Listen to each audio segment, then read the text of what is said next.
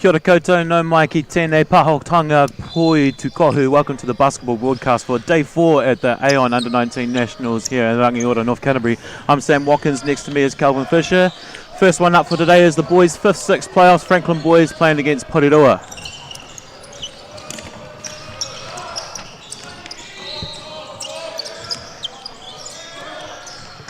So yesterday, Franklin having a tough game against Taranaki in the morning's game as Skelton gets to the rim there and gets an easy 2.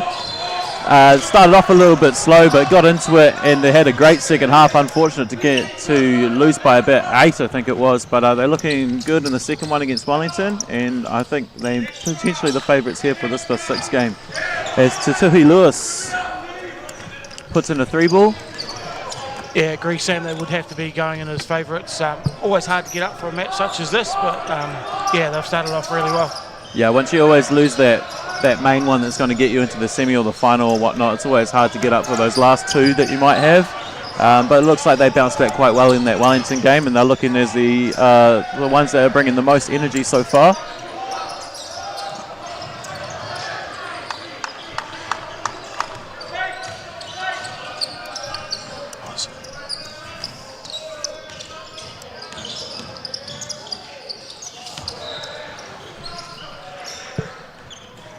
The 3-ball goes there from Caleb Landon.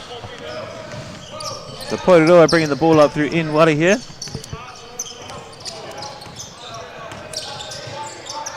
Good penetration, looking for the big down low. And an easy 2 at the rim there for Tuiasa Siomanu. I think we just got a singlet change. I think it's Corbin Laban Palmer in 12 rather than Ian Worry. We'll keep an eye on that. Nice dump off.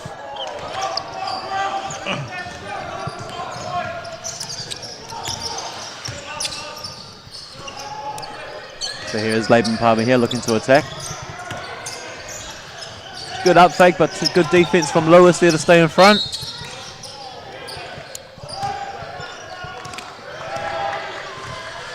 This Porirua team stuck with Canterbury for a good part of the first quarter yesterday. They looked quite impressive in the opening stages. Yeah, I think they would have been happy with how they played. They definitely hung around. There was just one patch, I think, might have been in the second quarter where it started to blow out a little bit, but they pulled it back quite well and then just kind of kept it around that 20-point margin for the rest of the game.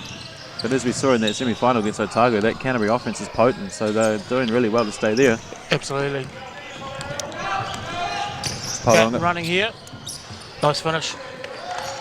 So Siomanu, a nice finish at the rim there, and cuts the lead down to 2 for Franklin.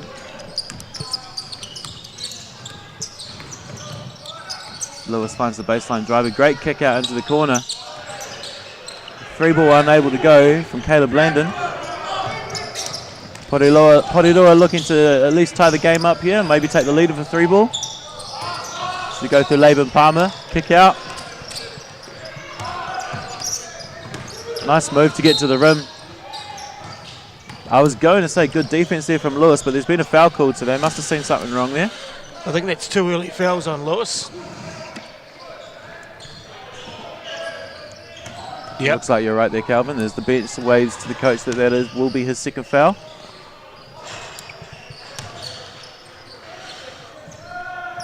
And they're going to send Christian Martin in for him by the looks of things. Christian Martin, a great second half for Franklin in that quarterfinal against Taranaki. Yeah, I was about to say, pretty handy sub coming in as a 6th man. Bit of NBL experience with the Franklin Bulls. We can have someone coming off the bench like that. That's not a bad thing. Skelton bringing the ball up here. And there he is himself, Christian Martin. Kicks it back up to Skelton. Get the high on ball. Oh, and a little bit of miscommunication there. Looking like he thought he was going to stay in the corner. Nice cut, maybe just a little bit too late. Looking to finish at the rim rather than out in the perimeter. 1-point game. Here comes Porirua.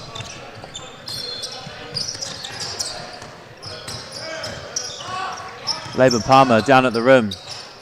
Can't get the finish to go. Rebounded by Rico Nelson.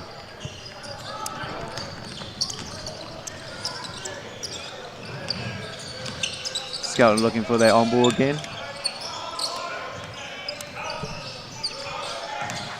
Not a lot of Martin talk sizes going up. on from the Porirua defence. It's relatively quiet at the moment out there. And there he is, Christian Martin on a 3-ball. Yeah, not much atmosphere here early on. As we said earlier, hard to get up for those 5th, 6th playoff games, but we would like to see a little bit of intensity come. I would imagine if it stays around this kind of gap in the second half, the intensity would probably kick in a bit more. Absolutely. Boys get warmed up. Yeah, it is a bit of a cold morning here in Rangiora.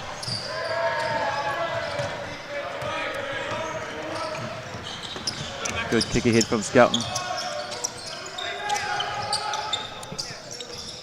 Martin decides to slow it down, back up to Skelton at the top. To that high on ball again.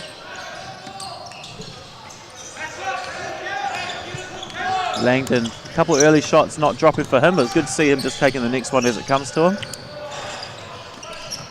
The 3-ball for Sio Manu, unable to go as well. Skelton rips down the rebound.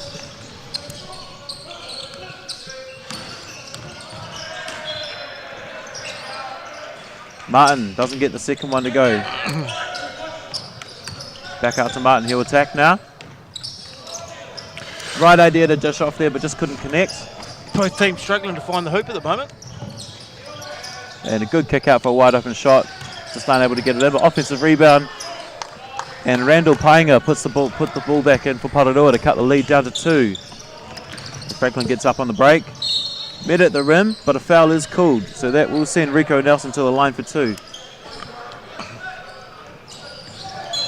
As we see on the replay here, I actually thought that he might have had the left hand there, but he chose to come to the right hand side and just a little bit of body contact.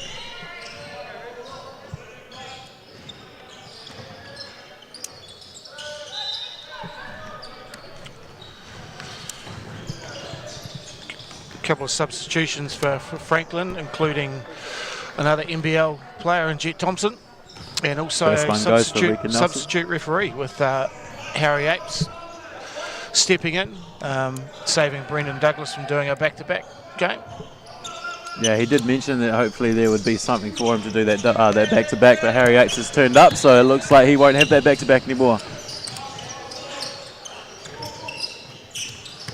It's a good crash from Laban Palmer there to create a second opportunity, but the 3-ball doesn't go. It's good looks from Porirua early on, they're just not dropping. Laban Palmer able to get into the paint. It's a good D from Thompson, and the travel's called.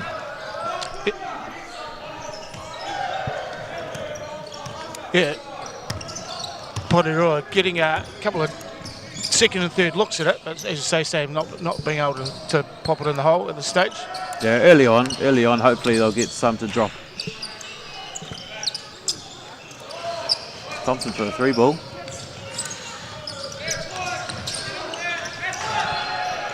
Initially Martin did enough to save it, keep it alive, but Porirua going back the other way. It turned over and here comes 29, Caleb Landon on the break. Nice move inside, tries to dish off to Martin, but stolen by Laban Palmer, and Porirua now coming back the other way. Laban Palmer decides to slow it down.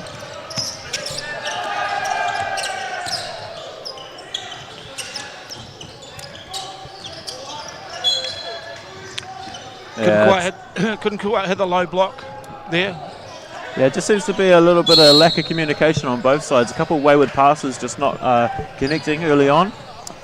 Maybe feeling the effects of that early morning start on day 4. Yeah, and the bodies will be a bit stiff and sore after last 3 days. As Thompson rolls the ball down just to let that clock from stopping for a little bit too early. Good fake from Thompson as he gets inside and finds a great kick out. Unable to get the shot was Fono Kalafi. Here's Laban Palmer again for Porirua. A lot of the early actions coming through them. Looked for a 3-ball, but it was sent back by Thompson. Trying to link up with him on the break, but Porirua comes up with the steal. Couldn't find the rim, but able to save it and kick it out. Nice behind the back pass. Met at the rim. Rico Nelson doing enough there just to alter the shot, but couldn't bring down the rebound. We'll stay with Porirua here on the front court. Ethan Skelton back into the game, coming in for Rico Nelson.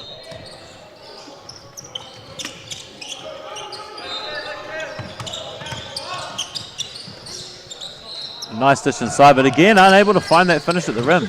It will stay down this end of Porirua as Asio Manu rips down an offensive rebound, looking to attack. Some good face-up defense first up, so he'll go to a pull-up. Again, just in and out. A lot of these early shots from Porirua touching every bit of the rim and just not falling.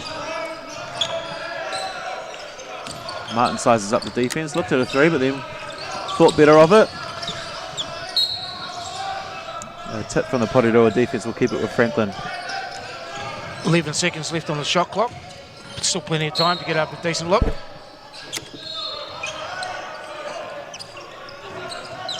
Martin at the top. Here comes that high on ball from Skelton. Under the screens. Martin smartly looks to pull up the three, but couldn't get it. But there's Skelton on the offensive rebound. But again, just not able to get the touch. A lot of missed opportunities early on from both teams. Great dish off. Great dish off there from Randall Paiinga to find Maxwell To'omanga. Unable to get the finish, but has drawn the foul, and he will go to the line for two. Nice opportunity for Porirua to see the ball actually go through the hoop here. So yeah, this one out, first one made. Make those easy ones, see something go through the rim, and that's always a good way to get those floodgates open.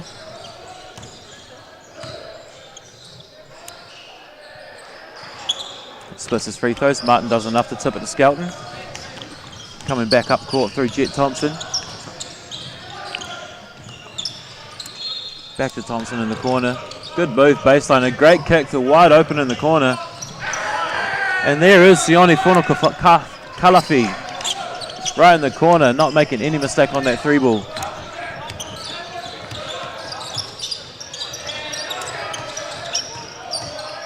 Laban Palmer with a nice spin move. And there we go. So they've seen the free throw go through the rim, and now they're able to finish at the rim as well. So they'll be happy with that. Points on 2 possessions for Porirua. Keep it at a 4-point game. Here's Thompson. Finds Martin in the corner this time. Same result though. The great shot from Christian Martin. Instant replay of the last play virtually.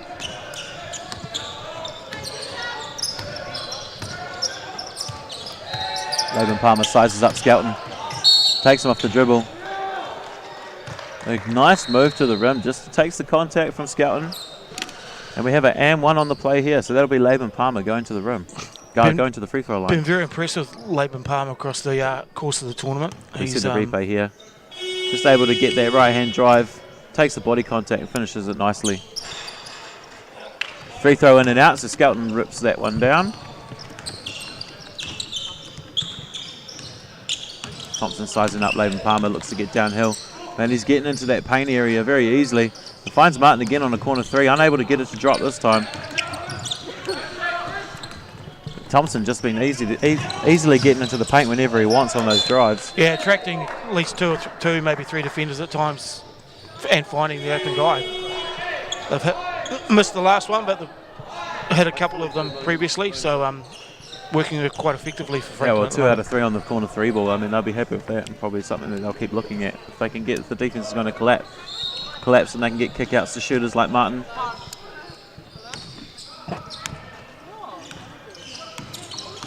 Here's Thompson again. Finds Martin down on the low block this time, and Martin makes no mistake on that one, puts it in for 2. It's 21-14 now. The lead leaking out to 7. Porirua in need of a basket here. Maybe looking for the 2-for-1.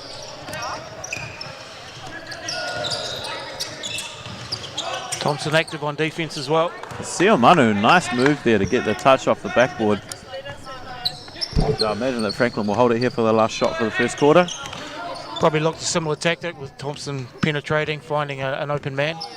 The ghost screen action from Skelton there, and he finds Martin inside again. Nice double clutch and puts it in. And that'll just about do it as we have 1 second on the clock. Sio Manu's going to throw one up. Ooh! Back to the rim. Looked like it was on. So 23-16 at the first quarter. Franklin seemingly in pretty good control so far. Yeah, both teams started off relatively slowly, but in the latter part of the quarter, Franklin certainly with Jet Thompson, dribble penetration, finding open men inside and outside. It's been really, really effective for them. Yeah, I wouldn't say like Porirua getting to the rim quite easily as well. Just a couple of those finishes not dropping, but towards the end of the quarter there, they started to go a bit more. So positive signs going into the second quarter here for Porirua.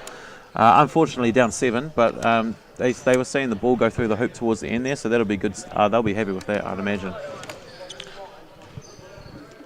Thompson just making it look easy when he gets into the paint. Right? Yeah, but as I say, Sam, on the same degree, you know, Corbin Laban-Palmer's doing similar. Siamanu's had a good opening quarter. So yeah, there's some positive signs heading into the second quarter for them. Yeah, Porirua definitely looking to be aggressive, and they're getting into that painted area with ease. They may be looking for some kick-outs if they can't get the rim looks to full, but as I said, more towards the end of the quarter there, the ball was starting to drop, so positive signs there for them. If we look across the court too, we've got Manawatu beating Southland 29-13 in one of the lower seeding games down there. Can't quite see what the score is. I think we got a 23-20 in favour of Waikato in the 7-8. No, that won't be 7-8, will it? That'd be a 9-12 no. potentially.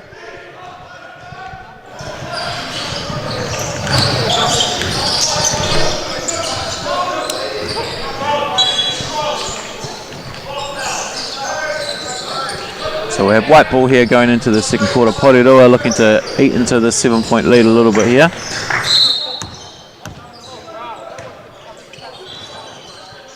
That's a 9th and 10th playoff on court one, Sam. Between 9th and 10th. So I think Waikato's got a slender lead over there at the moment. Here we go, back action. Quarter 2, Porirua with the ball through Siamanu. We drag action from Laban-Palmer, he looks to get downhill. High ball screen coming. The Siamanu looks to get downhill, but good initial face-up defense there from William Ledger. Laban-Palmer looking to get inside, gets Thompson off his feet, pulls back to the right, and a nice sweet touch to get that one to drop. Good opening position from Porirua. Always good to see your first one go down. We drag action. And an in and out 3 ball from Caleb Langdon there. Here comes Laban-Palmer again. He's got a scouting on him, looking to size him up.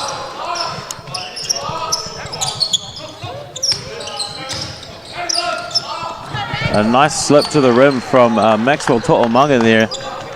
And Rangel Paenga just able to find him there on a wee pass to the rim. So 2 possessions, 2 boards down, and it's a 3-point game. Porirua doing a great job early on, eat into that lead. Thompson finds Skelton out on the wing. Back up to Thompson, but a foul's being called. We'll stay down this end. Yeah, Porirua coach couldn't have asked much more coming into that quarter. As you say, two trips down the court, 2 baskets, and the lead reduced markedly. Got Thompson in the corner. Chooses to go baseline, finds a kick out into the corner. The 3 ball goes up from Caleb Fuller-Sandys. Came down not touching anything, and here comes Porirua down the other end through Laban-Palmer. Thompson applying some good ball pressure up on him high. He gets a ball screen to release a bit of pressure straight to the rim. Couldn't get it to go. And there is Ledger ripping down the rebound to Skelton, who kicks it out to Thompson in the corner. Thompson finds Skelton, he'll let that one fly. Falling away a little bit on that corner 3, but it didn't seem to affect the outcome.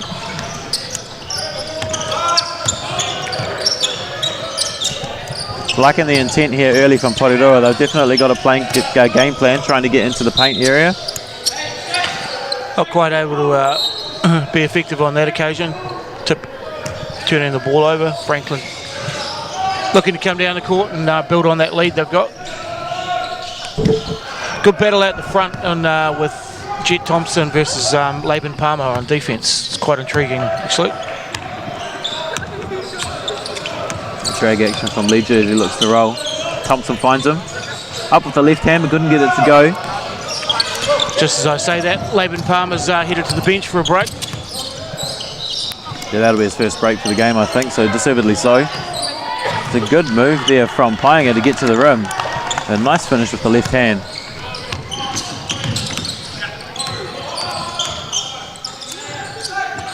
Thompson kicks it out to Fuller-Sandys, and again just couldn't quite get the bearings on that one. And here comes Siamanu, forces it down. Ledger meets him at the rim, does enough to alter the shot. Nice hands. A steal from Regan Trago. Can he take it all the way? Good move to get to the rim.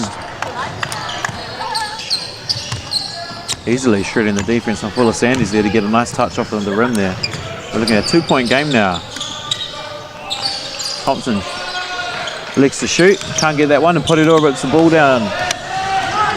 And they're trying to run in trans. Unable to get the touch of the rim and tie the game up. Franklin coming back up through Skelton. He finds Fuller Sandys at the rim. And there we go. Fuller Sandys will be happy to see that one go through. A couple early missed 3 balls, but it's always good when you see one go through. You take an easy one and that gives you a bit of confidence for those outside shots. Nice wee pull up from Trago there. Timeout for Franklin. Obviously, coach doesn't necessarily like what he's seen so far this quarter, wants to talk it over. Yeah, we've seen that 7-point lead almost completely go away very early, and a good amount of intent from Porirua just getting to the rim. And they're not seeing any effects of those early misses anymore. I think they'll be finishing their makes on a very high clip.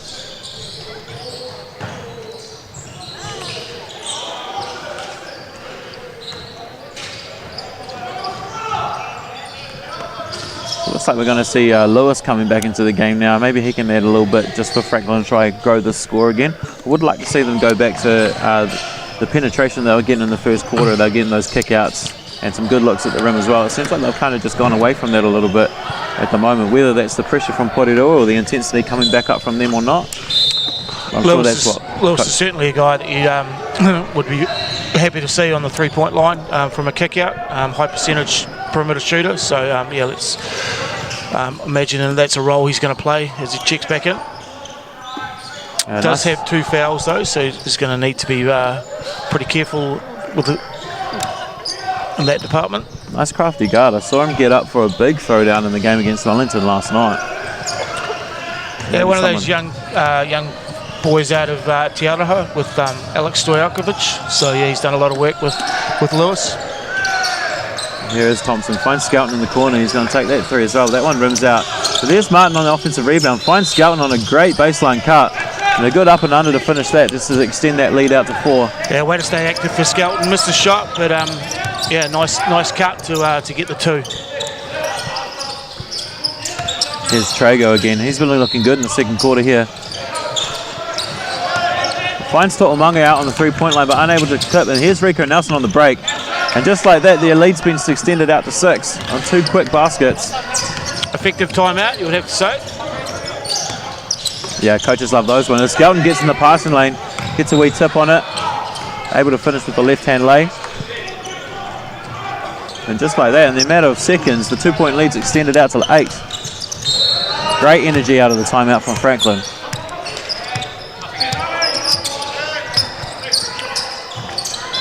Laban Paba looks to control the offense a little bit. At the rim, follows his own shot, gets the putback.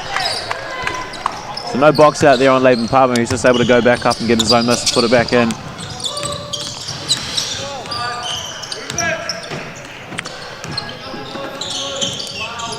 Yeah, I think at this stage of the tournament, the mind says to box out, the body possibly not quite in sync. Fatigue definitely kicking in as Laban Paba comes back from Porirua here.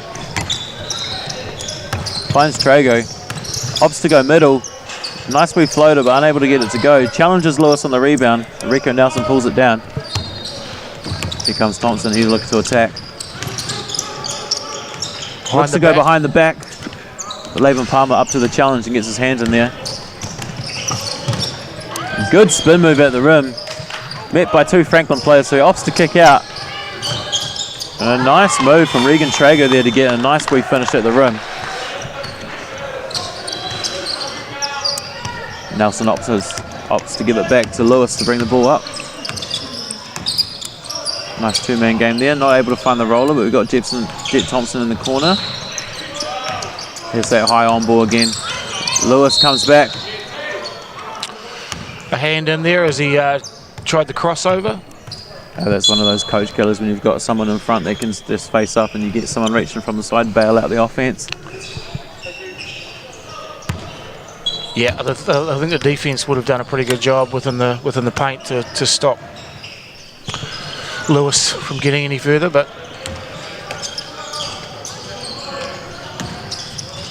so back to Lewis as Thompson looks to go. Thompson's gone to the bench. Christian Martin checks back in. Here's Lewis on a 3 ball at the top, unable to go, and Porirua just sitting and waiting, seeing who's going to pull it down. Laban Palmer first to the ball.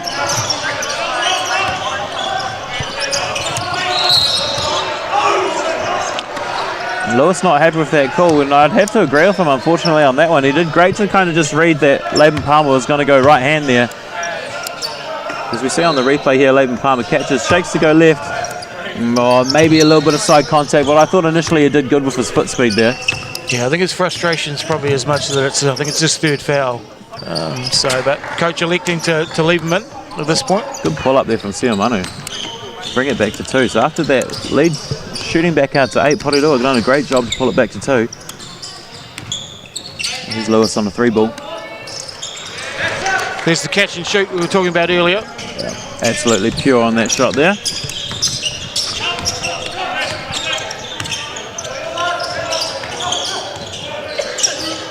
Here's Laban Palmer again, getting into that painted area. Throws up a floater, unable to get it. Rico Nelson rips the ball down. Franklin coming back to Lewis as he looks to push. Nelson on a great rip through, straight to the rim. A nice no hesitation on that. Yeah, he had one mindset there. He knew what he wanted to get, got straight to his spot. Easy finish at the rim.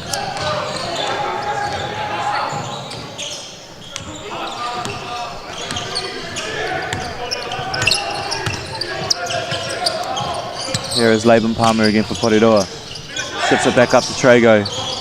Trago looking to attack. Finds Siomanu in the corner for a 3. Nelson rips the rebound down.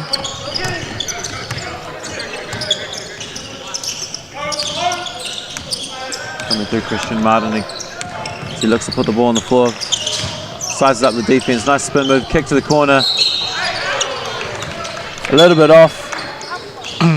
Caleb Landon unable to rip that ball down. I think the Porirua deflection caused a little bit of hesitation on the catch. So good defense from Porirua to get a hand in there and disrupt the offense.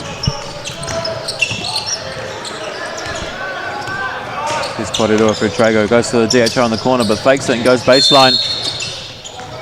A late call from the referee here. Not happy with something on the challenge there, and that'll send Trago to the line.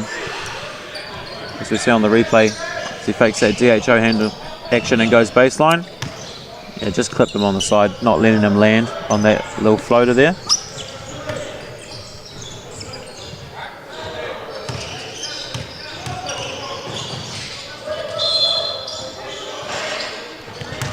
Trago unable to get the first to go. See if he can make the adjustment. First one well short.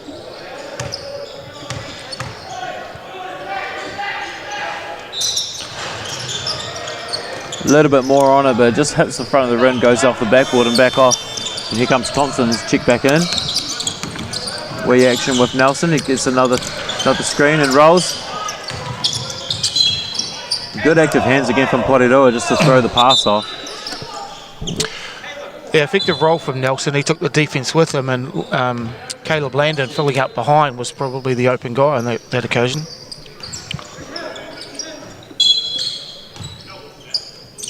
There is Landon on the wing there. Helps to bring it back up into the... Gets to the rim, unable to get the finish, but stays with it. Finds Thompson out in the corner. And he'll let it fly.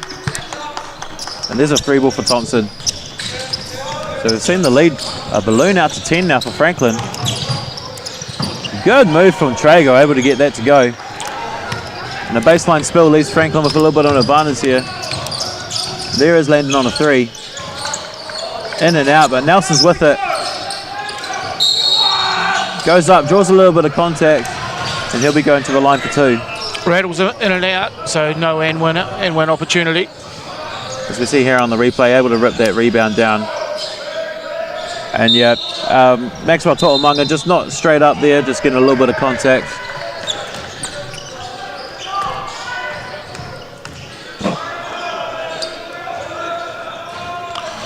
Short on the first one. It's a bit of a theme with the free throws right at present, is the front of the rim, getting a bit of a workout. Having to put a little bit extra into that shot. Day 4 of the Aon U19 Nationals. Rico Nelson converts on the free throw and hits the bench with William Ledger coming in for him. I'm imagining William Ledger as possibly Gus Ledger's younger brother. Definitely looks like him a little bit.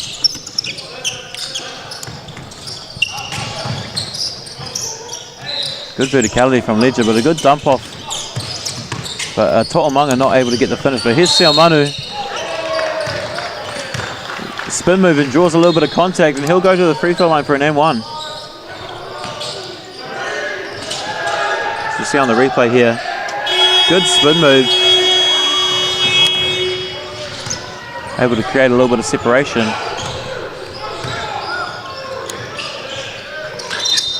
Again off on the free throw, and Landon rips down the rebound.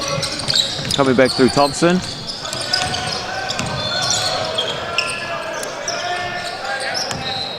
And there he is getting into the paint again. Finds Fuller Sanders in the corner, who elects to put it on the floor. Finds Landon inside. Bit fortunate on that pass, and Landon found himself wide open, where Porirua elected to gamble on the pass. It's a good uptake there from Painga, just to get the Franklin defense off their feet. And he'll go to the line for 2. Sorry, it was Josh Ledger I was talking about earlier, who's had NBL experience with the Nelson Giants and the Franklin Bulls. Painga unable to make the first one. I can't help but wonder how much closer this game would be if they could make their free throws. A couple they've left out there.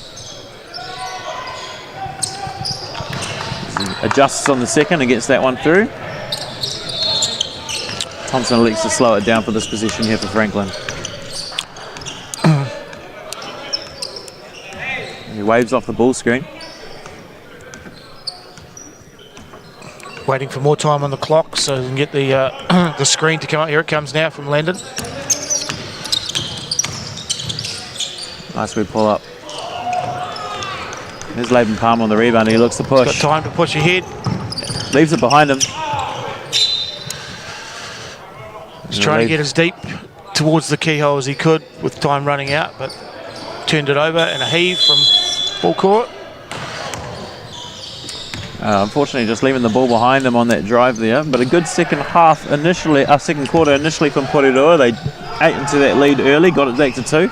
But Franklin have been able to balloon it out again a couple of times. We're looking at an 8-point deficit, 45-37 here half-time in the 5th-6th playoff for the Aon U19 Nationals. Yeah, Porirua, Regan Trago and Tuli Seomanu brought plenty of energy in that quarter. But everything Porirua did, Franklin were able to counter at the other end with hitting a couple of threes consecutively and generally finding a way to the hoop most times. Caleb Landon featured heavily in their offense towards the end of the quarter. So yeah, I think Porirua will want to come out in the second half and start like they did in the second quarter, just to claw back some of the lead. Be looking to guys that Regan Trago, Corbin Laban Palmer and so forth to try and do that for them. Yeah, Porirua looking a lot more aggressive towards the rim in the second quarter, and able to see a few more of their shots dropping.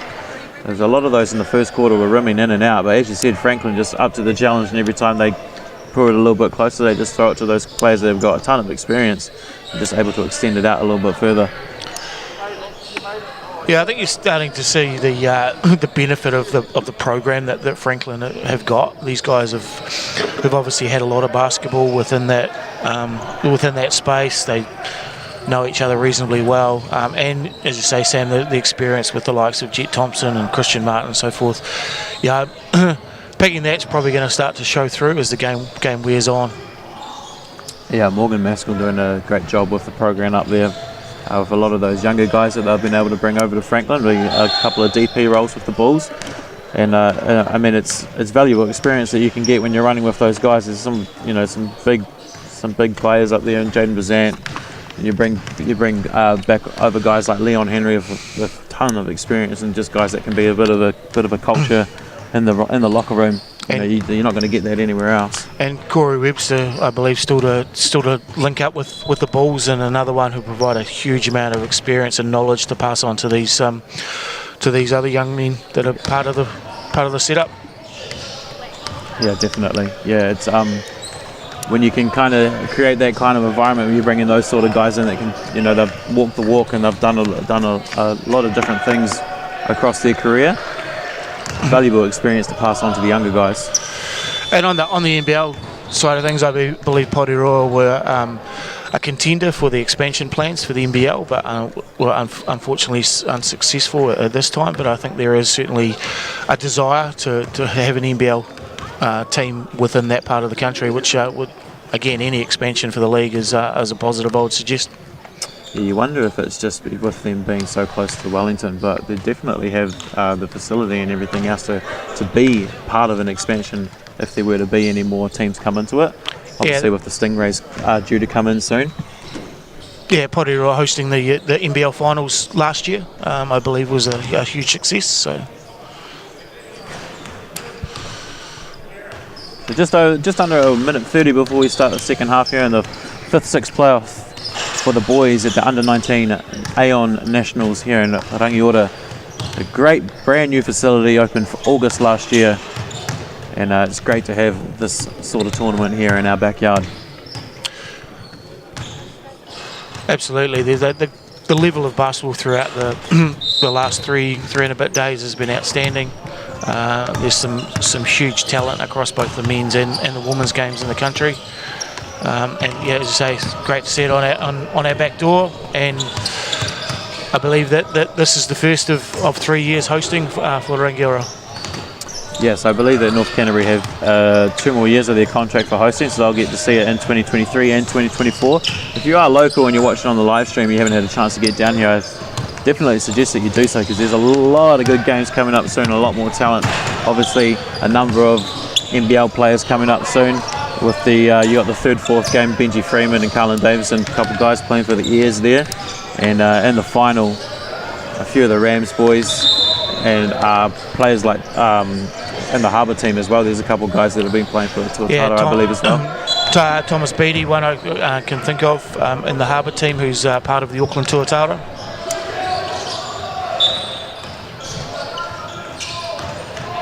And there's a number of players that have signed contracts for the new Women's League that's due to start in the coming weeks as well. You've got Maya Jones, a DP player for the Puakai, but there's a number of players in that Waikato team that I think have signed contracts with the Whai up in Bay of Plenty as well. So plenty of players that you could see maybe playing a little bit more that you'll see very shortly in the Women's League that's due to start very soon. How exciting is that for the women's game? So we start the second half here. Good dip off from Jet Thompson to Rico Nelson.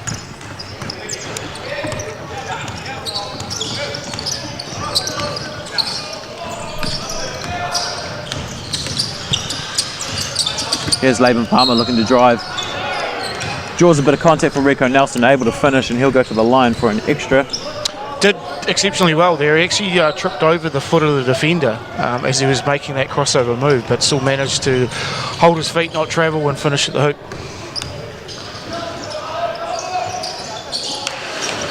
Once again, the struggles from the free throw line for Porirua continue.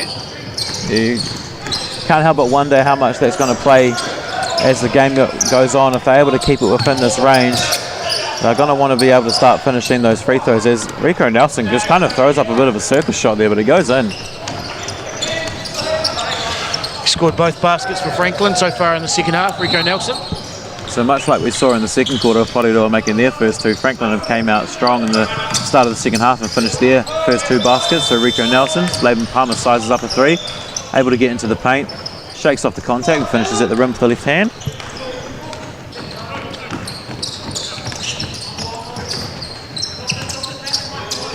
So high on ball again from Nelson for Thompson.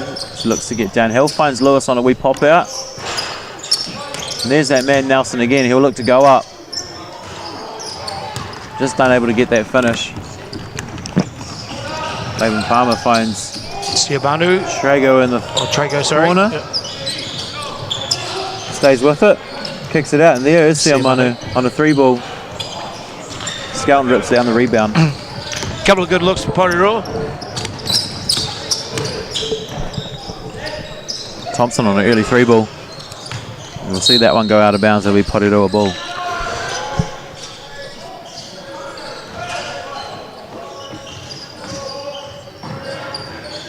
Always love how the players let the referee run after the ball when it goes across 1 or 2 courts, given the referee's not actually the one playing with the ball. Yeah, that seems to be one of those extra jobs that the referee is usually doing, chasing down loose balls. Nice behind the back.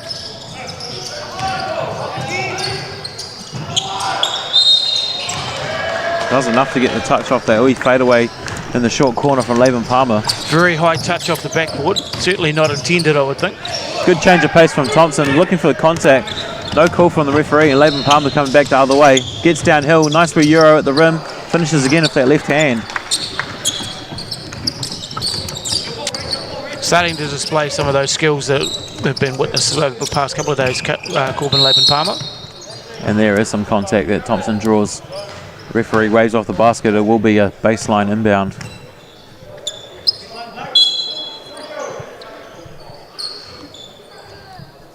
Christian Martin checking back in for Franklin, as is William Ledger. Caleb Landon and Rico Nelson go to the bench.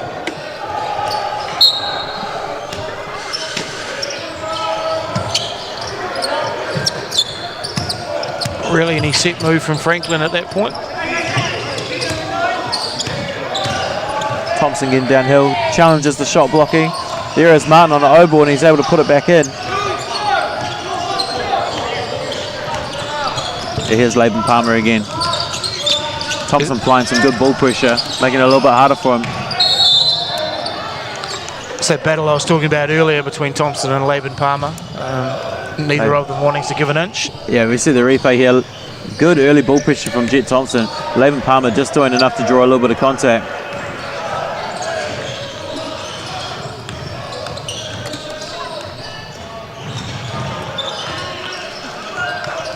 I would suggest that's the first free throw, the first they've hit of 2. It's the first time they've had the chance to make both. Laban Palmer does so. The 4-point game, 57-41 in favour of Franklin.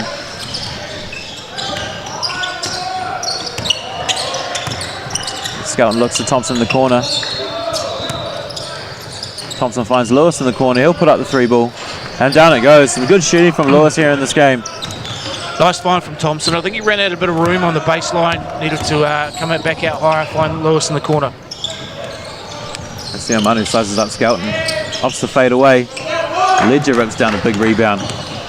And here comes Skelton. Gets the drag screen from Ledger. There's Thompson on a 3-ball. And that one goes down. So 2 3-balls down for Franklin on 2 possessions here.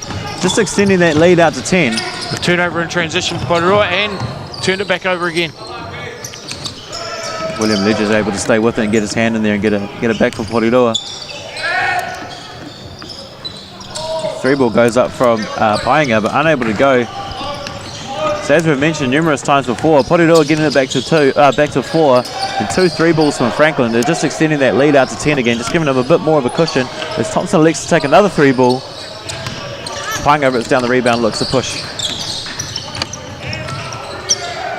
Does well to take the contact from Thompson, but Thompson up to the task, does enough to alter the shot. As Martin finds Lewis.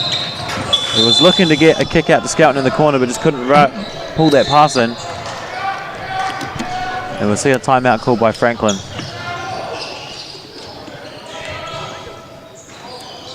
So coming up next on the live stream, we'll have the 5th-6th girls playoff. Sorry, not the 5th-6th, the 3rd-4th girls playoff. Wellington versus Otago. I had to think there for a second. I couldn't remember who it was in that second semi-final last night. You are right, Sam. Wellington versus Otago. How could I forget that? That great start from Otago last night early on. Just unable to withstand that pressure. Yeah, they certainly shocked many people with that start. Greg Brockbank's got a pretty good program going down there within Otago, and yeah, unfortunately he couldn't stick with Canterbury down the stretch, but yeah, they played very, very well, Otago. I think they just got a little bit fatigued with having to play that prelim game as well, because they did the same against Auckland. They completely blew them out the water early on and had an early 17-0 lead, and Auckland just couldn't really come back from that. I think just feeling the effects of the full court, you know, they played with a lot of energy, and just that second game of the day just ran out a bit of gas. Fatigue kicking in, and Canterbury just too much experience to be able to pull that lead that Otago had back down and then just take the game away from them in the second half. I think a massive bonus for Otago basketball overall is having both of their sides feature quite prominently in this Aon U19 Nationals. Yeah, great show out from the boys as well, coming third in their pool and then making it all the way to the semi-final, having to run into that really tough Canterbury team, but they showed some really good signs in that game. Really impressed with a couple of their players in that Otago squad. Still blocking foul at the top of the key, called on Christian Martin. Trago opts to pull out. Thompson up to the task. He gets a hand on the shot. Great hustle from Laban Palmer to retrieve that back from Porirua. And here is Painga on a 3-ball, and that one goes down. That'll help the case for Porirua as they pull the lead down to 7. Looking straight behind that one, that never looked like missing. Here is Skelton. Little pitch action for Lewis. They find Ledger on the high post flare. Into Martin in the corner. Painga rips down the rebound, looking to come back for Porirua. Gets downhill into the paint. Lewis up to the task on the defense, falling away. Ledger rips the rebound down.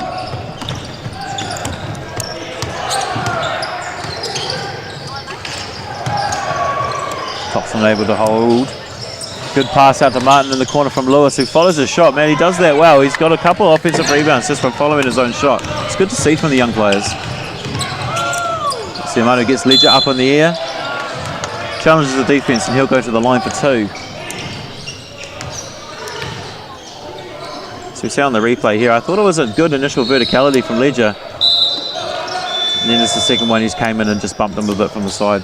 Yeah, couldn't get him in the air on the first pump fake, and then pivoted around, tried to successfully get the foul on the next one. Good patience just to stay with it and get the defense off their feet. Let's see the first one go through. So the free throw shooting from Porirua looking a lot better in this half. Yeah, if they can continue to stay aggressive and take the ball to the hoop and convert on most of their free throw opportunities, there's a chance to pull back this lead. It still is only 6 down. Well, they've done well on a number of occasions just to stop that bleeding, getting from any more than 10. They're able to just pull it back and just stay within striking distance.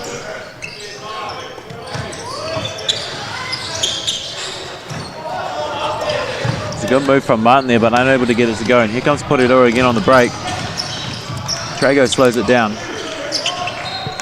Painga looks for a ball screen. Couldn't get the screener on the roll. And Fuller Sandys comes up with the ball. But there's Laban Palmer trying to get his hand in again, but Martin throws it up to Skelton. Wisely pulls it down. A good wee action there between Skelton and Nelson, but they've turned it over, and here comes Laban Palmer again for Porirua. Finds Painga in the corner. That one not able to go. But Laban Palmer, there he is again, just getting his hand in on that rebound. Regan Trago 2 down the 3. Good move to get into the paint. And there it is again, just back to 4 points. 57 plays 53. Just over 3 minutes to go in the third quarter.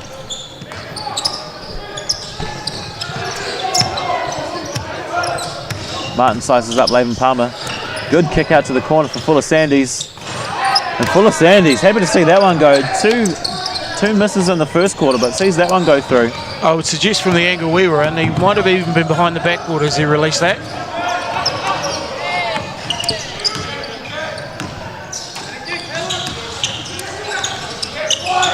Fuller Sandys with the steal. Skelton finds Nelson on his own at the rim. Gets Painga off his feet and able to finish that too. So as we saw it got down to 4. 2 quick baskets for Franklin. It extends that lead back out to 9. Painga, dribble pull up 3. Just left that one a little bit short.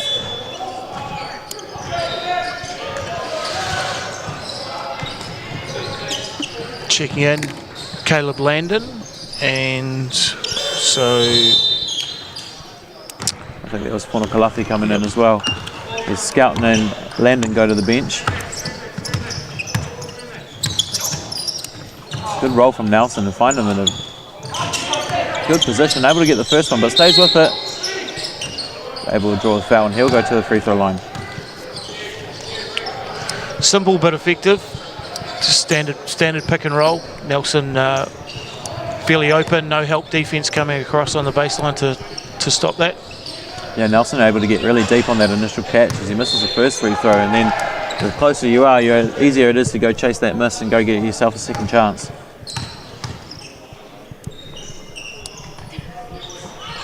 Misses the second one as well, so we'll stay at 62-53. Laban Palmer pulls down the rebound, looks up and sees Siamanu down the court. Nelson will challenge him at the rim and does enough to keep that shot away from going in. And here comes Martin on the break. Fuller Sandy's doubled in the corner by a couple of Porirua players, and he steps out of bounds. So good defense there from Porirua to get the ball back. We see To'omanga check in for Siamanu. We'll take a wee break on the bench. Never a good place for a guard to be double teamed in that corner. It's a tough place to get out of. Yeah, and unfortunately for Fuller Sandy's, potentially I would be pretty safe in saying the smallest player on the court as well. Never easy. Found myself in those positions a couple of times when I played. Likewise.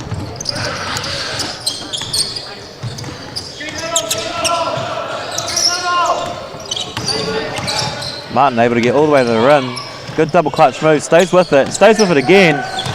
Wow, I love the way that he just chases those shots when he knows when it's not going to miss. He just stays with it, creates heaps of extra chances for his team. Yeah, great energy from Christian Martin to stay active on the offensive glass.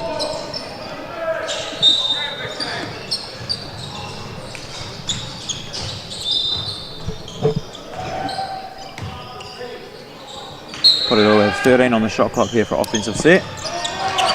We'll find Painga in the corner. Looks to take Martin off the dribble. Spins to the baseline, finds Trago out on the three-point line to attack. Challenges the defense. A nice wee floater over Rico Nelson to get that one to drop. Fuller Sandy's in the corner. He'll let that fly. Two quick corner threes. One on the left, one on the right for Fuller Sandy's. Didn't hesitate to pull the trigger on that one in transition. Painga answers with corner three of his own.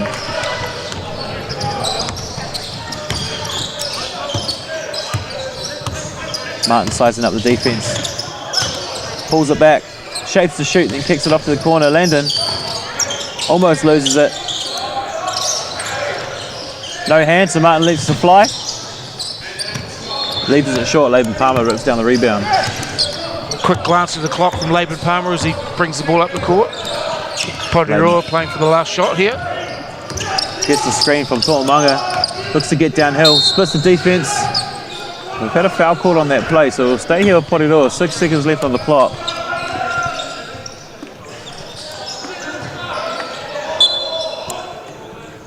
Good job trying to split the defense down. I think Martin might have just bit on the drive a little bit. He was elected to swipe down. So Franklin in the bonus here, so Laban Palmer goes to the line for 2 shots.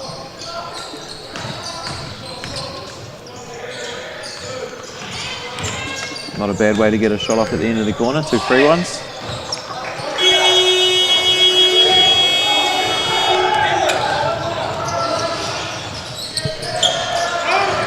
Gets them both to go. 6 seconds left for Franklin to get up a shot. Martin looks to get downhill. Looks to kick. Thought Fuller Sanders was going baseline, but he elected to lift. .1 of a second left on the clock here, so only time for a catch and shoot, if that.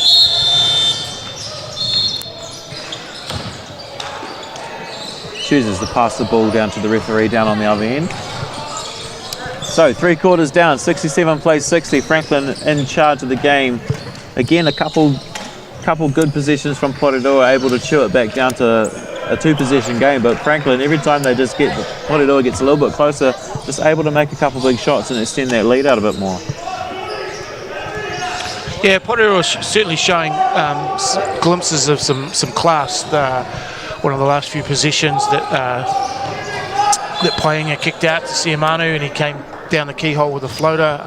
Just certainly highlights what they're capable of as a unit, but they just can't seem to get within striking distance of Franklin, and I think Franklin just their class shows out at times, and they just as Porirua get a little closer, they just put the foot down a little further and edge away.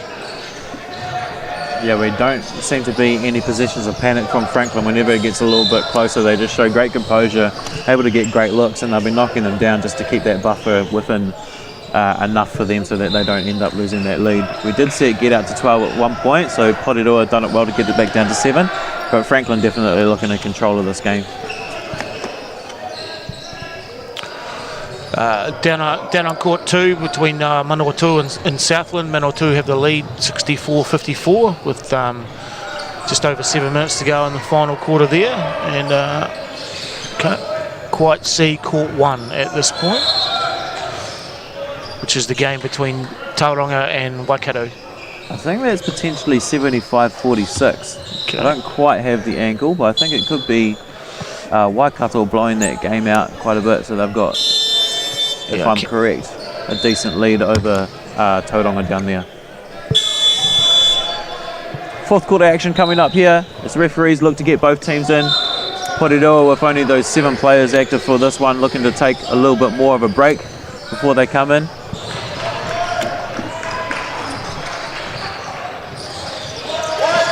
Yeah, a tournament such as this certainly takes its toll on attrition. I can see at least one injured player sitting on the Franklin bench.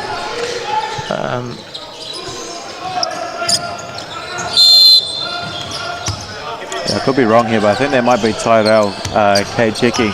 He didn't play that game last night against Wellington either. Good early move from Porirua there as To'omanga gets an easy look at the rim. Just able to bounce off that contact and put a nice wee easy 2 in. It's ghost screen action from Franklin here as Nelson gets the 3 ball up. Landon does enough to challenge the rebound and gets an extra position from Franklin. Good attack from Skelton. Nelson put up another 3 ball and that one goes down. Rico Nelson started the scoring in the 3rd quarter, and he's done exactly the same in the 4th, except this time with the 3. Here's Drago, sizes up Landon. Leaks to throw it into the post. Kick back out to Painga, he'll put a 3 ball up. And there's To'omanga again on an offensive rebound. Finds Seal Manu. Drago looking to get downhill. Finds a good kick out in the corner.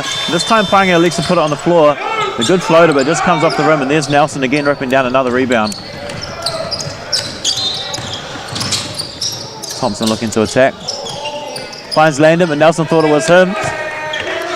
Stays with it. Get away with that, Franklin. Both Landon and Nelson contesting for their own ball.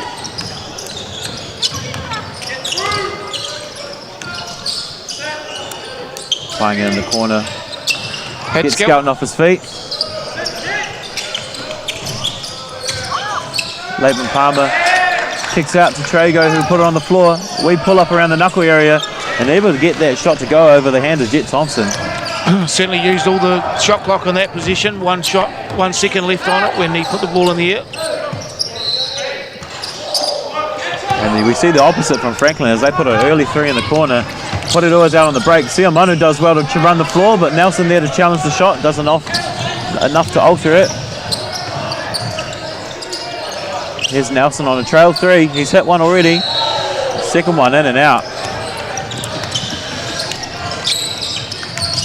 Laban Palmer on the wing. Lex to pass to the corner. And To'omanga gets a corner 3 to go. 6-point game. Nice extra pass from Laban Palmer. He probably could have taken the 3 himself, but through to the uncontested man in the corner.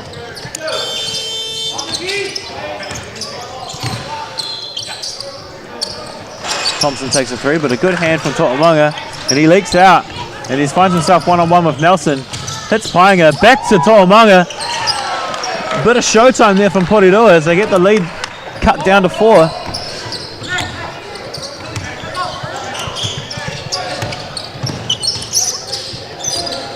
Thompson showing good composure. As he re-attacks at the defense, finds a kick out, Skelton extra to Nelson at the top. And Nelson gets another one. So as we see it again, Porirua gets it down to 4. Franklin with the composure to get a 3 off. Just extend that lead back out to 7. Rico Nelson with 8 points already in this final quarter. Laban Palmer trying to work Landon down inside. Kicks about out to Trago. Trago steps back into a 3. Oh, it gets that one to go. So back down to 4. Thompson with a wry smile on his face. I think he might have liked that one. Looking to attack at Siamano. Runs into Nelson. A good wee blitz on the screen there from Laban Palmer. Good initial defense on the drive, but I think there might have just been a slight bump or a hand in there. So have a look here on the replay. Thompson looking to put the ball on the floor. I think it could have, I mean, you take your pick there, it could have been the hand from To'omanga or the bump from Laban Palmer. Yeah, I think Thompson saw the gap there to go to the hoop, but closed pretty quickly, but illegal contact on it. Lewis finds Martin in the slot. Pulls it back out. Looking to attack. Looks like we have I think we may have something wrong with the shot clock. Reset.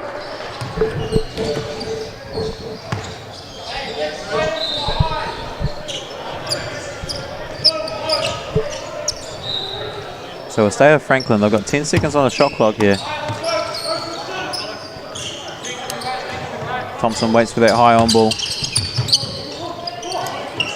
Good extra. Martin in the corner. And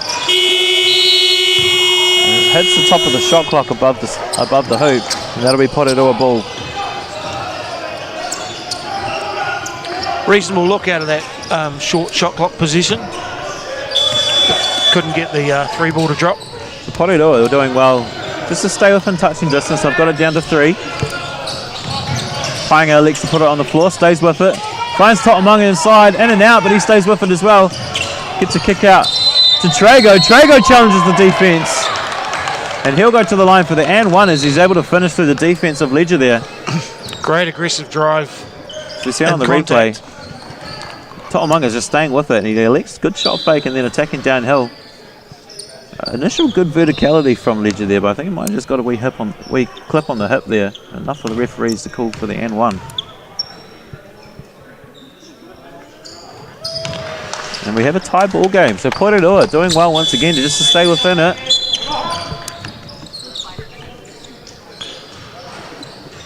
To'omanga's come out in the 4th quarter to play. He's really stepped up in this part of the game. Showing heaps of aggression down in the paint. Running the floor well as well on the break. Challenging shots down on the defensive end too.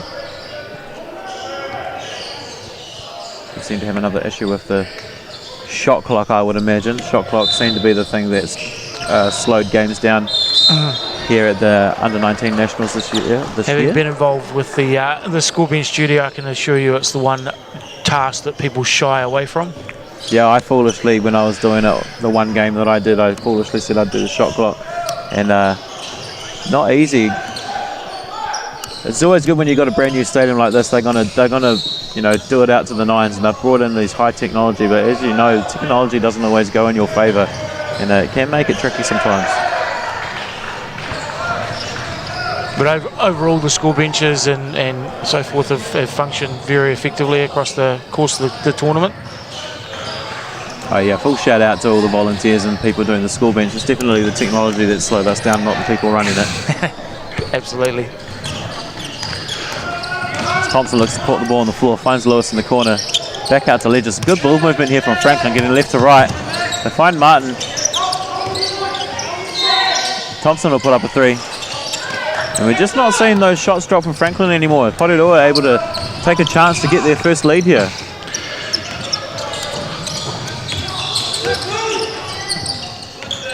Manu in the corner. Just grazes the front of the rim, but he stays with it, chases it down. There's Painga, all on his own. Unable to get that to go. Manu again.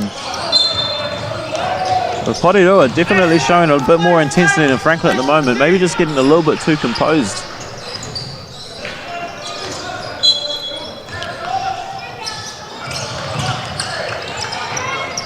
Quick shot from Trago, falling away, and he gets that to go. And there's Porirua first lead.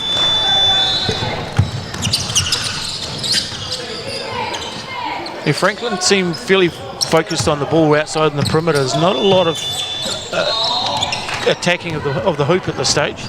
They definitely seem to be settling more for the outside shot rather than getting to the rim. As Trago gets up, unable to get it, but there's To'omanga again, and he stays with it again. Keeps the position alive for Porirua. Laban Palmer thought that was on his court, but it was on court 2. So he'll look to attack. He dribbles it off his foot and goes out of bounds. Yeah, I think he might have lost a little bit of focus when he thought that Huda was from court 3, but was from court 2. So unfortunately couldn't get a shot up. Not always easy when you're playing so close to the other courts. These sirens here, they are loud. Ledger heads to the bench. Rico Nelson checks back in.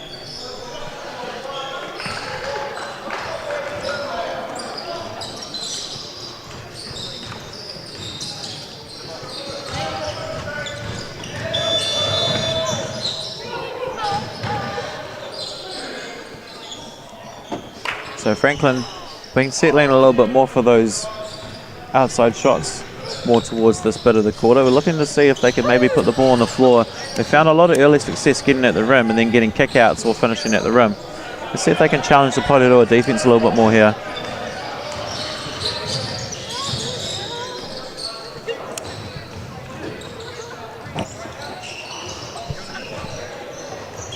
Not quite sure what we're waiting on here. Referee Jaden gives the ball in. Here comes Franklin. Skelton has it.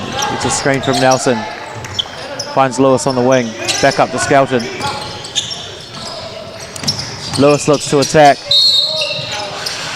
And there we go. A bit more aggression from Franklin. Able to draw a reach in, and Lewis will go to the free throw line.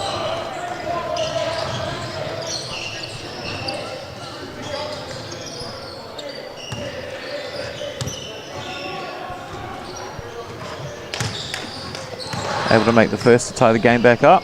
Oh, no, 1 apologies. point down. So looking to tie it up with the second free throw. Unable to get the second, but there's Nelson again staying with it. He couldn't get it, and Painga comes back down for Porirua. Trago finds Laban Palmer. Tries to shake off the defense of Nelson. He's going to go in and challenge the shot blocking ability of Nelson. Nelson up to the task, and then a wee reach in foul, I think, there for To'omanga. So Franklin will have the ball and the chance to take the lead back. Good to see him continuing to be aggressive on the offensive glass, though, To'omanga. He's, as I said earlier, he's made quite a difference in this quarter.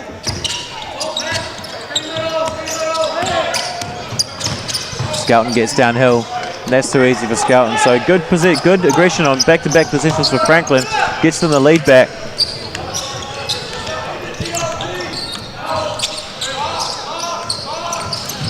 Painga gets to the rim. A good move from Painga. We're just unable to get the finish there, and Franklin looks to attack on the break.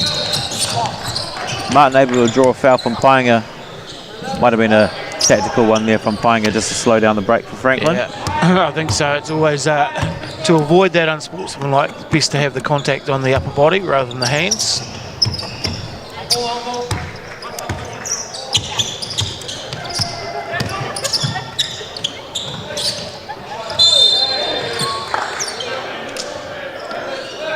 So again, Franklin being aggressive and getting to the rim. They get a good shot out of Landon that wasn't able to finish it, but he did get a whack on the head for his troubles. And here we go into the free throw line. Once again, Ethan Skelton getting downhill a couple of positions in a row, this time attracting the defence and throwing a pass into Landon. Unable to get the first, but he will have another chance to tie the game up. Skelton gets left hanging, so he daps himself up. Misses the second, but there he is again, Nelson, working hard on the offensive glass. And he's able to put that in, and Franklin takes back the lead with that finish from Nelson.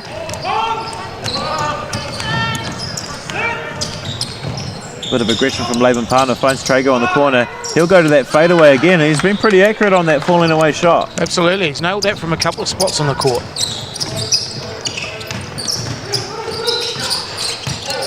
Martin looks to kick to the corner, gets hit on the rim, but Nelson's there to tidy it up for Franklin. It's Good defense from To'omanga to keep him below the basket. Skelton aggressive again. Looks to link up with Martin. Martin unable to get the pass, and Porirua coming back with it the other way.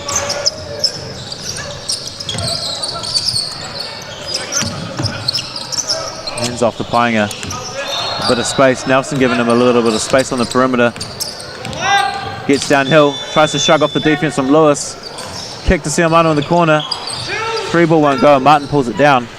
Painga did well to actually get that out to the corner. There was a defensive hand in there. Comes the drag screen from Nelson. Martin gets downhill. Back out to Nelson. Finds the extra to Skelton, who throws it back down and attacks the rim. Great finish. Great aggression from Skelton. You touched on it earlier. He's been the aggressor for Franklin here in the fourth quarter as he goes and challenges the defense of To'omanga and comes out better on that one, finishing the basket, and he'll go to the free throw line for an extra.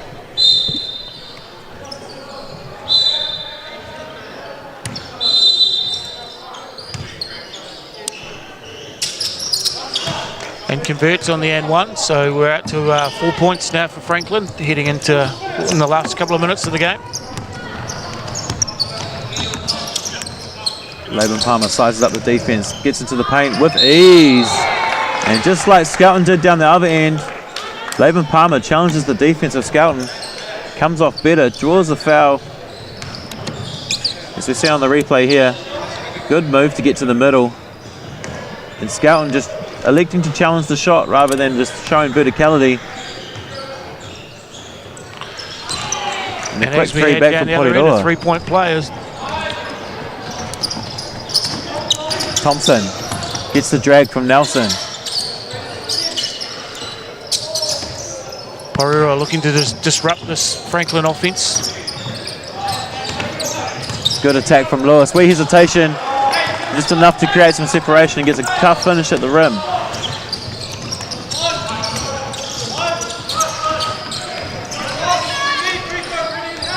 Here's Trago. Laban Palmer. Aggressive move. Able to get to the rim again. And he's drawn a foul down there and he'll go back to the line. As we see on the replay. Good aggressive move to get to the rim. Not sure if that was on Thompson or Nelson there. Might have just been Thompson coming in from the side.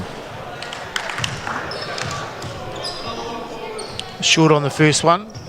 I'd expect to see a bit of pressure from Porirua on the once Laban Palmer converts this free throw. Probably put the mocker on him. No. Instead, we have a timeout on the floor. So 1:06 left to go as Franklin takes a timeout. I'm sure the coach just wants to talk over getting a good look. Maybe using as much of the clock as they can. Try drain this, bleed this game out a little bit. From a coaching perspective, Sam, what would you do here? Advance the ball? I'd probably keep it in the backcourt. Yeah, I mean, you risk the pressure, but it gives you that extra 10 seconds to chew off the clock as well. Yeah, agreed. Faith in your players to be able to get it over. Porirua have to come from behind, so the less clock you can give them, I think the better in this situation. Yeah, they'll be showing desperation as well to try to get the ball, so you might be able to draw a wee foul in there as well. Yeah, both teams in the bonus, so that may be a factor as we head into the final minute or so. Doesn't necessarily help with the clock situation, but it does give you a couple free ones at the free throw line. Yep.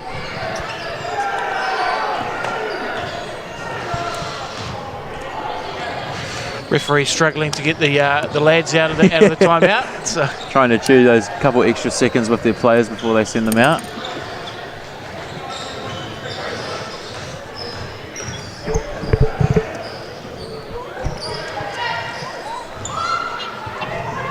So it looks like the Franklin coach has agreed with us that he's going to take the full shot clock and bring the ball up the court. Good to see we're doing something right over here. Easy for us, we can just talk about it. He actually has to put it in place. So Porirua electing not to put any pressure on the front court. They're going to rely on their half-court defense. Thompson able to get into the paint. Challenges the defense and able to finish. Great move from Thompson. Laban Palmer looks to speed it up. Hint of a Gets backcourt downhill. violation, but no call. To'omanga in the corner for three. too much on that. Laban Palmer gets up.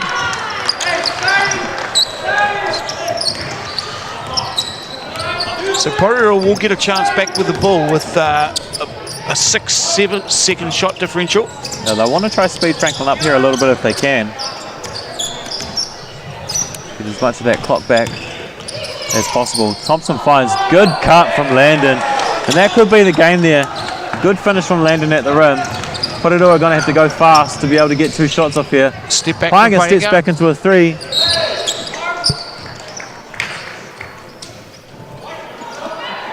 And we've got a foul called on 12, and I'd say that would just about do it. Franklin should be able to lock this game up from the free throw line. Foul on Laban Palmer on the off as he crashed the boards. Yeah, needed to be done to try and secure the ball back from Porirua. Always the risk of a foul. Yeah, the desperation shown there from Porirua to give themselves a second chance just to keep it within striking distance. But I think a 2-possession game with 4 seconds left. As Nelson unable to get the first one. The players actually shaking hands now, so I don't think the effort from Porirua will be there to inbound the ball too quickly.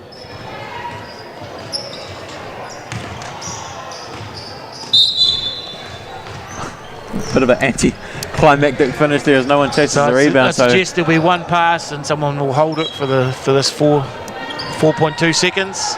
I mean, Porirua have their 2 timeouts. They could give it a go. They got a quick 3 off and then got a steal. Oh, it looks like they're heading down court, so she might be a heave into play.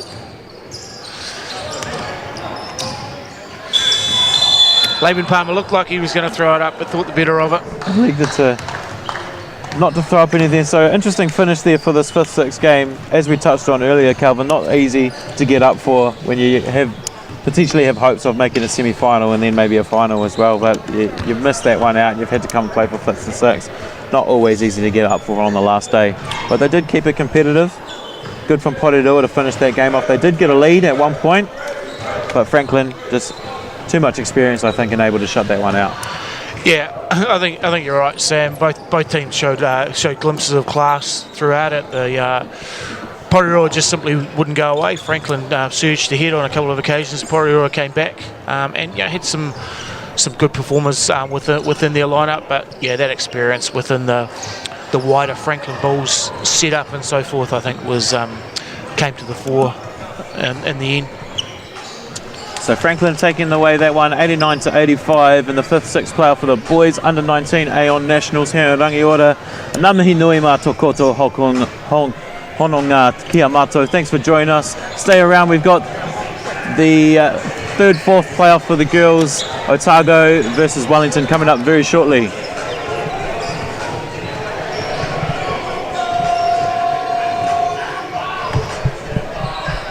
From the schoolyard to the stadium, Aon has been helping Kiwis strive for sporting success on a local, regional and national level for over 20 years. We're proud to support New Zealand's sporting organisations and communities up and down the country. As New Zealand's leading insurance broker, we can also support you when it comes to your insurance. With expert advice and local service. From quote to claim management, we're with you every step of the way. Talk to your local Aon insurance broker today.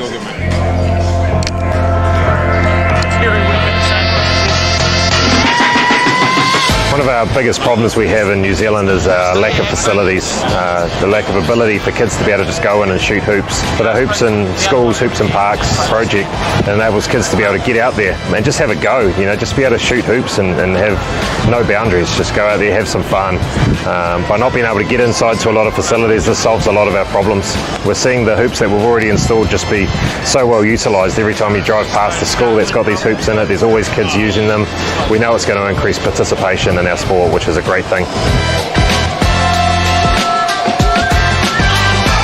Yeah, Hoops in Schools means to me just a lot of opportunity that when I look back and reflect on my experience at home in Portland, Whangarei, and in the schools, and there wasn't a lot of hoops around, but there was the odd hoop, and we'd always meet there, all the locals, and we'd have a ball, have fun, and that was a game for all athletes that played all different sports.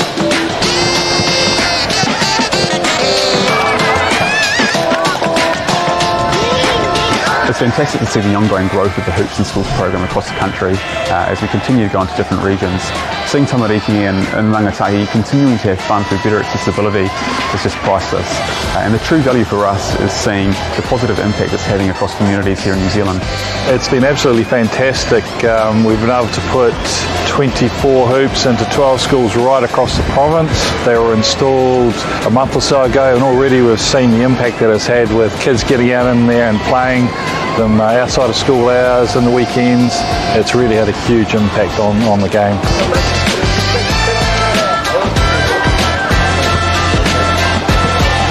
It was good to get into the community today and see the kids just having fun and being able to, you know, have access to these amazing hoops that have been put into new communities, because a lot of schools don't have access to these things.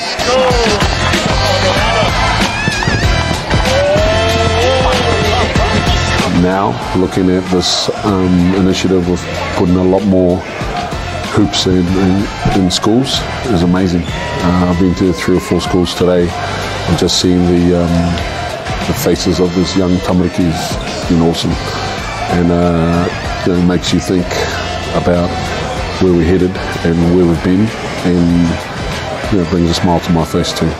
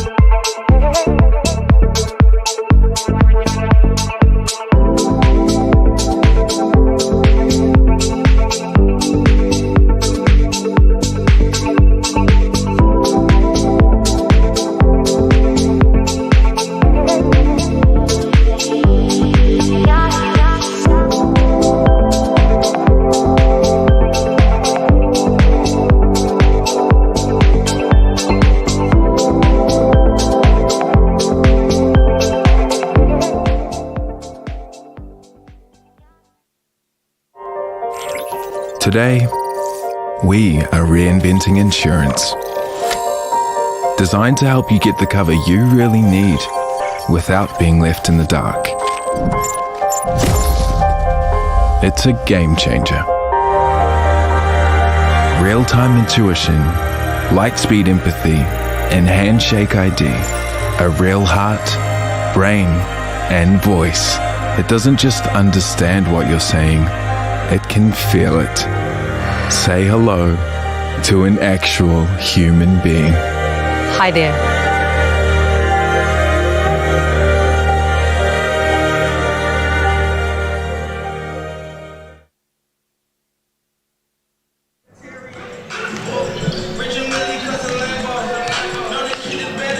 Kia ora koutou, no mai ki tēnei pāhotanga poi tukohu. Welcome to the basketball broadcast for game number 2 on the live stream here. The women's 3rd-4th playoff, Wellington versus Otago. I'm Sam Watkins, here with me is Laurie McDaniel. Kia ora Sam, it's great to be here today for this 3rd and 4th playoff against Wellington and Otago. Looking forward to a good matchup. Yeah, a couple good performances from both these two teams last night. Wellington looked to struggle a little bit with the Waikato pressure, but Otago coming out with a massive start against Canterbury. I think they just got a little bit fatigued with having to do that against Auckland in their prelim game as well, and Canterbury able to just stem a little bit of pressure and run away with it in the 4th. Absolutely. From what I saw, Otago doing a great job and coached very well by Greg Brockbank.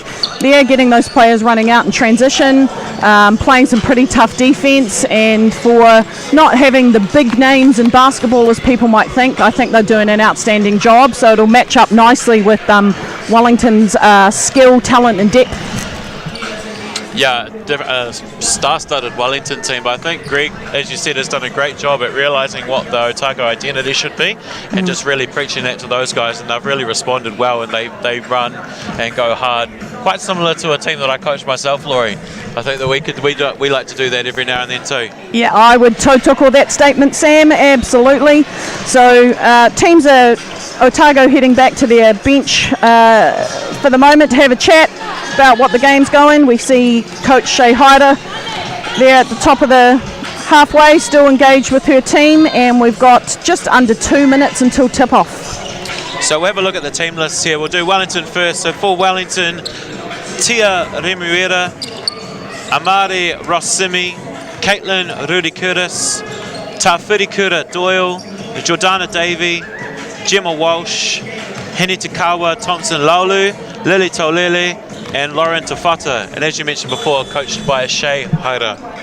And for Otago under 19 women, we have Amelia Swan, Maddie Tinnick, Libby Briggs, Taylor Keirahui Lolo, Emma Halliday, Ella McKenzie, Jessica Fleming, Laura Jackson, Abby Harris, and Sarah Joy Arawa.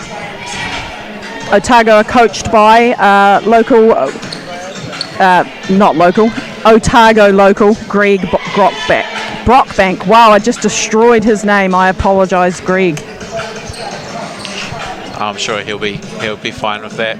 Not necessarily someone that likes the limelight, I don't think either. No, just a background guy, but a huge person in the Otago community, and normally when you're at a tournament you're going to see him rolling around for those guys.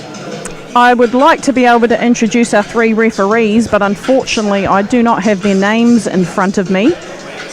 We've got Seddon Smith, I know, and 2 lovely ladies ready to suit up. So three referees, 3-man crews on all the games here at Under-19s. And the referees, I do have their names, check that out. We have Brittany Young, Michaela Sharp, and Seddon Smith are our referees for our match today. Yeah, great for the women's game that we can see 2 female referees on their game as well. Absolutely. Hopefully we see that again for the final as well later on tonight. So teams just doing their final prep before they step onto the court.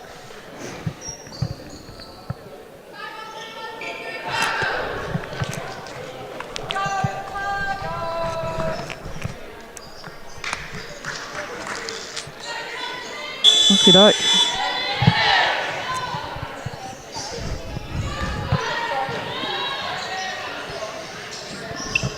So not sure what you're seeing on your screen at the moment. Okie doke. So potentially for the first little bit here, we're just going to see kind of a stationary camera angle, but I'm sure that will be...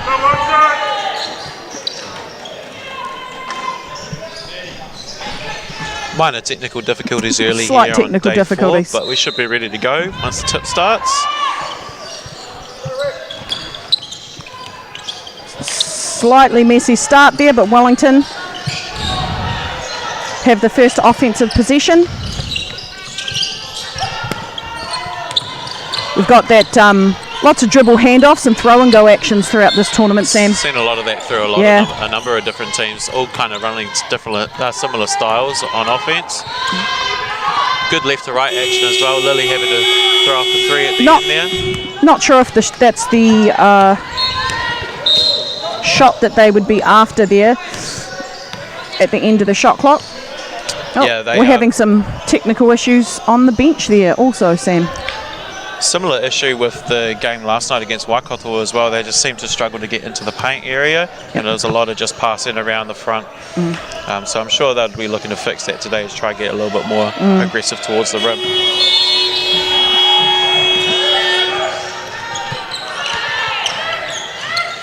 Great cut there from Sarah Joy.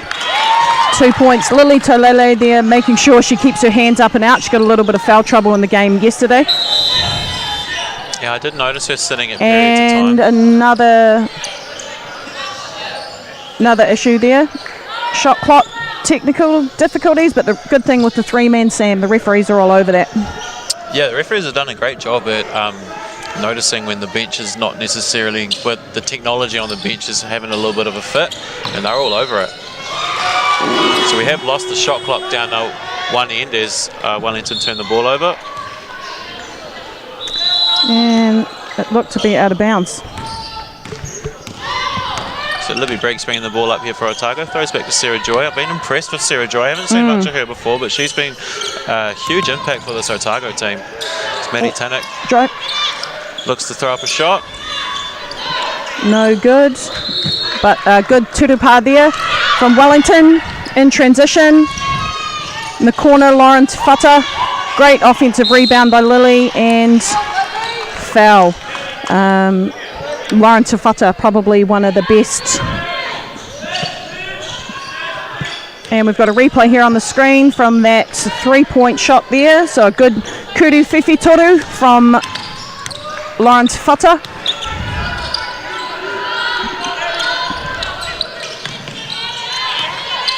Good spin move. Nice spin move there from Maddie Tinnett around Taulele. in the not paint. easy. Some full court pressure there from Otago. Again, Lauren Tafata.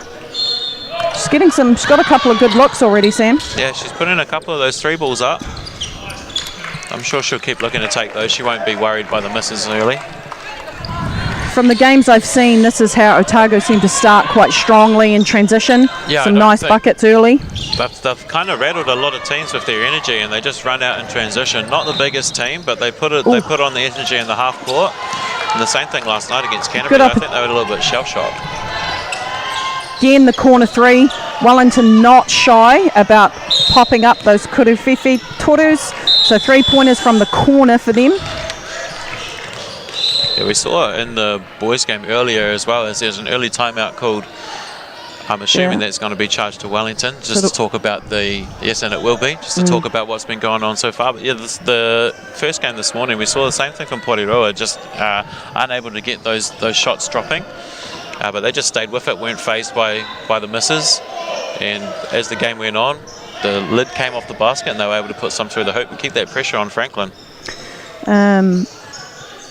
Early in the quarter for a wahiki, so a timeout for Wellington, but as you mentioned, actually taking it early and stemming that flow before it's getting into a double-digit lead, which can be quite difficult to dig your way out of. So it'll be good to see the adjustment from Wellington when they come out of this. Always hard to get yourself up for a third, fourth game as well. I'm sure Wellington probably had high expectations of themselves and were aiming for a final. So maybe coming up a little bit short there. Always hard to get up for that one when you're not necessarily playing what you want to. But yeah, good early timeout from Coach Shea there just to kind of stem some nerves and maybe talk about what's happening.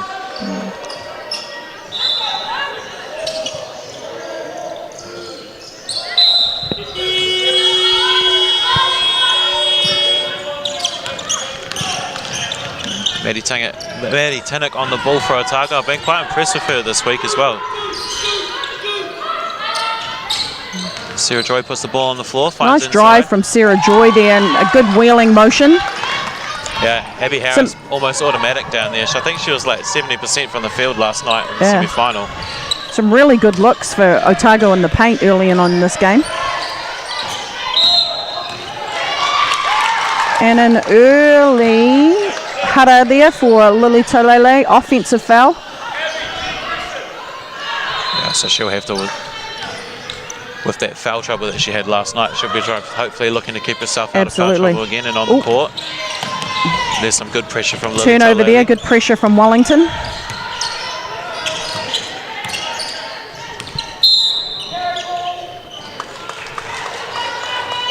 And a couple of early mistakes here from Wellington that are cost them their 0-8 situation at the moment. I don't imagine that would continue for the whole game.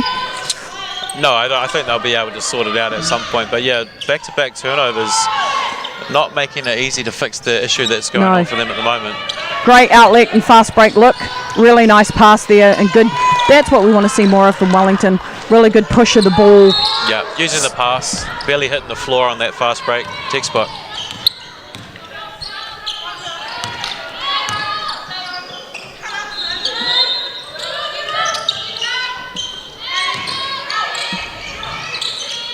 Nice cut. Really nice reverse finish there from Otago. Yeah, so gets them up. Nice with the nice reverse finish, as you said, Laurie. And some full court pressure here. And we're going to see Hara there on.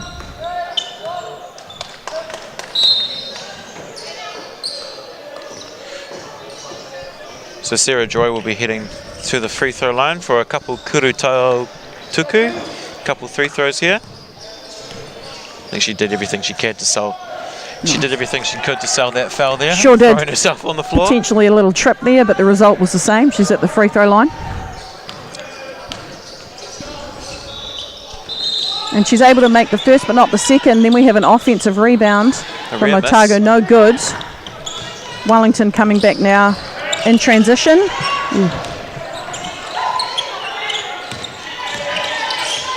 Talale goes into a dribble pitch action. And another steal here from Otago. Ooh. Slightly ambitious pass there from Otago, almost resulted in a turnover. Yeah, lucky to hang on to the ball there. And slight technical difficulty here again, bench.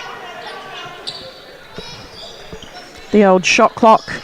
Going to be honest, it got me yesterday while I was on bench. I was talking to Calvin on the first game earlier as well about when you've got a brand new facility like this and they like to deck it out to the nines and all the technology is state of the art, but technology doesn't always work for you. No. And it can be quite tricky sometimes.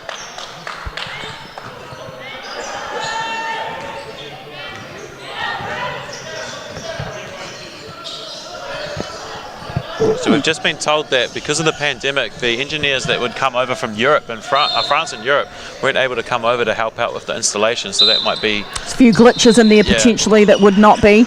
Great little out of bounds play there. And Sarah Joy with the easy two off the out of bounds play.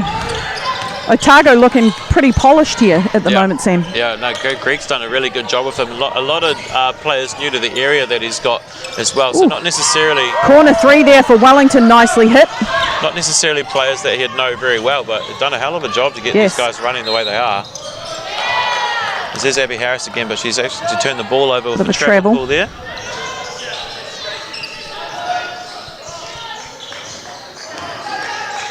So we just saw Amari, number 41 for Wellington, hit a really lovely corner three. Wellington changed up their offensive look here.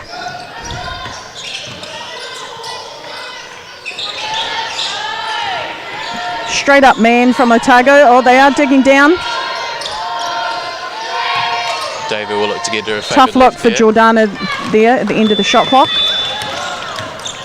There she is again, Sarah Joy. I And think we'll be saying her name a lot today. Yes, we have. Great full court drive to the hoop. Unfortunately, unable to finish on the left. Tafata does the same. Looks for that dump off, but Abby Harris up to the task there. Good second effort. Gets a hand in that I thought was going to be left clean, but the foul has been called. Hara is on number 11. Got the replay coming up of that. And just a foul there on the way up to the hoop. So Lauren Tafata at the line. Misses the first of her Kuru Tautuku.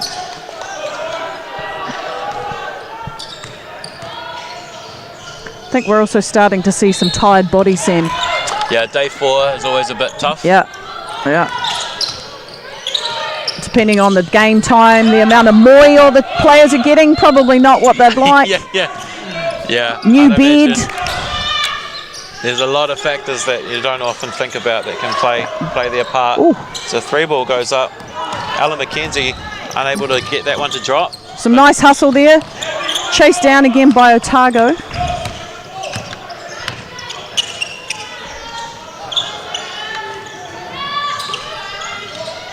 Harris looking to post up inside. They find Maddie Tinnick instead. She steps through. Ooh. Yeah, just a little hop there before she puts the ball down on the ground. Yeah. Resulting in a treble. Favoured left hand and just unfortunately drag the pivot foot. But Otago doing a great job of pretty much getting all the way to the tupper every time. So they're getting to the rim, they're putting the ball on the floor, they're getting all the way in there with surprising ease at the moment. Also, I can smell a pie, Sam. Not going to lie, it's a great smell. Yeah, I just got that as well. And another 3 there for number 41. Yeah, so a couple of Kurufifi Torus going up for Wellington now. Absolutely, she's 2 for 2 so far. We want to get her the ball some more. Looking for Abby Harris again, and a foul's been Going to called call that a reach. So that Hara, I believe, is on Jordana Davies, number 35, 36. As we see the replay here. Good Abby Harris, post good up. Position. Just reaching in from behind. That reach from behind. The loss of ball for the offensive player. Yeah. And the referees have been consistently calling that all week, so it's good to see the consistency coming from the people behind the whistle. We do often forget that they are people sometimes. Indeed, referees are people. What kind of a comment is that, Sam? But you're absolutely correct. Players don't make all layups, referees don't make all calls, right? Correct. We've all got to, like you said, only human. You often hear referees saying that they probably will make mistakes, but you'll probably make more than me on the court. So both teams still playing man at the moment. That's a long range. That is a deep 3 there. A massive for Laura Jackson. From Laura Jackson there. Knock that down. Never looked like great back cut and nice kick out. That's some great ball movement there. That was ball movement and a great. Yeah, so Henetakawa Thompson Laulu making her presence known early for Wellington here. Absolutely. And Laura Tafata potentially finding her rhythm there.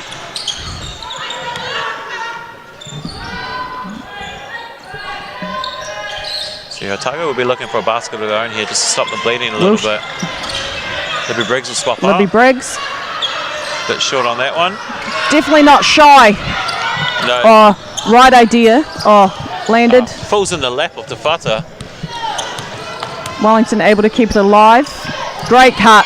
Great find. Nice. It's just out of messy play there, but good score. Yeah, they don't come much easier than that for Jordana. Well, and Wellington haven't got to the tupper much. They haven't gotten as much to the rim, so it's great to see them get a score there. Ooh, bit of messy play. As we would expect, and Wellington seems like they've started to figure it out, and it's just a 2-point game now, so they've done well to kind of stem that early drought that they had. Subs in here for Otago, deep shooter Laura Jackson just having a wee rest. Not scared to let it fly at all, was she? Yeah. So we've got a 2-high look here for Wellington going on. Nice turnaround, really nice calm poised shot there Good from composure. Jordana Gonna have Davies. to get a little bit tighter on her. She's deadly from the mid-range. Great spin move. Nice spin move. Seems to be her favourite move. She's gone to that one a couple of times, unable to get the finish, but the defence not really picking up that that's what she's going to. We see again here. Great cut all the way to the tupper. Nice spin move, but unable to get that down.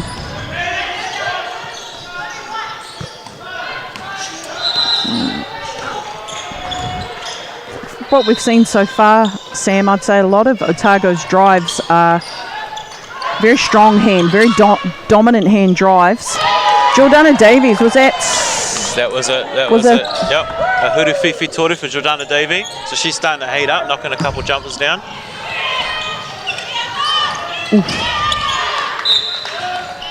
I do like how Otago run the floor in transition. Their spacing, really good.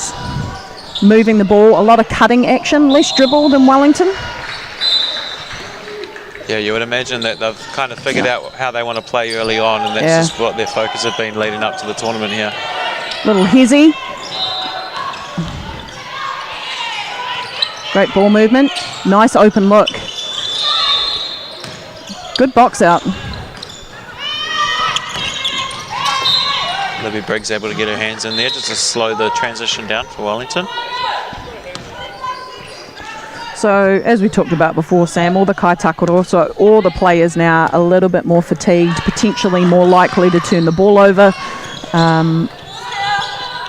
And if your style of play was based on speed, you know, how much is the tiredness now impacting everyone's ability to run their game plans?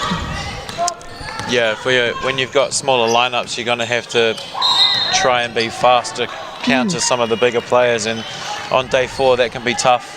You have a lot of girls probably getting out of bed, almost resenting having to play another one, not wanting to have to go for another 40 minutes. But Otago doing a hell of a job early on. Yeah. They've been able to draw quite a few fouls in the paint. Sarah Joy with the nice rebound there. Great outlet. Great outlet from Davey there. And a good one. Unable to make it, to knock it down. Tinnett looks to get out on the break. She did that well yesterday against Auckland in the prelim. Unfortunately, a travel there. And look like we've got a what Wahiki. Do we have? No, end of the quarter. We have a, what do we have? They're putting time back on. 3 seconds. So with 3 seconds to go in the first quarter, Wellington have pushed out the 19-16 lead, and a lot of that's based on their three-point shooting. And there we go from the corner. Ooh, good look and way to get it in the right shooter's hands. I was ready to say that was going down. Looked good. Yeah.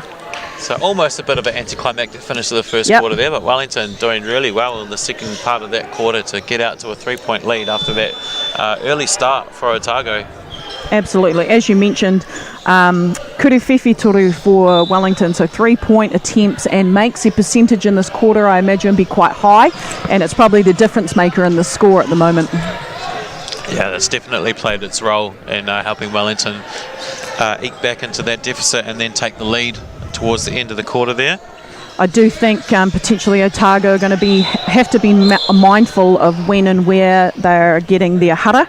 So we've got a lot of fouls there in the paint, particularly Lily and Jordana Davies standing behind. They're choosing at the moment to play behind post defence, which there are lots of different approaches, and that's one. The issue with that can be the reach over, right? Reaching over the back, and the referees certainly looking to call those hara there, call those fouls. So any adjustments you think you might see, Sam, coming out in the second quarter?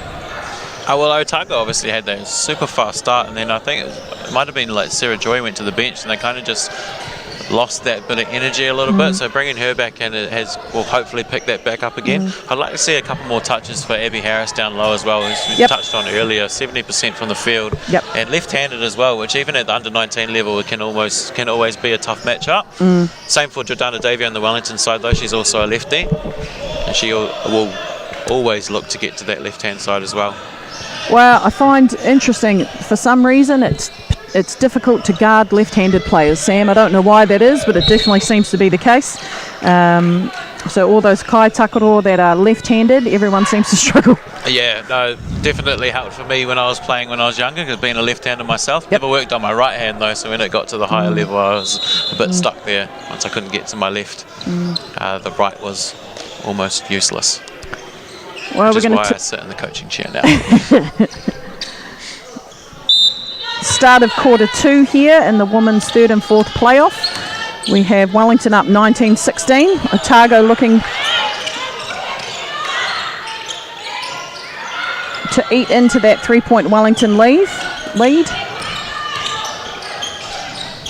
Ooh, Almost quite congested forcing it there. inside, almost Quite forcing it congested. inside. We had a little bit of gesturing from the old players there about what they thought might have been a foul. Yeah, I find it really hard sometimes when you're gesturing for those kind of calls, but you're forcing something that's not necessarily there. Yeah. Oh, So you see Taulele back into the game, and she'll take a wee mid-range. yeah. And a nice turnaround jumper, and she's fouled in the hour one there. So good second effort there from Lily. Yeah, did really well to follow her own shot there. And she'll go to the free throw line for a kuru tautuku. Trying to complete the and one here. And she sinks it.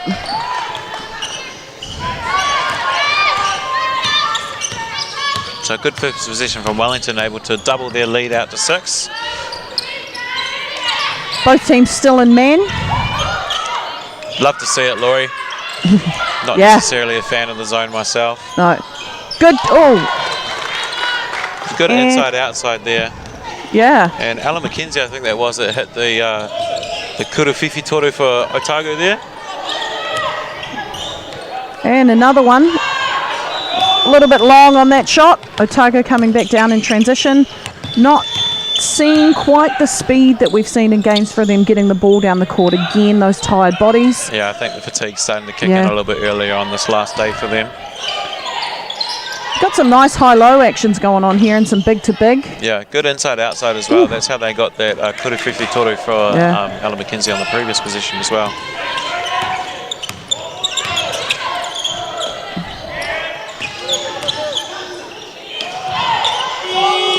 Good defense from Sarah Joy. A bit of contact at the rim there, but we're going to move on.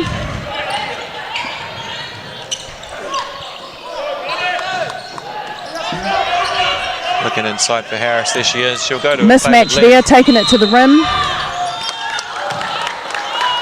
And we've been called for a hands in, so Hara there on Wellington. You see the replay. So Yeah, just a little bit in from the side there. and again, potentially on where the referees are standing versus what they see. Again, that same little inbounds play from Otago, not resulting in the immediate score. Some good adjustment there Bit of defensively a fourth from shot Wellington. there. Yeah, Otago sort of just seeming like once they don't get what they're looking for, it's like they're focused on one thing, and once they Yeah. don't get there, they're kind of just forcing up something that's not necessarily there. A little Otago- bit of tunnel vision. Great move from Taulele though. Good take from, good drive there from Lily. Nice finish through traffic right at the tupper. That'll be something you'll be loving to see with you guys moving on soon to Jordan, Laurie. Absolutely. Good inside-outside again. And there's a Same- kuru fifi toru. Again, same spot for her, right? Two in a row. Nolo. Same spot, same result.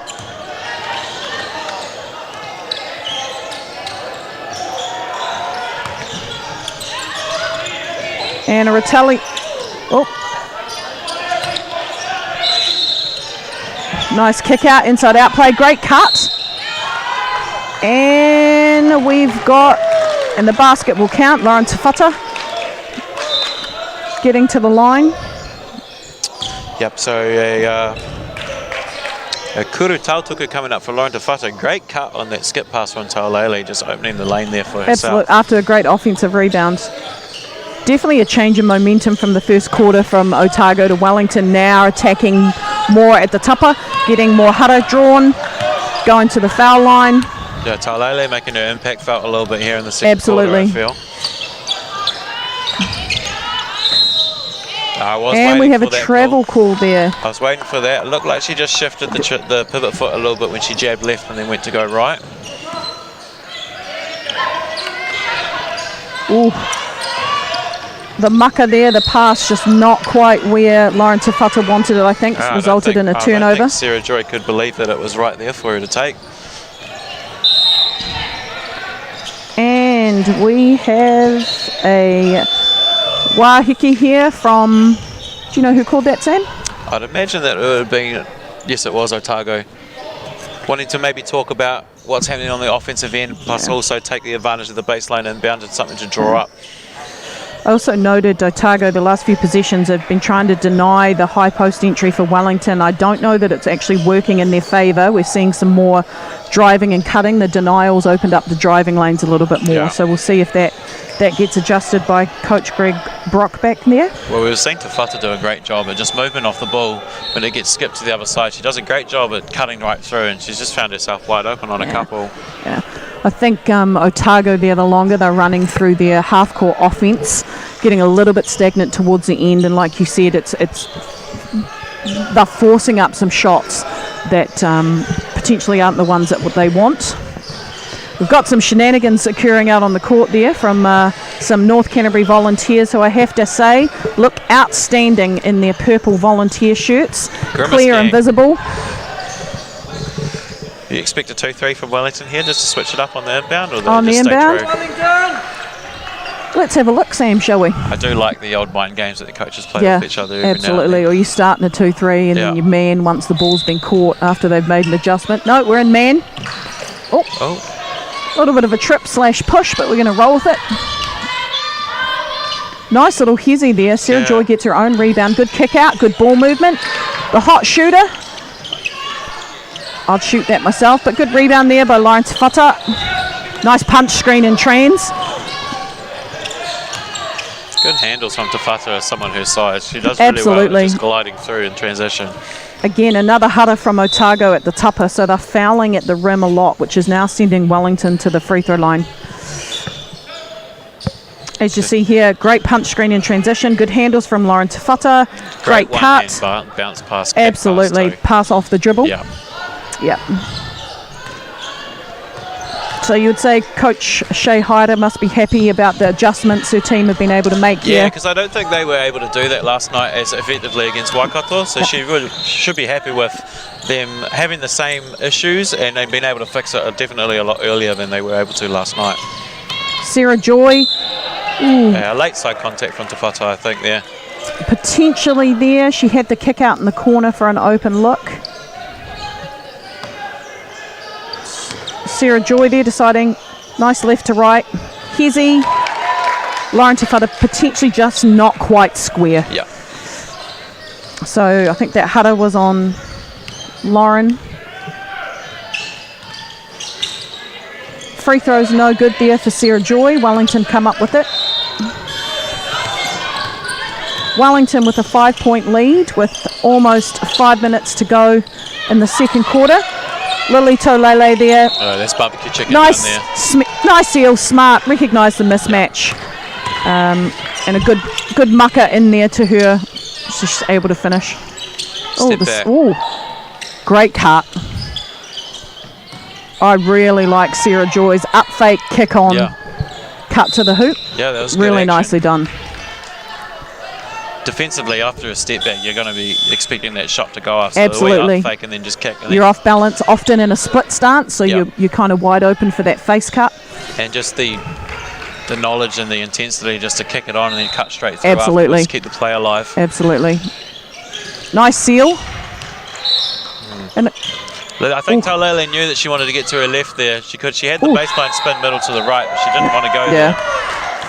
Good defense there. Taulele showing her hands constantly.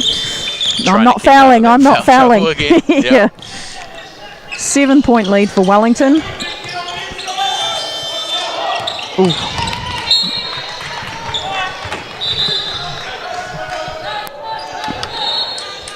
Taulele there looking to get inside the paint again, take advantage of her size. Yeah, she's definitely making her presence known. And they're looking for it. Quarter. Great backdoor cut, nice action, and great kick out. Oof. Unlucky for that to not go down. That was some very nice. Oh, unfortunate. And the save. Oh, got away with him there, but Taulele. Taulele with the mid-range jumper. She's almost automatic with those jumpers around that area. Mid-range jumper's not a big shot we see in the game today. Oh, and she goes down the other end and fouls. Potentially the contact on the ball looks smooth, but what's that other hand doing, Sam? Otago pushing in transition. The kick ahead. Yep, if you can see that other hand just there. Down the bottom, a wee bit of a shove. And I believe... So you don't see the mid-range too much anymore, but I think if it's there like that... Well, it's open now, right? Everyone's protecting the rim and the three-point line. The mid-range is open. Might be a terrible thing to say in this day and age, but it's there. Day and age, what am I, 65? High on ball. Again, looking inside, Jordana Davies. Gets to her favourite left, but unable to get the finish. Yeah. Nice stride stop and finish there. Great balance, used her strength. Yeah. Able to keep on balance, take the contact. Yeah. There's Tinnock again trying to get in the passing lane. Great kick out. Mid-range pull-up, and again, second there's a half second box efforts. Out. A half box out from Abby Harris, but she hadn't done enough there. And there's Taulele just outworking them all. Taulele with potentially 3 offensive rebounds in a 10-second span right at the top of there, so she's working hard around the rim. Second efforts. Yeah, something that I'm sure Greg will be addressing at some point is how they counteract. As she gets a block there as well on Abby Harris. She's making her presence felt both ends of the court. And Otago have just a bit of miscommunication. They've thrown it away, and Wellington are going to get it down on the baseline now. So Taulele making her presence felt on both ends. And she looks a little bit ginger after that play. Looks like she's going to try to fight through it. And Greg's elected to take a Wahiki here. So assuming that he'll be talking about how they are going to, I mean, I don't know if you can stop her, but how do you try neutralise her to your best of your ability? To Wellington's guards' credit, they are looking inside for Jordana and Lily. So they've got their eyes open. It's drawing the inside action for Wellington at the top at the rim is drawing the attention, and then it's opening up some space for the guards as well. I'd imagine we'll see some more threes from them shortly. Otago just kind of losing their way a little bit here. They've gone away, I think, from what's worked from them, the transition and ball movement and cutting. Let's see if Coach Greg Brockback can get them back on track. Yeah, I think day 4 of the Aon U19 Nationals is hard to keep playing at that level that you've been playing at the whole tournament. Very tired bodies. But I'm sure Greg will be, just asking for a little bit more. You can have a rest after this. Yeah, again, the Kaitakaro, all the players tired. Sore bodies, some niggles, like you mentioned, lower energy levels. I was pretty sore this morning just from sitting at the commentary booth. Are you going to be all right, Sam? Knees came up a bit nice stiff. cut. Great cut to the tupper by Lauren Tefata. Yes, it was her.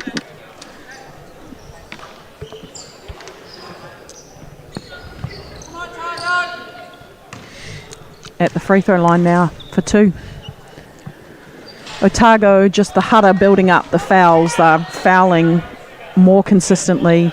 Again, when you're tired, the discipline. And I would say there's a fair few number of points in the second quarter that could be attributed to the free throw line. Tefata able to knock down that second free throw. Wellington looked like they were looking to put a little bit of pressure on there after that free throw, actually. Yeah, a bit of energy coming off the bench from Laura Jackson, just pushing through all the pressure. And it's paid off. Forced a turnover. Yeah. Oop. Bit of a big dribble there. Jordana wasn't expecting the back. Here comes Jackson. Bit of treatment, maybe you would say, Lily. for Taulele there. Great. Nice cast. Good. And Coach Greg Brock back there not potentially happy with some calls or potentially missed calls. I'm sure he will sort that out, as will the referees. He didn't enjoy something there. He did not, but Wellington really changed, right? We've seen some definite changes in their game approach here, pushing in transition, looking inside. No, the depth of the Wellington team definitely coming more into play as they were able to get a bit more rhythm. Nice drive from Sarah Joy there. Be interesting to see who that foul is on. I'm actually uncertain who that foul ended up being on. Hara, potentially Lauren Tafata leaving the game there, so potentially that was on her.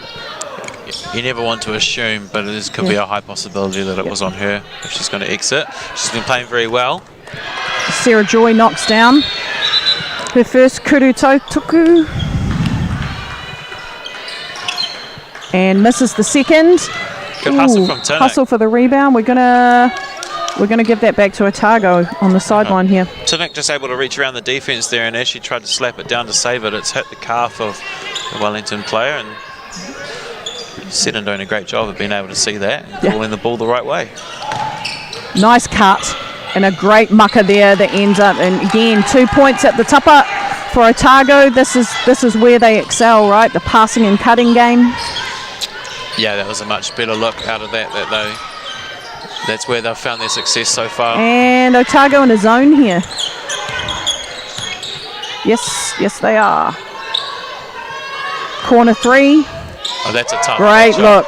So they didn't get the top person come across the bumper down to the corner, and that corner shot wide open. Great extra, nice stride stop and great finish. Otago again, those scoring, passing and transition. Jackson bringing heaps of energy off the bench, running hard in transition. Good back. Nice back cut. Really great action. Good mucker there from Wellington. Nice passes, but unfortunately unable to convert right at the tupper. You love to be able to see players that can recognise that they've gone from man to zone and they know exactly what they're going to run, and they get 2 good looks out of 2 possessions of playing zone defence. Absolutely. So the score seesawing a little bit, but Wellington able to maintain that 9-point lead at the moment. As we see Lily Tolele having a seat, getting a well-deserved break. To the bench. I think she's starting to feel the effects of 4 days of basketball. Just like you, Sam. Yeah, just like me. Nice flare screen in the zone there. And an offensive rebound. Ooh. Easily could have had that one caught. Yeah, Wellington doing a great job on the offensive rebounds, on the offensive boards this quarter.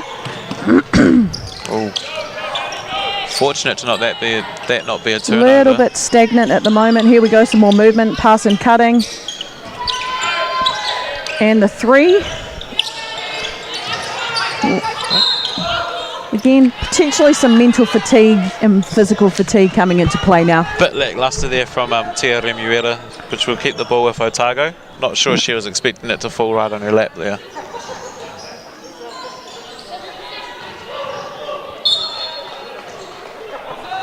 Otago inbounding here with 52 seconds left in this first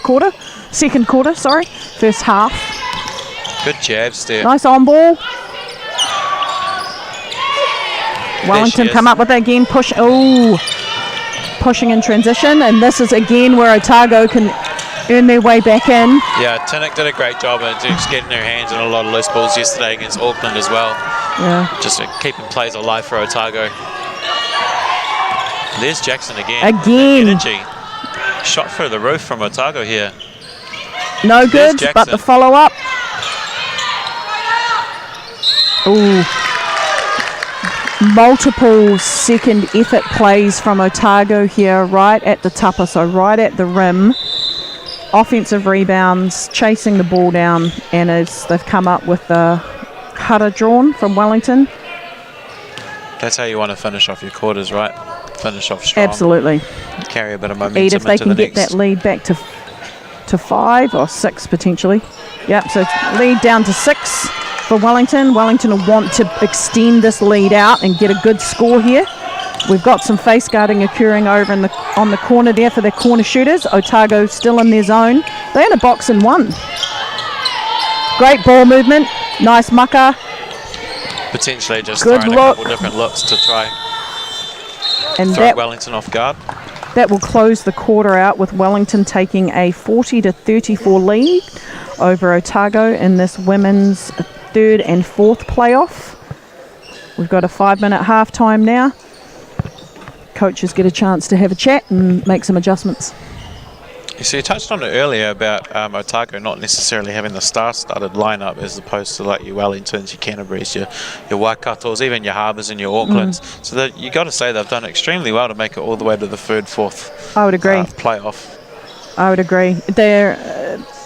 They run the ball well, they cut and move well without the ball, and they play intense, engaged defence almost the entire time.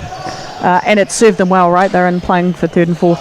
Yeah, definitely have gelled well in a short time span, I'd imagine, with not a lot of local talent there. I think only 3 that are raised in Otago. A lot of them are coming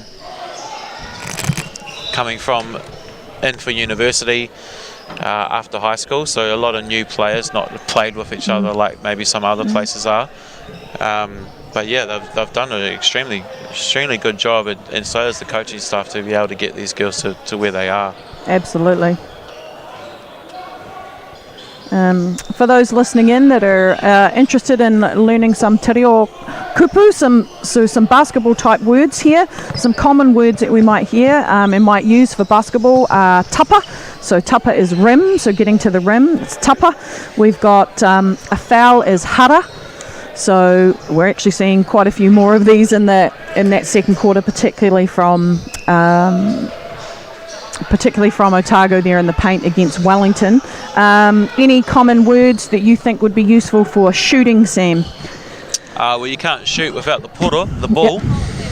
And then the shot obviously is called kuru as well. If you're shooting a free throw, that's a kuru tautuku. And obviously we've seen a few kuru whiwhi torus as well, which is a 3-pointer. Absolutely. If we add in their maka, so maka is pass. So we're seeing Otago doing a great job with their maka. They pass the ball really well, and even Wellington getting utilising good maka, good passing into the paint, into Lily and to Jordana. We'll see if that continues in the second half. Yeah, and you can't play the kimu, the game, without the kai takaro, Yeah, without so the players. Absolutely. So 2 minutes left before we start the third quarter of this third and fourth playoff game. Otago looking to eat into a 6-point deficit here. Wellington sitting above them by 6 points at the moment. And primarily that's come from fouls and scores at the tapa for Wellington. Otago, the last 90 seconds of play there, really got back to kind of their game transition. Yeah, I think if you're Otago, you're looking at being down 6 with how most of that second quarter goes. You might be feeling pretty good about yourselves there. You're knowing that you've got a whole another half of basketball to come. You know what you guys can do to kind of fix that. A lot of basketball to be played. Absolutely. Again, as we've mentioned, and we'll mention again, Kai Takaro, the players, tired bodies. And again... Not sure we've got it on camera. Oh, you can just see her now in shot. Lily Taulele leaning back, looking like she's bit of an ice pack there. Effects.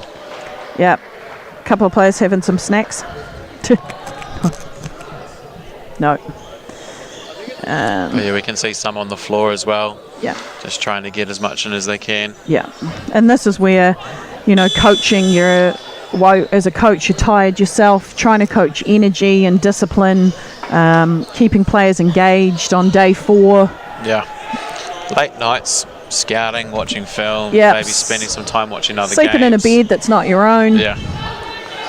Yeah. You never really think about how much of an effect that can have on yourself. Absolutely. So something as simple as sleeping in something that you normally sleep in, but it's not your own one. Absolutely. I'm sure, though, a bit of a balm will have been the mahi that the North Canterbury community have put into this event, and Basketball New Zealand putting on a great event. Again, the North Canterbury volunteers out here in the purple t-shirts, very visible, friendly, smiling, Hopefully that's been everybody's experience. I've been here almost every day, and it's certainly been mine. So congratulations to North Canterbury Basketball and Basketball New Zealand for putting on a great event. Yeah, it's good to see a lot of the players that are going to be going away in the holidays for the under-17s and under-15s coming in and doing their bit as well, because they're obviously going to get it for themselves when they go away. Absolutely. From other associations too. And here we go, tip off with the second half. Wellington with the first possession of the game offensively. Got that too high look again. Lauren Tafata off the on-ball screen, looking to created a lot of separation. Yeah, get that through. It's a quality look for her. Gate screen from Lily, and they've ended up with the ball back on the baseline.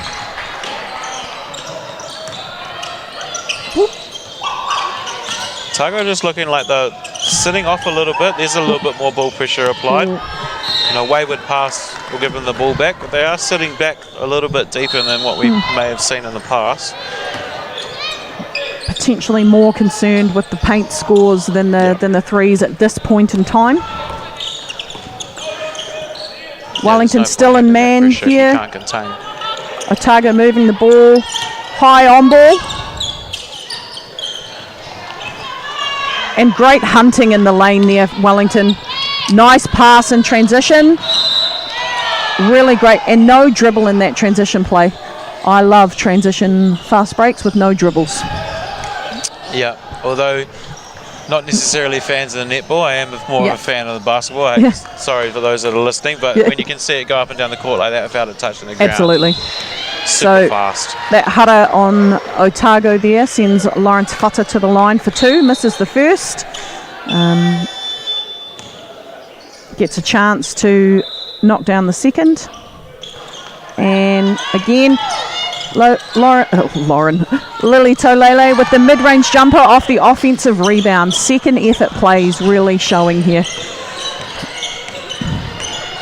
Players aren't the only ones that are tired, Sam. Ooh, almost a clean defensive chest blow there, but just not quite square enough, I don't think. So that hutter on Wellington. I imagine I know the Lauren that you were maybe thinking of. Yes. I'm sure she would have loved to have been on the court this yes, weekend. Indeed. Oh, there turnover. She is again, Lily Taulele getting her hands in. Yeah, absolutely. Seems Good that wee box out. break she had towards the first end of the first half has helped. Tafata able to stay with it. Some messy play here. Otago creating a turnover. They're coming back in transition.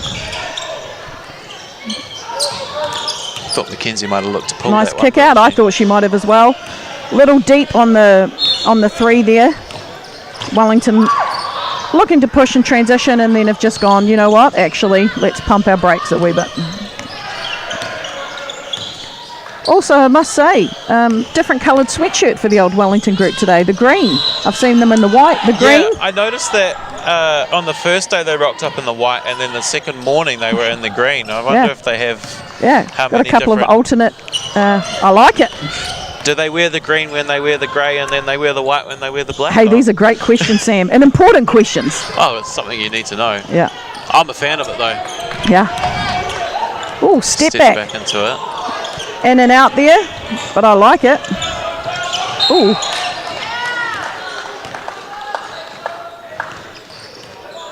And another hutter there for Otago. They're going to need to be careful. Yeah, I'm unsure whether Greg was unhappy with Mackenzie, because he kind of gave the referee a look as well, but I'm pretty sure that was with Mackenzie, because there's not much to argue with there. Yeah, a little too much pressure.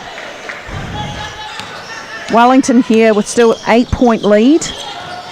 Otago in a zone. Always frustrating. Nice. For the coach. That's a really great look, though. The high flash, looking for the high-low option.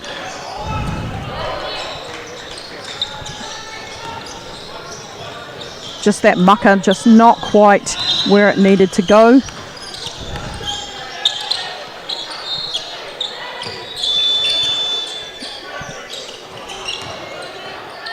Nice cut.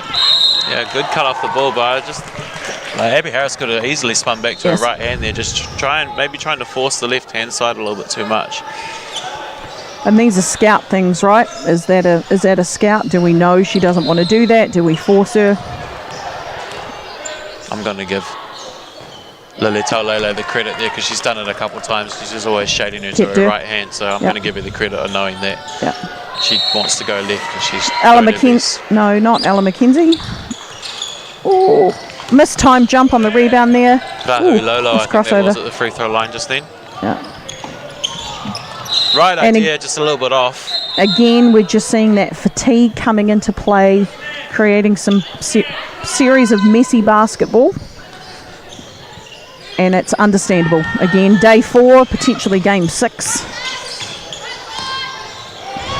Yeah, a lot of games for these girls. With only having 2 pools, it means a couple extra pool play games. And then if you've had to have that extra playoff game as well. Ooh. And we've got the hands fouled there. So Hara on Lily Taulele. He's actually given that to Tia Remuera, but I agreed with you, Laurie. I thought that was on Taulele as well. Just stepping in there and being maybe a little bit too aggressive, but she avoids that foul. And again, some miscommunication there. Otago come up with it. Step back from Sarah Joy. No good. Ooh. Well, we mentioned the foul count a couple of times, and Otago just getting caught with their hands in down the defensive end, which is not really where you want to be pulling all those fouls up. There's a couple more of them when they advance the ball all the way up and are shooting 2 free ones. Absolutely. So Otago here, back in man. No. We are in. Nice pass, nice cut. That's a great action. You know, ideally we're able to finish that there, but yeah, really great pass and cut there from Wellington. Good. Yeah, you can almost say that Wellington are doing all the hard work and just the easy stuff and putting it at the rim. So we've got a foul and a jump ball here. Referees will decide, and we've gone with the foul call. And we'll have a look at the replay of that. Hard to see from our angle, Sam, what's happening in front of the ball there. Hard to see from where we're sitting. Fine Harris on her favourite left hand, but Lily up to challenge the shot. Yeah. First block clean. Unfortunately, it's hard then when you've left your feet. And that foul not on... She's called it on Taulele, but I think she might have... I thought it might have been on Jordana Davey just reaching in down low. Well, yeah, there was a lot going in there. It's once you've left your feet defensively, you don't really have a lot of room to wiggle with contact. If you make contact, you've left your feet as a defender. Abby Harris able to make the first of her kuru tautuku. So that lead now is down to 5. Second one never looked like missing. So some full court pressure here from Otago. Yeah, 5-point game, but you kind of get the feel that Wellington are still under Yes, they've missed a couple of easy looks at the tupper. If they're able to keep that up. Nice pass. Again, same thing right at the tupper, and I believe the basket's going to count there for Jordana Davies. Yeah. I think we're all right. Jordana there gets to make this a 3-point play, and unfortunately unable to do so, but I would say Wellington are getting looks at will at the rim there. They just haven't been knocking them down. Yeah, that last foul there, Abby Harris doing well to challenge the initial shot, but Davey able to get the offensive rebound and just a late hit from Sarah Joy to send it to the line. So have a sub here for Otago. Sarah Joy going to get a well-deserved break, and also into the game for Wellington, Lauren Tifata. Maybe some foul trouble there for Sarah Joy as well, picking up that last one on Jordana Davey before. So Wellington enjoying a 7-point lead at the moment.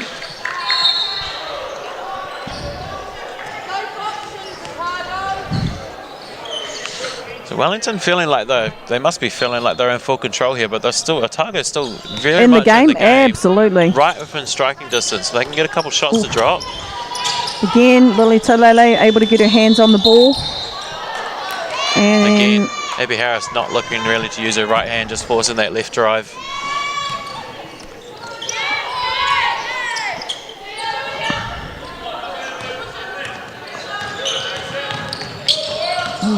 Nice handoff action there. Nice Good kick aggression out. into the paint. Great pass. Nice mucker there into the paint again on that zone. Great cut. Really lovely cut. Wellington doing a great job at creating some offense for them. Good actions on that last possession there. Absolutely. The Otago defense kind of just stopped playing, and it's just a cut straight by the face into the paint. It's sometimes the difficulty in zones. You're guarding an area, but potentially when you're sending cutters through, slight confusion about where does my area stop and your area starts. Leave some open gaps, and Wellington are finding them nicely at the moment. Able to hit those two and extend that lead back out to 9.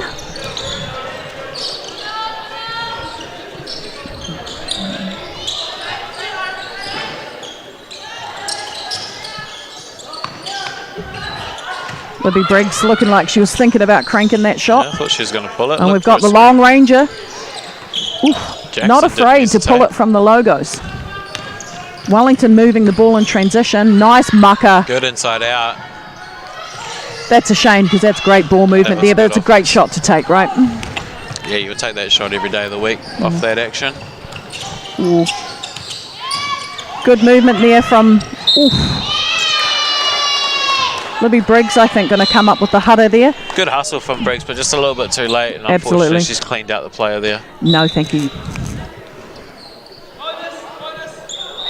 And now, and this is a situation you don't want to be in with 4 minutes to go in the third quarter. That's 5-team hara for Otago, which will now send Wellington to the line every time there's a hara. Yeah, you can understand the hustle because a little bit of desperation coming in from Otago. But when you're trying to stem the bleeding and you're giving away free ones, it makes it tough. And as you mentioned before, this is happening not down the offensive end for Wellington either, giving up these looks at the hoop. Yeah, they haven't even had offensive possession and they're going straight to the free throw line. Yeah, the clock stopped, scoring points. So Wellington have been able to extend this lead out now to 11. Otago are going to want to make sure that does not encroach any further.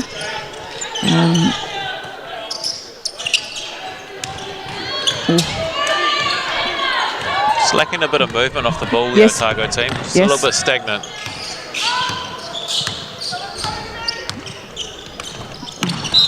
Great hustle there from Otago, get a deflection.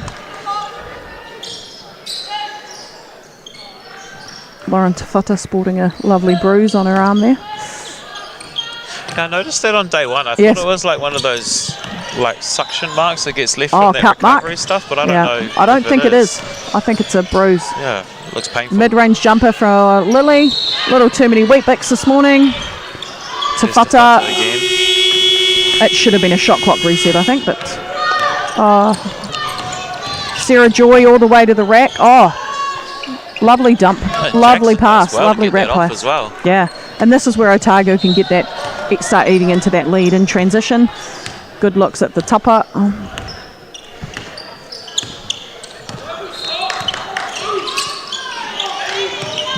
Nice cut.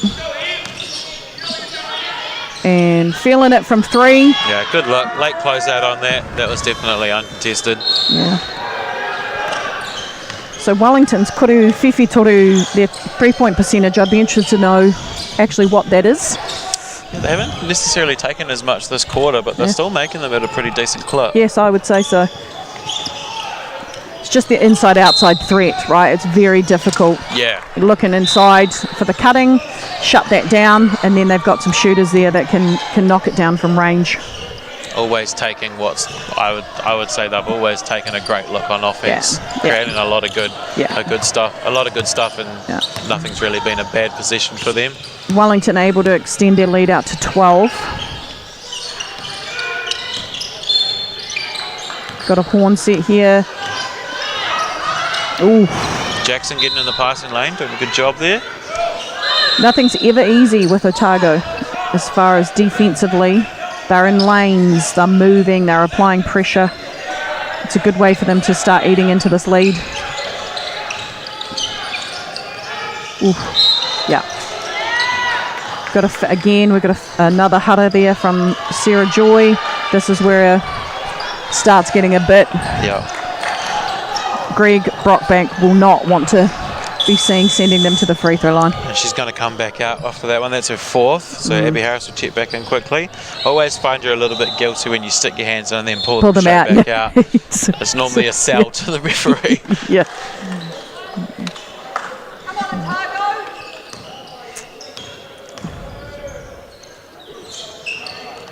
Wellington with a 14-point lead with just under 3 minutes left in this third quarter.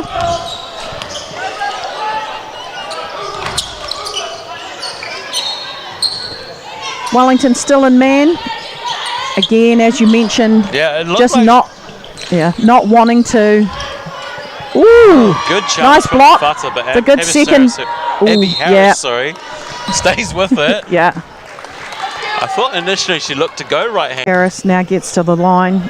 Well deserved from his second efforts there.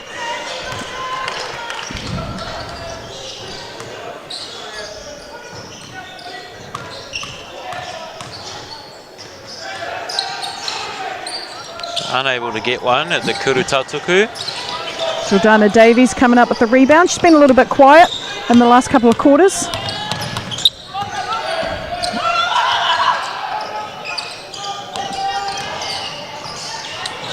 Yeah, I think for someone like Didn't Jordana, see what happened there.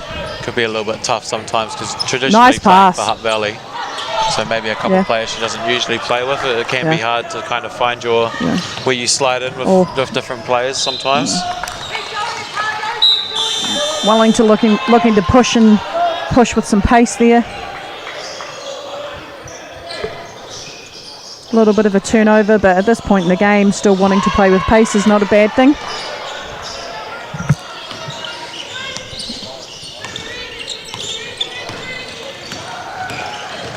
Lucky to get away with on that screen. That's a pretty big block there from Jordana Davies, but Otago have managed to come back up with it. There's Harris on the left hand. Good aggressive move. Stays with it. And again. And shows well that she deserved does have a right finish hand. there. Yeah, absolutely. Does well on it. Second and third efforts paying off for her. Nice kick out. Great mucker.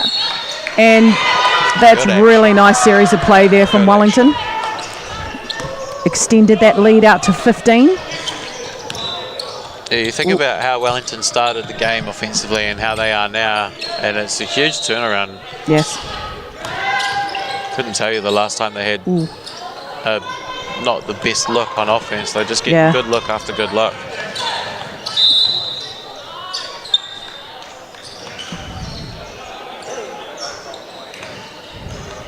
Taulele's going to check back in for Wellington. I almost said Waikato there for a second.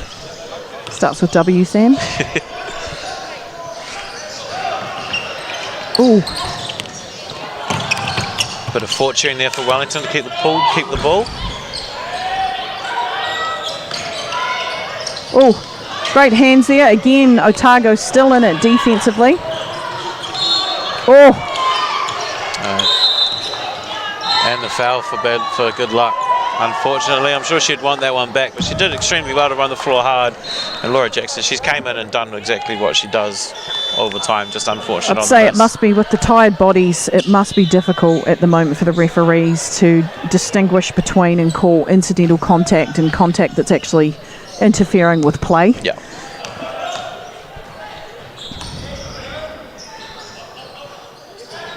First free throw rolls in there for Wellington, extending that lead out to 16. And unable to get that second to go. Wellington is 14 seconds here. Otago will be looking to get a good quality last second shot. Nice cut. Good deep Great catch. action. Great deep catch from Abby Harris. And she's gone Smart. to the right hand twice in a row. So I think she's kind of telling me that she does that I'm wrong. So that'll end the third quarter with a 57-43 lead to Wellington, who've done a great job extending their lead, but Otago not out of it, Sam. No, I don't think so. If they can get, again, they showed some good flashes towards the end of the quarter there. If they can come out firing in the last quarter, the next 2-3 minutes are going to be really pivotal to the outcome of the game. But if they can come in with a bit of fire and get all it takes is a couple possessions, you can get a couple stops down the defensive end, and if you can get that scoreboard ticking over for yourself down the other end, it's anyone's game. Again, you can't fault the mahi of both teams here. They're both working really hard, but fatigue definitely playing a factor here in some missed shots, some turnovers. So in this last quarter, I think it comes down to who can maintain possession, get some good quality looks. And potentially for Greg managing, he has some players with some hara trouble, so some foul trouble here for them may impact what he's able to do with his group. Yeah, it'll be interesting to see if he's going to throw the kitchen sink at Wellington now and throw Sarah Joy back in early and see if she can keep out of foul trouble. I think I would almost be inclined to. It's a tough situation, but I kind of think that now is really important, and if you've got someone like that you would want to have on the court, maybe you do it right now rather than waiting in a couple minutes. But if she picks up that fifth one early, then it's tough. Well, it's an interesting scenario, right? As a coach, you're in a playoff for third and fourth. You have no other games with this team. What are you prepared to do? Are you trying to play it safe and potentially slowly eat into the lead? Are you trying to really shake it up and give it, like you said, give it everything you've got and see what happens? So in the next 3 or 4 seconds, Sam, we'll get to see. It's good to see the girls, both teams playing with the energy that they are playing with. It can be really tough, a third, fourth playoff game, and quite often you can see those games being a bit tough to watch. But both teams playing really hard. So we see Sarah Joy is going to stay on the bench. Greg choosing to be a little bit more reserved with her at the moment. So in that last quarter, Jordana Davies came up with some good tūrapa, some good rebounds for Wellington. I see both her and Lily Tolele are in the game, so they've got some height and size at the tapa. I haven't seen too much of Wellington. I wonder if they've put Jordana, Lily and Lauren all on the court at the same time. Nice kick out, great mucker. Nice ball movement. Really nice series of play there from Wellington. Again, a quality look, just unfortunately didn't go down. Good pass. That's good transition looks. You get the score on your first possession to eat into that lead. Wellington did well. Early three and buckets. I don't mind that one though, because the defense kind of got cleared out. She was on her own. Yep. And she's hit some. And she's she hit makes some them as well. Right. Wasn't her first shot of the game. Good dump down. So some a couple good positions. Yeah, great ball movements. Good mucker there from Otago. Good passing. They get a good look. So 13-point lead for Wellington here. We're seesawing back and forth with scoring. Unfortunately for Otago, that's not going to be enough. They're going to have to get some stops. Yeah, they're going to need to. Lily with the three off the. Did she call that, Sam? And do you count it if she didn't call it off the backboard? Yeah, if she's not calling it, then I don't know if you count it. But hey, however they go in, I guess. Yeah. Didn't look like it was going to bank from here, but it just kissed off the glass. As Tinnett gets her shot sent back, We've got some transition here. Nice finish. That extends, and we've got a timeout here from Coach Greg. Yeah, good timeout from Greg, just to kind of get them to sit back, calm down a little bit more again, because you've seen good stuff from Otago. Just a couple of things on the break from Wellington. Absolutely. Just a bit of redirection, a bit of refocus, and get back to what they're best at. Well, and when you're in this game at this point in time, and someone banks a three in, Sam, it can be a little bit demoralising. Yeah. But hey, good on Lily. Lily. Yeah, when you see those ones going in, it's hard to have a next play mentality when it's like, Absolutely. But again, I'd say Wellington's 3-point percentage wouldn't be bad. Again, that's just off me eyeballing it. Yeah. Not sure of the actual stats, but well, they've hit I don't know. They've hit 2 this quarter. I think they've only put up 2, so Yeah. they're 100% for this quarter. Yeah. No, I'd be agreeing with you though, Laurie. I think they've made a good amount of their threes in this game. Again, defensively here, I'm sure we'll see something, a change up here from Coach Greg Brockbank. Again, not enough to trade baskets at this point in the game. You've got to do something to disrupt and create some more offensive opportunities. Wellington will need to be mindful of possession and getting quality looks, what they seem to be doing.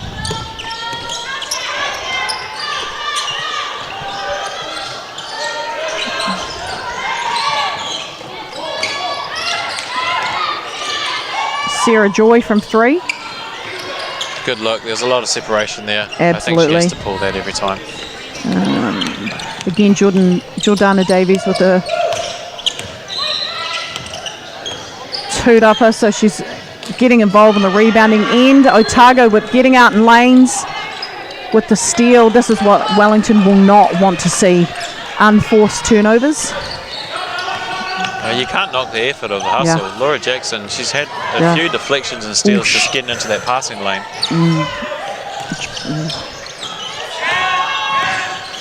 Nice way to get through the gap there. That's a really nice drive. Yeah, Caitlin Looney Curtis with a great move. Good step through to split the gap of the 2 defenders. Gets a little bit of a hit. Absolutely. Good body control to get the finish. A little bit nervous from some of the passing there from Wellington. Some of the mucker there looked a little bit off target, but able to maintain possession, and Wellington got a great look and the opportunity to have a 3-point play here.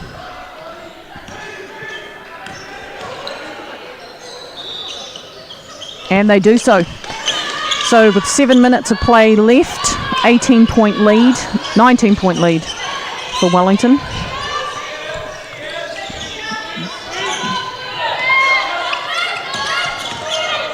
Nice. I like action. the idea of it. It's a great action, just didn't execute. Fatigue kicking in again. More Ball for movement, Otago.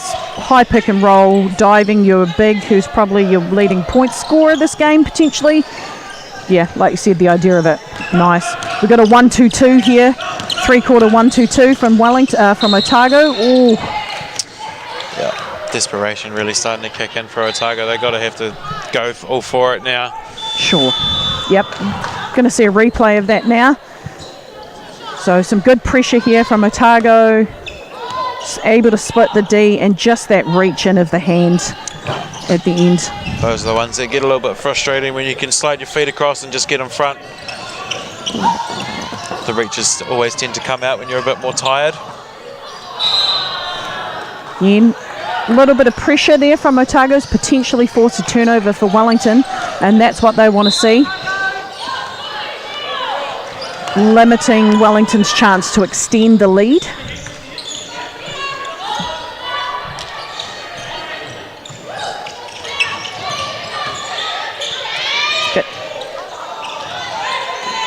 Good aggression on the drive there. No. Just unlucky to get the finish.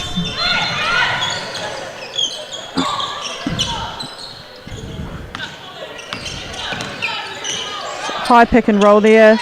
Re-screen and the dive. That's a really good look for Wellington. Nice spin move from Tolele. Unable to make it go down, but Good luck defending that two-man game between Lauren Tufata and Lily Taulele. Haven't seen it much though. No. Yeah, I would have thought that you maybe would see it a bit more.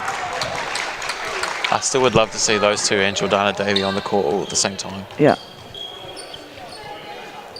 Potentially a frustration foul there from Tolele. Didn't get her bucket to go down the other end, and You normally see having those some ones a bit more after the shot misses, then they do a wee reach in. Also, Lily doesn't seem overly comfortable there, clasping her hip quite a lot. Hopefully that's just the effects of a tournament.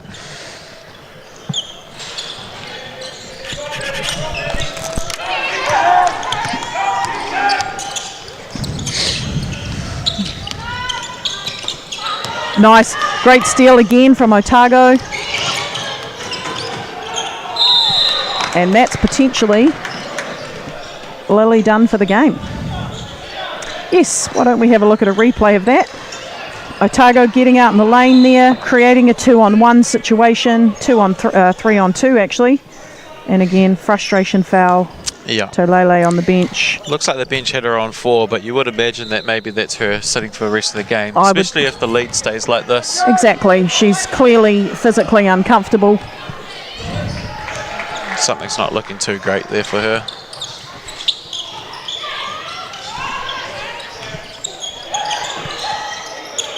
Good kick out from Sarah Joy there. Oh, Another 3-ball goes for Laura Otago Jackson. eating into this lead. No, they're hanging around. They are hanging around. 15-point lead, 5 minutes, or just over 5 minutes. Pull up.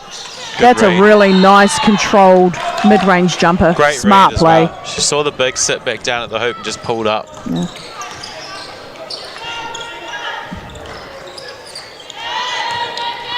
Just does not want to turn and use that right hand. That's a great pass.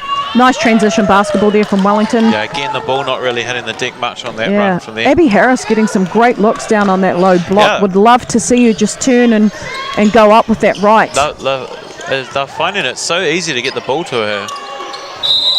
It's definitely something they should keep doing as well, because she's effective under the rim. Absolutely. Right at the tupper, difficult to stop, particularly on the left. As we see now, she's been fouled and will head to the free throw line. So Libby Bridges is going to check back in, maybe a little bit of a defensive element. She's got a decent wingspan on her. Abby able to knock that one down. Leads down to 19 now for Wellington. 5 minutes of play. Again, not completely out of the game, but definitely difficult at this point in time. You're banking on Wellington not scoring a lot in the next 5 minutes if you're Otago. I mean, you don't want to write them off because we've seen what they can do in the past, but at the moment, the Wellington still seem like they're just getting the looks that they can get. Force a turnover there, though, and a foul. So that's a second foul potentially in the last 30 seconds. So another hurrah there on Jordana Davies. As you hear Coach Shea Hyder there, no more fouls.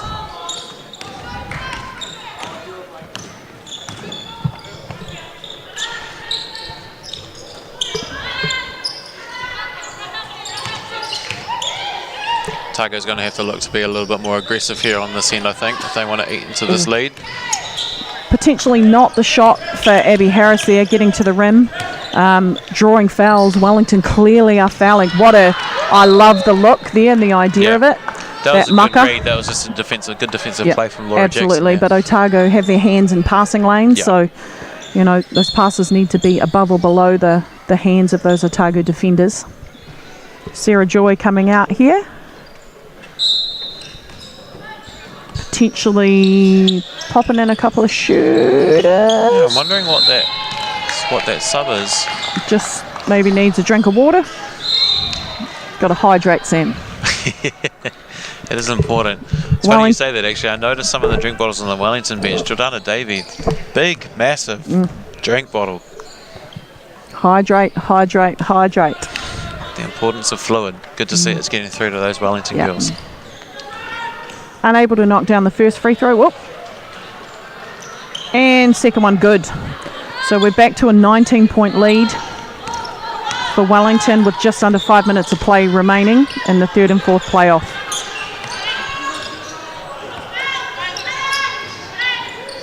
Seeing a few players from Otago that we haven't seen much on the court now.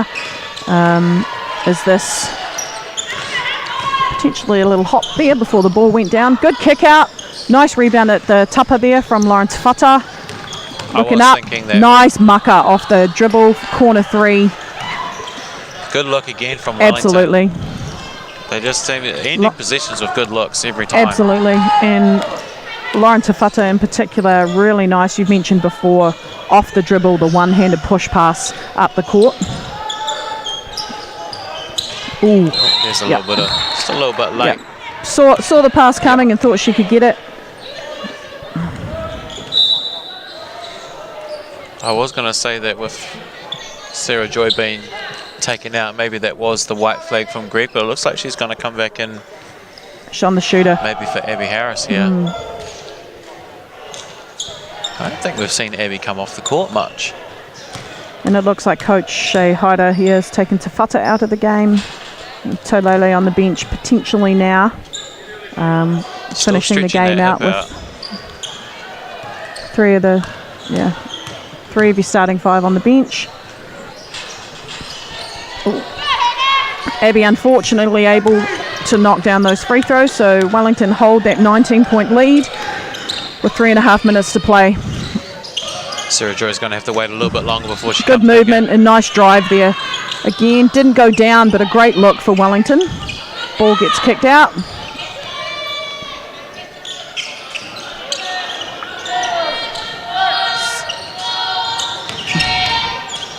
Good use of shot clock. Ability to create. Yep. Even late at the shot clock. No panic. Quality look. Oh, right idea. Again, potentially fatigue coming into play. Oh, had a head knock here. Potentially a head bang.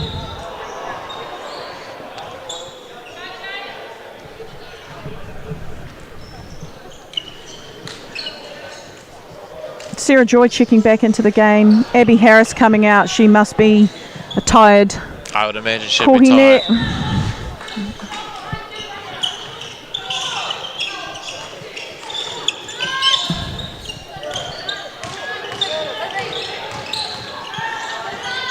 Nice kick out, Sarah Joy. Good look in the corner. 2 points only. Foot was on the line, but good inside out action. Yeah, absolutely. Good action.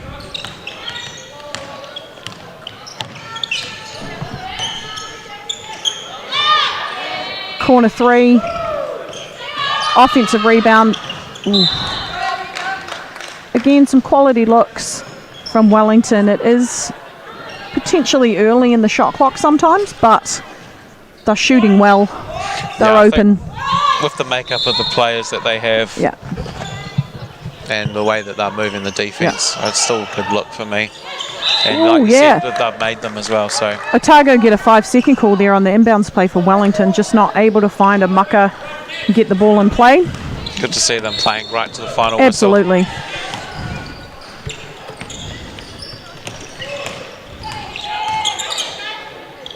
Sarah Joy with a nice drive and score.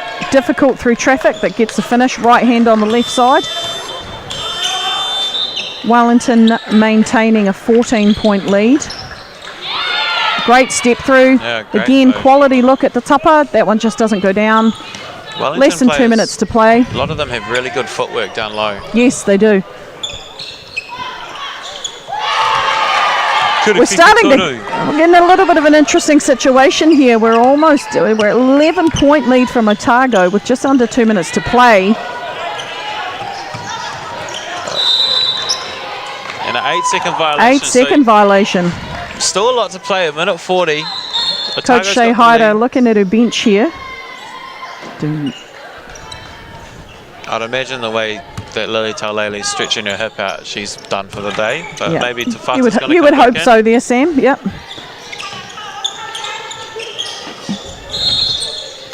High ball screen action. Lily Briggs Briggs. looks to pull again. Oh, Otago come up with the offensive rebound, giving themselves... So that hustle we've talked about from Otago coming out late. Wellington maybe just getting a little bit complacent. And it looks like I was wrong, Laurie. Taulele is going to come back in. Certainly appears that way, Sam. I think she got a wee smack from a player on the hip that's given her a bit of trouble as well. So she's already feeling the effects and she's not had much contact yet.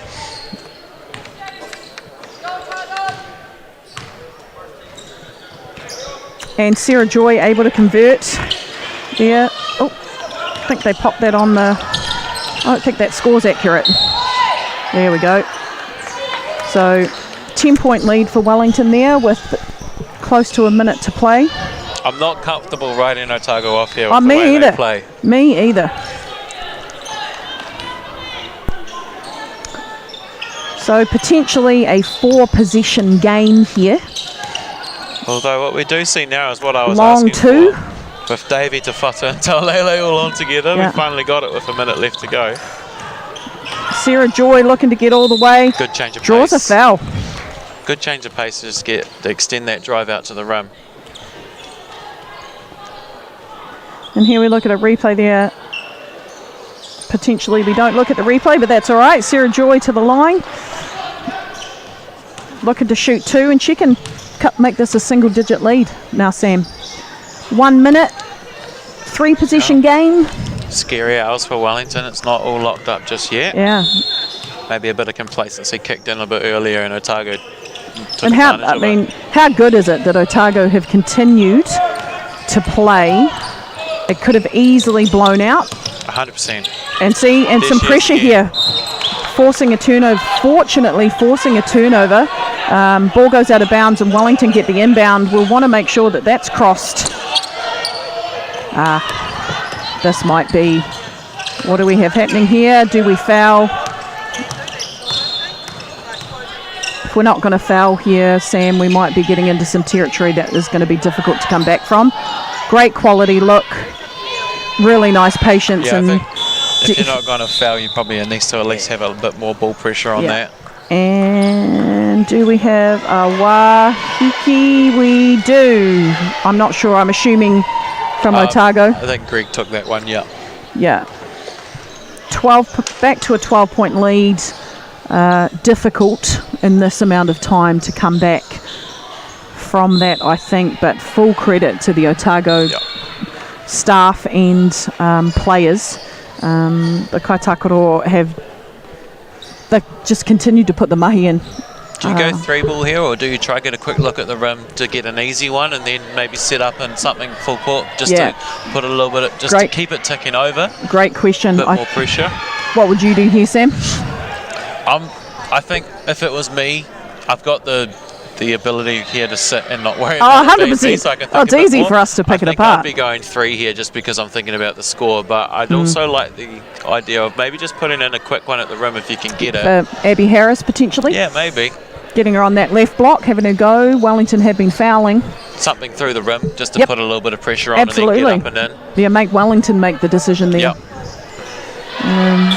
But also, if you can get a good look, maybe Abby Harris or Laura Jackson. Or is Laura Jackson fouled out? No. She on? She's not. So She's not on. I don't know if she's fouled out. It might just be... Yeah. But Hui Lolo and Mackenzie are probably their best 2 shooters, I think. Yeah. Potentially, anyway. Looks like I think they're looking for a 3-ball. Yeah, they are. And a 5-second call there. 5-second call. Not helpful. Not helpful.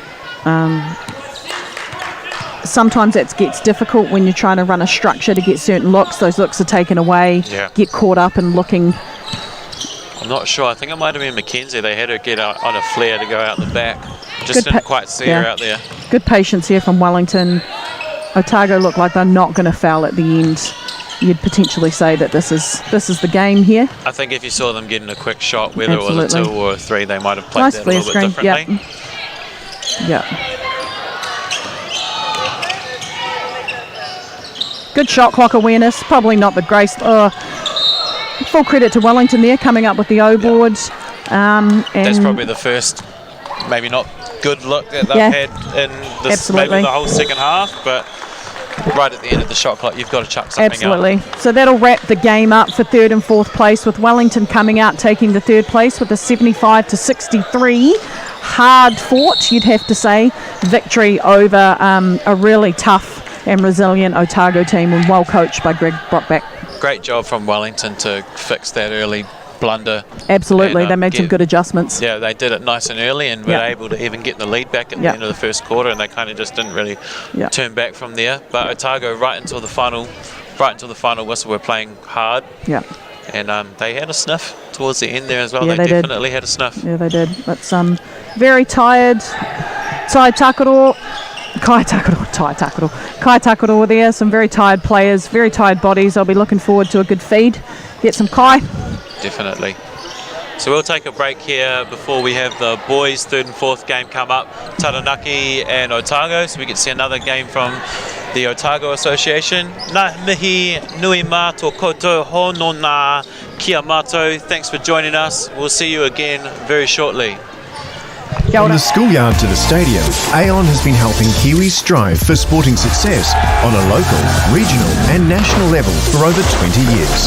We're proud to support New Zealand's sporting organisations and communities up and down the country. As New Zealand's leading insurance broker, we can also support you when it comes to your insurance with expert advice and local service. From quote to claim management, we're with you every step of the way. Talk to your local Aon insurance broker today.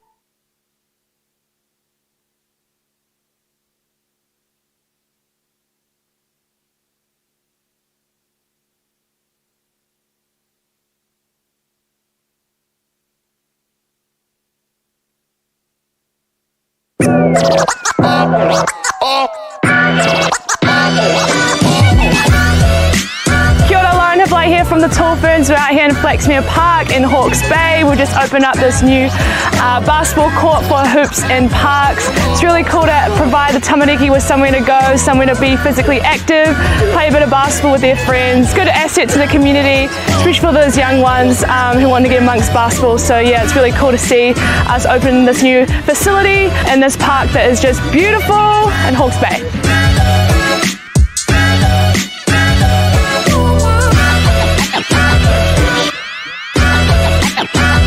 Kia ora, Pierre Cameron here. Just want to talk a little bit about the Hoops in Parks and the Hoops in Schools program. It's been amazing. The return on investment is priceless. The accessibility for all the kids in the tamariki to get in here and enjoy themselves, especially through these trying times, been amazing. And just to get outside, you know, it's pretty awesome walking outside and seeing this kind of ballpark available. It's great, especially in these times. Kia ora whānau, Peliri Oli here, Councillor for Flaxmere Ward, Hastings District Council.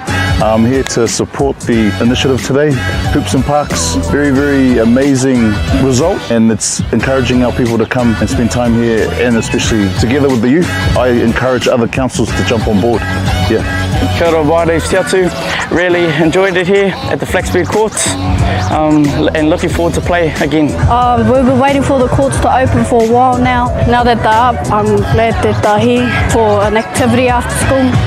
I like that the courts are purple.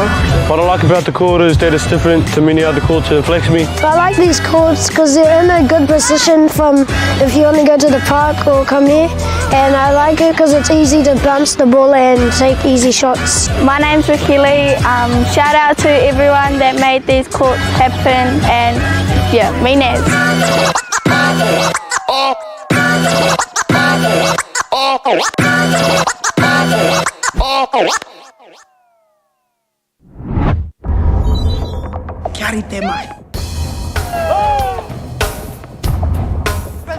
That's us binge watching.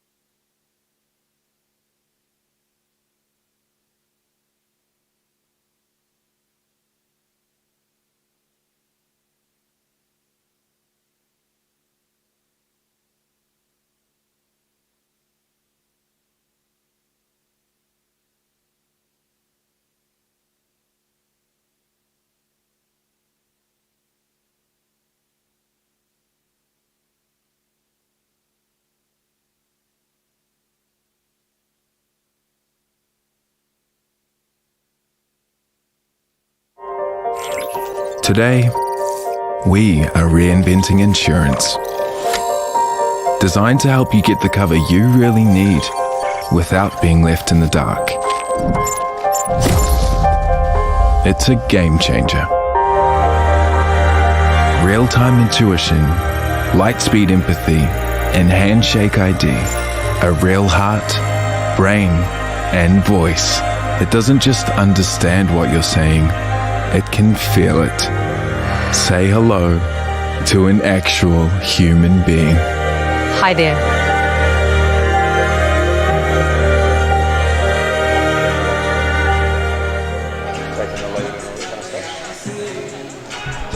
Kia ora koutou, no mai ki tēnei pāhotanga Poitukohu. Welcome to Game 3 of the live stream today. Boys third, fourth playoff at the Aon U19 Nationals. We've got Otago versus Taranaki. Again with you is me, Sam Watkins, and joining me in the booth now is Liam Connolly. Good to be here, Sam, and looking for a tightly contested contest in this third, fourth playoff. Alright, we'll go through the team list. Up first is Otago, Lachlan Stent, Sautia Missa, Gabe Gallagher, Oscar Hickey, Toby Lewis, Cohen Miller Thompson, Lockie Cameron, Patrick Freeman, Oliver Collier, Toby Kendon, Daniel Ashcroft, and Callum Churnside. And for Taranaki, we have number 5, William Paulgrain, number 6, Hayden Carr, number 7, Samuel McKinstry, number 9, Carlin Davison, 10, Gareth Washer, 11, Riley Tuta, 12, Kaya Kupe, 13, Cameron Cornell, 14, Michael Hip, and 15, Benji Freeman. So these two teams met earlier in the tournament in pool play. I think Taranaki coming away with a win. Otago ending up third in that pool, but able to get all the way to playing your team, Liam, in the semi-final. What are you expecting from them in this one here? Well, I think the thing you can always expect from Otago is that they're going to come out and play really tough, play really hard. I think that's kind of a theme through all the Otago teams throughout their age group basketball, and I don't think last night's score really reflects how kind of tough they played. Sometimes shots go down, sometimes they don't, but they're going to keep playing hard regardless, and I know that after last night they're going to be really hungry to come back and take a third place medal in this one.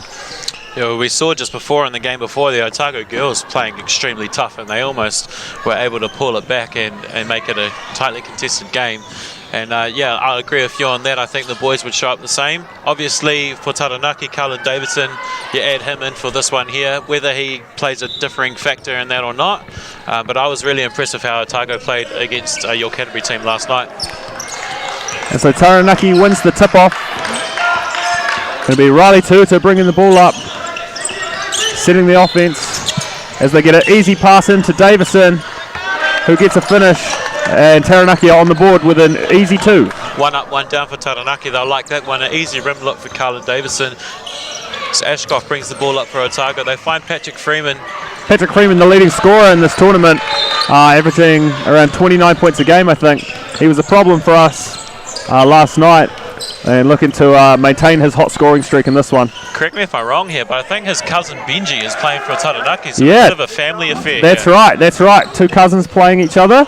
Not sure how often that they've been able to do that throughout their playing career so far. So really cool that they get to match up in this one, and I hope they actually do match up. I want to see some one-on-one battles going between them. I'd love to see some fades from Patrick away from with a contesting hand from Benji. Riley Tuta puts in a 3-ball. And so Taranaki making the most of their offense as they have done all tournament long. And they jump out to a 5-2 lead in the first minute. An early kuruwhiwhi toru for Taranaki as we have a ball come on the court. So the play will stop there just to have a bit of player well-being, look after the safety of our players there. Kai Takaro. Taranaki sitting in that 2-3 zone that they love to run. It looks like they're changing into a man now. They ran there all game yesterday, and Otago will be looking to pick the gaps in that, as they seem to be doing now.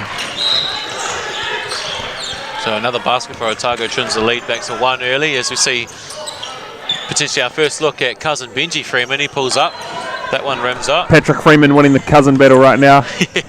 Maybe not on the team scoreboard, but on the individual scoreboard.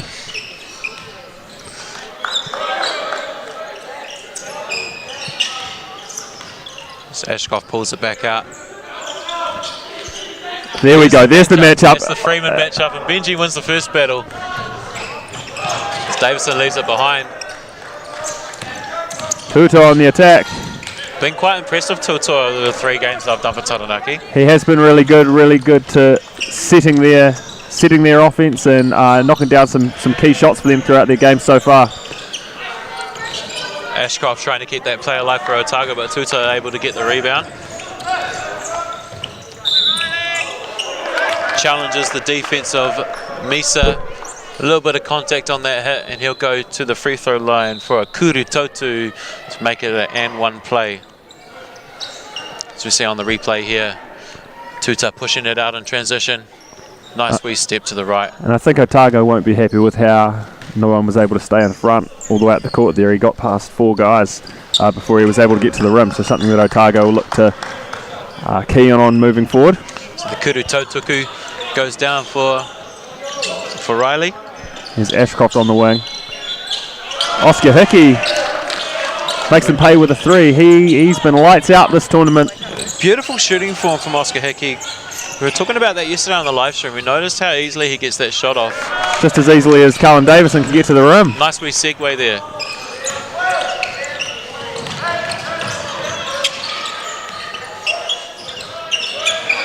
Freeman to Ashcroft to Hickey again for 3. And he's going to let that fly all day.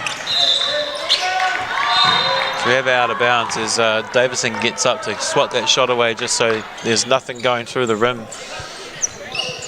Obviously the violation first, but...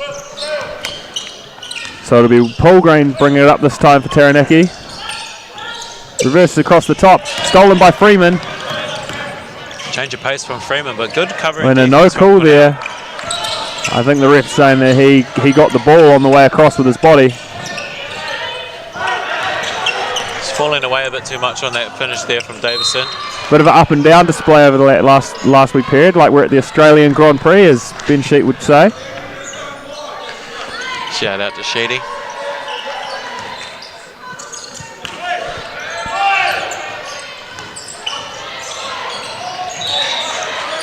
Taranaki just a little bit relaxed with their passes right now. Yeah, we've had the conversation over the live stream with the earlier games. It's always hard to get yourself up for a game when you thought, you had high expectations of yourself. You might have wanted to be in that final, and you find yourself in the 3rd, 4th playoff. It's always hard to get yourself up for one that you probably don't really be playing in. Freeman looks to work down low. And that's what he's going to want to do most of the game. That's definitely his area of expertise, is backing guys down, using his frame to get to the rim. He's very strong inside, very hard to stop. And he's got good footwork as well and good body control, makes it even tougher. There's Hickey again on the 3 ball. The second one goes down for... You've got to get a hand up on Oscar Hickey.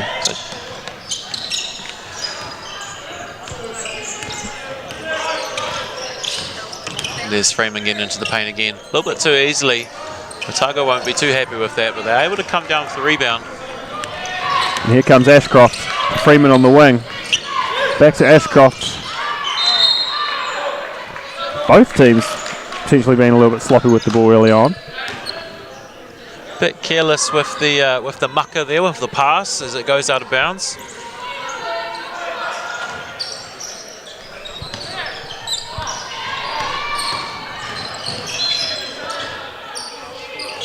Ball inside to Freeman. Cross to Davidson. And he gets the 3 to go. Kuru Whiwhitoru for Cullen Davison there as he extends the lead out to 5. And Taranaki eclipsing the 15-point mark. Not even 5 minutes into this one. They're looking to go for 120 with this pace. Otago might need to lock things up on the defensive end if they're going to want to stick around. Kufu Whiwhitoru attempt up there from Daniel Ashcroft. A little bit too much on it. There's Davison again for 3. Heat check. Does a heat check count if it's off the backboard?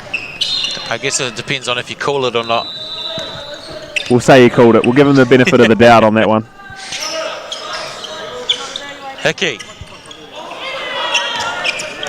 unable to get that one to go. Slow tempo early on from these teams. We have a travel there.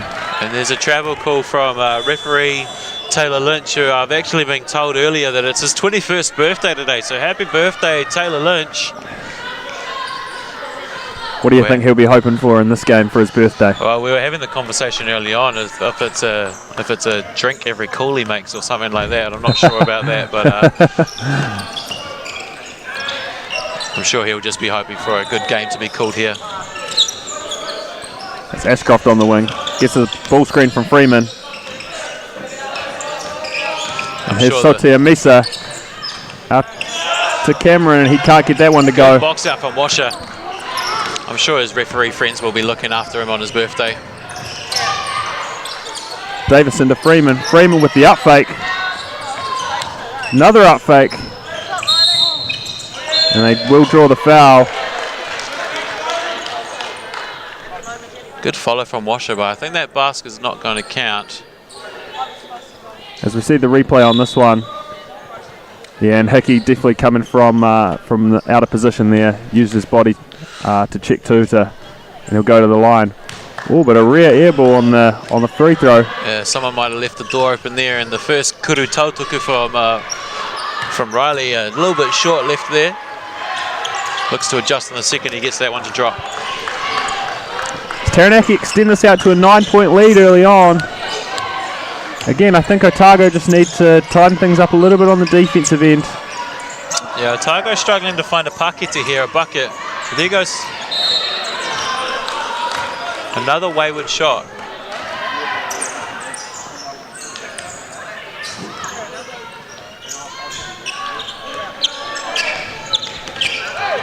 Here comes Tutu again, looking to get downhill. Another turnover by Taranaki. Gallagher I feel like a hand in there. I feel like whenever Taranaki can hold on to the ball, they're generally scoring it most of the time. So it's just a matter of not being sloppy with those things, and they'll probably come out on top offensively as Dinian Ashcroft knocks in a 3 to cut the lead to 6. So another kuru fifi toru as Riley tries to do the same. Tuta unable to get that one to go. Ashcroft pulling down the rebound. And he'll look to push the pace a bit. Back to another 3. Can't get that one to go, but Lockie Cameron. Oh, a fight on the floor, and we have a kick ball, and it will remain with Otago.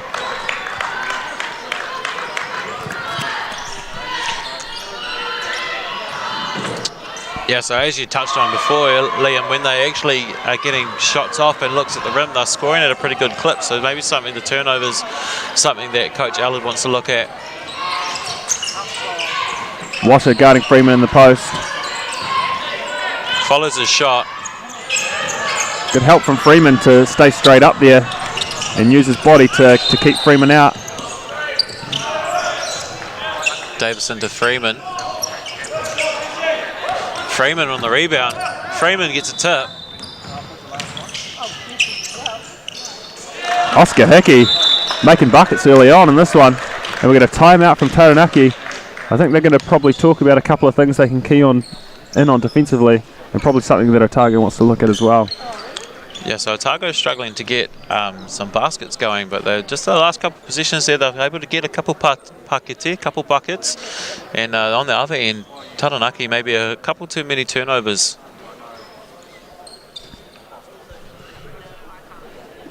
A bit of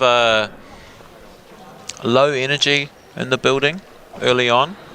You'd hope that with it being a close game, as the game goes on, if it stays close, you would expect that to probably pick up a little bit. I wonder whether potentially both of them came into this thing with the goal of trying to win it, and after last night's or very close defeat in the instance of Taranaki, whether maybe that's deflated their energy a little bit. Plus, you're on the last day of a tournament.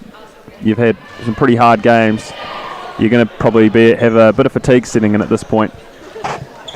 You're always wanting to be finishing off your tours away on a high with a win. This is true, and this is still a third place game. So still bronze medals to be playing for. Yeah, there's bit of hardware on the line. We'll take a quick look over to court 2. We've got the girls' 5th-6 game going over there. A tight battle early on. Auckland with a slender 10-9 lead over North Canterbury. As the ball's inbounded. to Davison.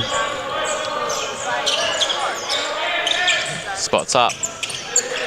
And I don't think that's maybe the shot they're wanting to get. Yeah, early on in the offense, I don't think passes. I don't think there's any problem with Davison shooting those threes, but maybe they might want to get the ball into the paint first, suck a bit of defense in, allow that look to be a bit more open. Yeah, I'm assuming after a timeout that they would have at least touched on what kind of look they wanted to get there. Freeman jumps up for the rebound, but a good box out there from Kaya Pupe.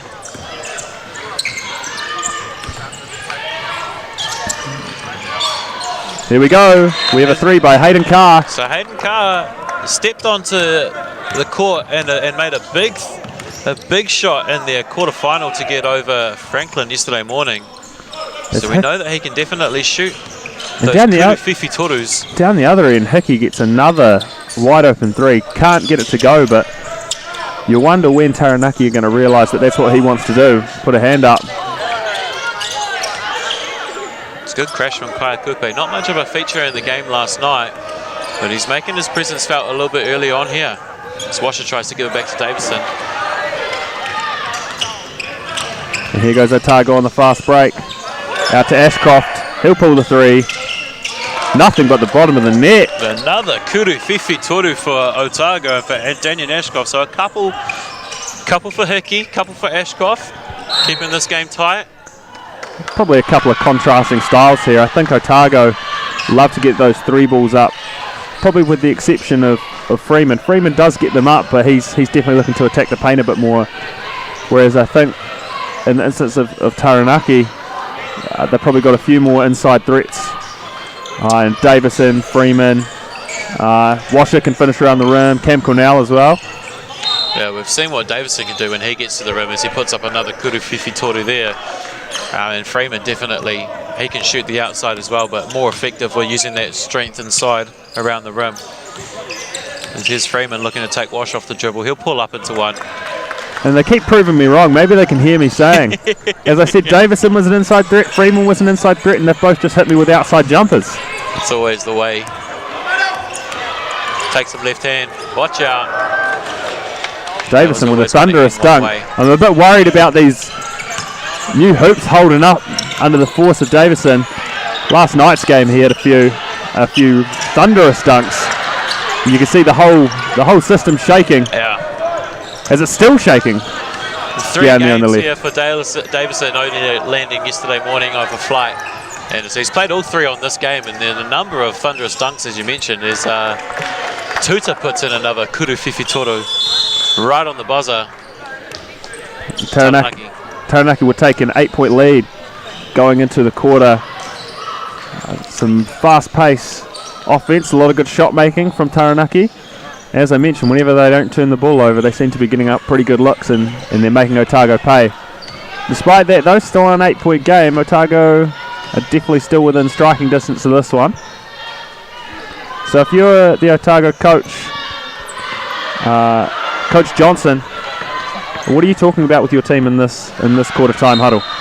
Well, I think they had that one period where they weren't necessarily getting many looks, but they've opened the floodgates since then, pouring in 11 quick points. I think it was at 10 where they had a little bit of a standstill.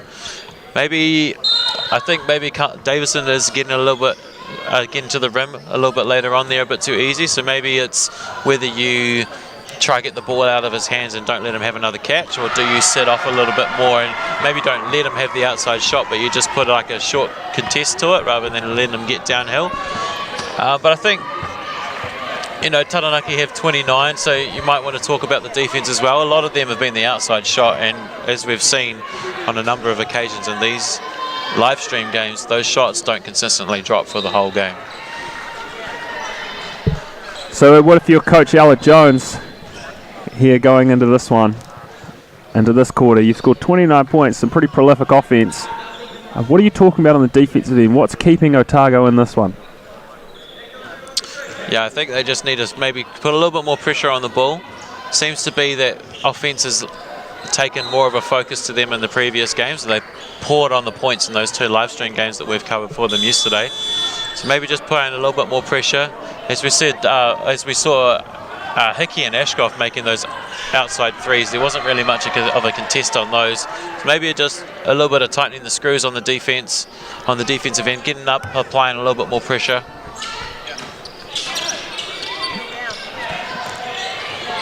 Second quarter action. Otago's going to start off for us.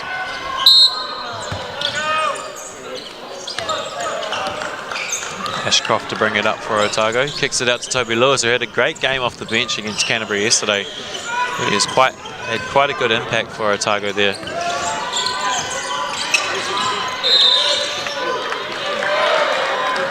And a travel call, so another turnover for Otago. Not really what you want to start your first possession of the quarter with. As Taranaki bring it back the other way.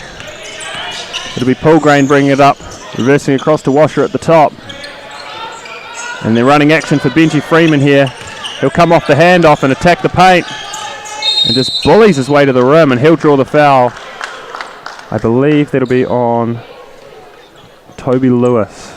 Yeah, so an early hutter there for Toby Lewis in that position there. But good to see Benji being aggressive and trying to get straight to the rim rather than, you know, you do see him settle for the outside shot every now and then, but definitely using his strength. And as we just saw on the replay there, it's so hard to stay in front of Freeman. You take one chest bump, you take two chest bumps, and maybe he gets you on the third one. He just keeps working his way in there using his strength.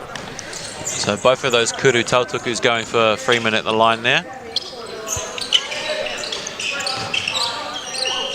Freeman on Freeman, there's the matchup. Can we get the ball back to I wanted to see another Freeman on Freeman. 1-on-1 battle in the post there. We he passed it out. A split second, but then Gallagher decided to put the ball on the floor. It looks like it will stay off Otago though. As Ashcroft will inbound for Otago.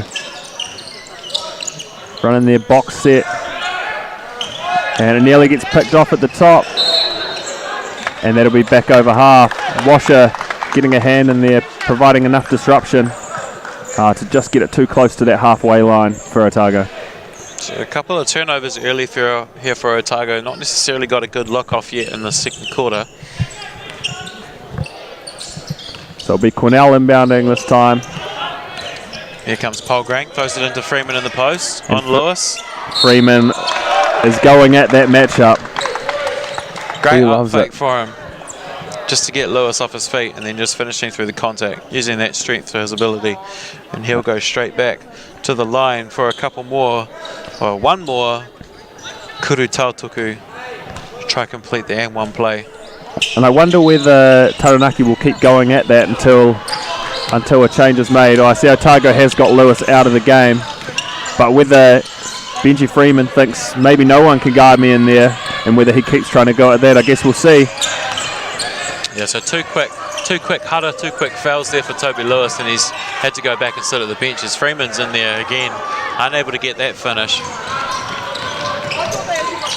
Kick out to Misa, finds Freeman, back to Misa. We fumble, but he manages to stay with it.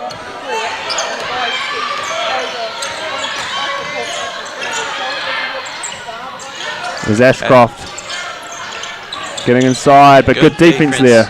Great defense from Washer.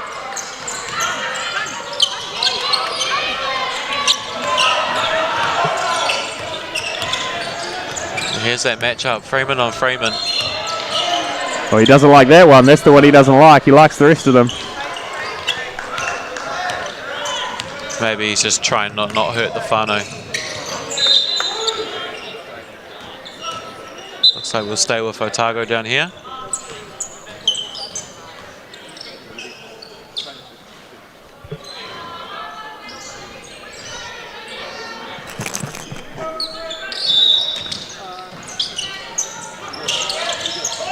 Oh, and another back over half violation on the baseline inbounds. It's two in a row for Otago. They might need to run some different action off their baseline play there. So we've had just over 2 minutes in the second quarter. We've got no field goal makes for Otago, but we've had 3 or 4 turnovers. So something that probably they're going to want to fix very quickly. Otherwise, we could see this lead balloon out to 20 or so very quickly.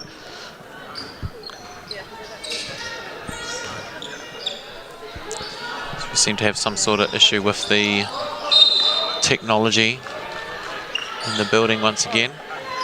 I think we have a discrepancy potentially in the score or the fouls. Okay, this has nothing to do with the technology. Well, it might be a technology error that's caused it. We were saying in the earlier game, the people that set up all the technology here, they're based over in France, and because of the pandemic, they weren't able to come over, so it hasn't been set up by the company itself. It's obviously been outsourced to someone a bit more local, which could be why there is the odd error here and there. The Baudet scoreboards. As Polgrain looks to set up the offense for Taranaki, finds Quinnell inside, and he's able to draw a header as they just start to creep up a little bit for Otago. That's 3 already. And as well as that, Otago haven't managed to get a basket in this first 2 minutes on the other end. There's Freeman, as he did last night in the semi-final on Taituka Wynyard. He throws it off the person not paying attention on the baseline. Does he get an assist and the basket for that? Is it assist to the other player because it touched them last? Can you get an assist to the other team? A nice wee pull up there from Gallagher. They'll be happy to see one finally go down. As Freeman sizes up Ashcroft. Gets a screen from Washer. Good move from Freeman, just unable to get it, but Washer stays with it. And a nice touch from Washer. Good wee soft roll on the rim there as they extend the lead out to 14. Here comes Hickey. Misa, Ashcroft to Gallagher. Here's Hickey. Shapes to shoot, but then throws it down. Good defense from Taranaki on this possession. Great hand from Canal, but a tough finish from Ashcroft. Fading over his right shoulder. That's super tough.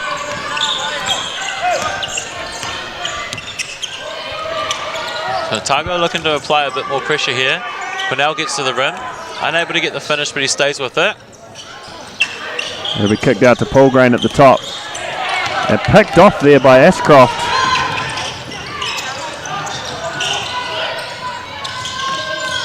Good hand from Quinnell once again, just to slow that offensive set down. And Ashcroft attacking the size of Washer. As Freeman attacking multiple bodies on the break. Good up fake. They just can't stay in front of him. Able to get all the way to the top of there. Good up fake. Gets the defense off their feet.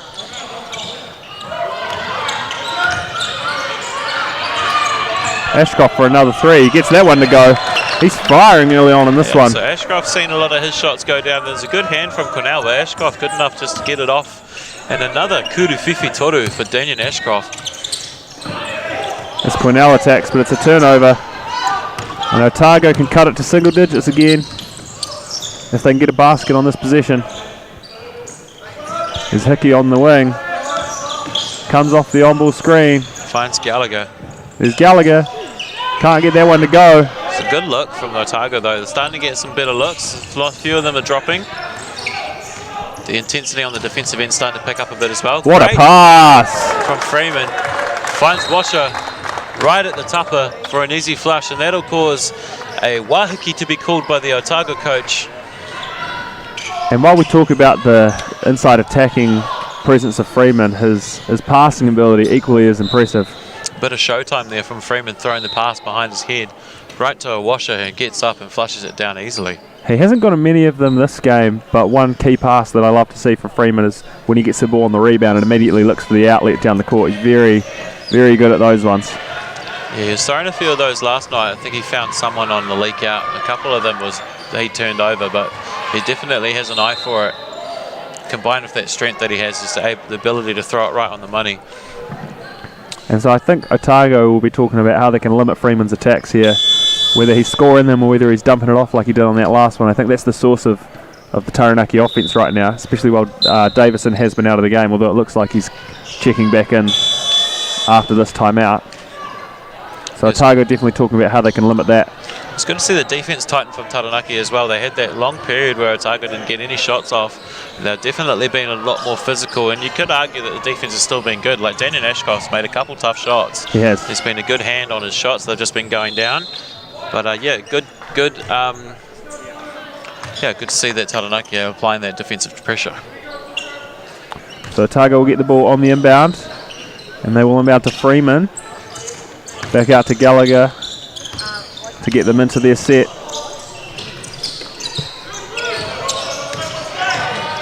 Good hesitation from Hickey as he's able to get to the rim, and he draws the Hada on Tuta, sorry. And as you can see here on the replay, Hickey getting the first step on Tuta, and Tuta out of position. Needs to keep his chest directly in front there. So Hickey unable to get the first to go.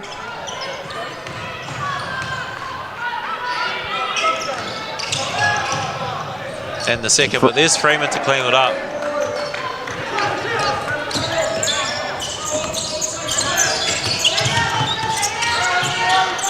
Freeman able to get a hand in on Freeman there. It's a turnover, and I think for Taranaki, Benji Freeman can't be still sitting back on half court after he's turned the ball over. He needs to get back on defense. Davison elects to throw to Tuta in the corner. There's Davison up the top, guarded by Freeman. As Davison pulls up the three. Can't get that one to go, and Gallagher on the rebound. Otago looking to go the other way.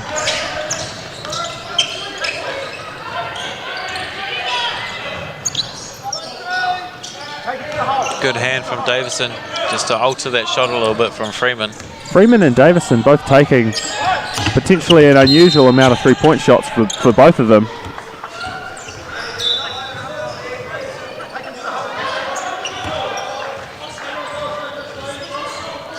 Yeah, usually a couple of players that you would expect to try and get downhill a bit more, and they seem to be settling for that outside shot. It was immediately after I said that they were both good attacking players, they both decided to pretty much exclusively shoot three-pointers. Well, here we see Davison get into the paint, kicks out to Tuta, finds Freeman in the corner. I think on a, oh well, he lets it go anyway, and down goes the Kuruwhiwhi Toru from Benji Freeman. That's a tough shot.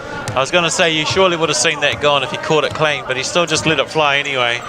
I think the most dangerous thing about Freeman on his three-point shot, he shoots it from such a high release point. So and he is quite a tall frame, so he doesn't need to get a lot of lift on that to be able to get it off. As Hickey's able to just get a bit of normality for Otago, he puts in a mid-range.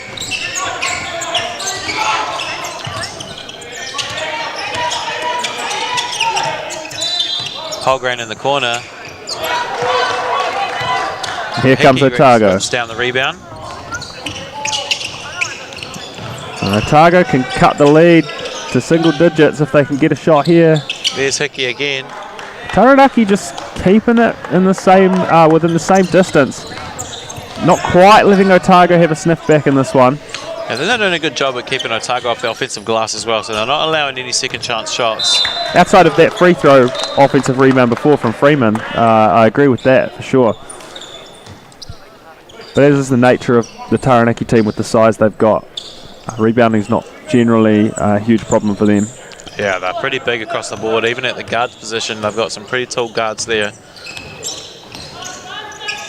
As Lewis is checked back in with those two fouls. Tries to throw it into Freeman, but it's turned over. Davison finds their Freeman, who finds Tuta.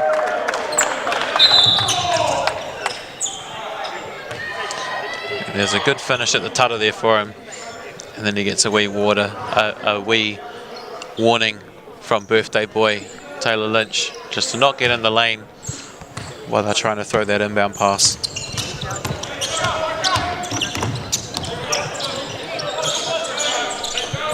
Freeman kicks it to Gallagher on the wing. Lewis cutting in. Great pass to Freeman. Great pass from Lewis, and Freeman with a nice up and under finish there. There it is.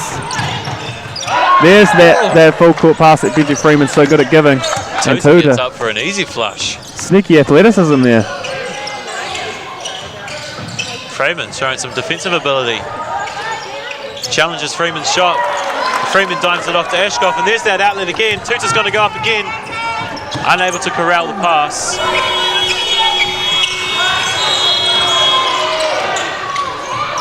Freeman kicks to Gallagher in the corner. And that Kuruwhiwhi Toru goes down.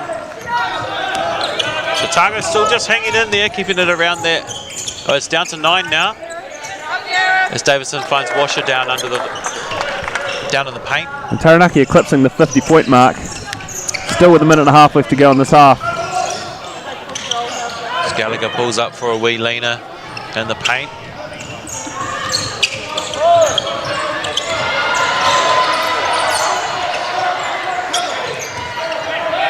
Freeman calls for that on ball from Washer. Chooses to reject it, finds Davison. He'll load up. Way off on that one. As Otago attack the other way. Good initial defense from Polgrain to slow that attack down. Here comes Lewis. Finds Ashcroft on the kick out, and all alone Ashcroft couldn't get that Kuruwhiwhi Toru to go. But Lewis is there for the offensive rebound. A good step up from Freeman. Ooh. But Lewis is able to squeeze that pass through, but Freeman says no, not today. Interestingly, no call on that one.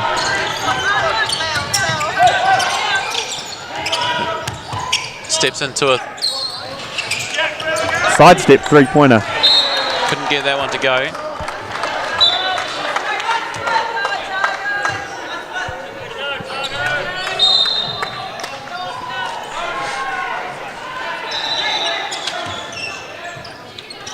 And Otago again with another opportunity to cut this to single digits. I think that would bode them very well heading into the half. They can get one to go, and they do.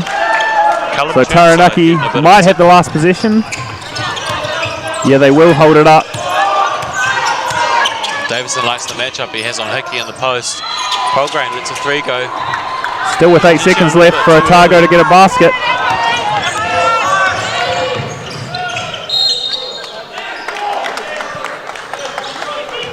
We may see a timeout come here from Otago just to talk over something. Nope, nothing coming. Another turnover on the baseline inbounds. So maybe the timeout was needed just so they could get a little bit of composure on that inbound and see if they could get a good look going into the half. But it is Taranaki with a 9-point lead. Otago doing well in the second half there to get some baskets in. Good shooting from the outside and able to get downhill as well, just to keep it within distance, because it did look like Taranaki were trying to run away with it. I think Otago did lose that quarter, only by 1 though. So they're just hanging around within that around that 10-point mark. How good your math? Around that 10-point mark. I was meaning more on the if they lost that quarter. Yeah, Taranaki. I think Taranaki won at 21 to 20. Would that be right? 21-29 at end of first quarter? 21-29 it was, so Taranaki won that quarter by 1. Quick math. Quick maths. So we're looking to take a quick break here as we're half-time at the Aon U19 Nationals 3rd-4th playoff. We'll be back with you in a couple minutes.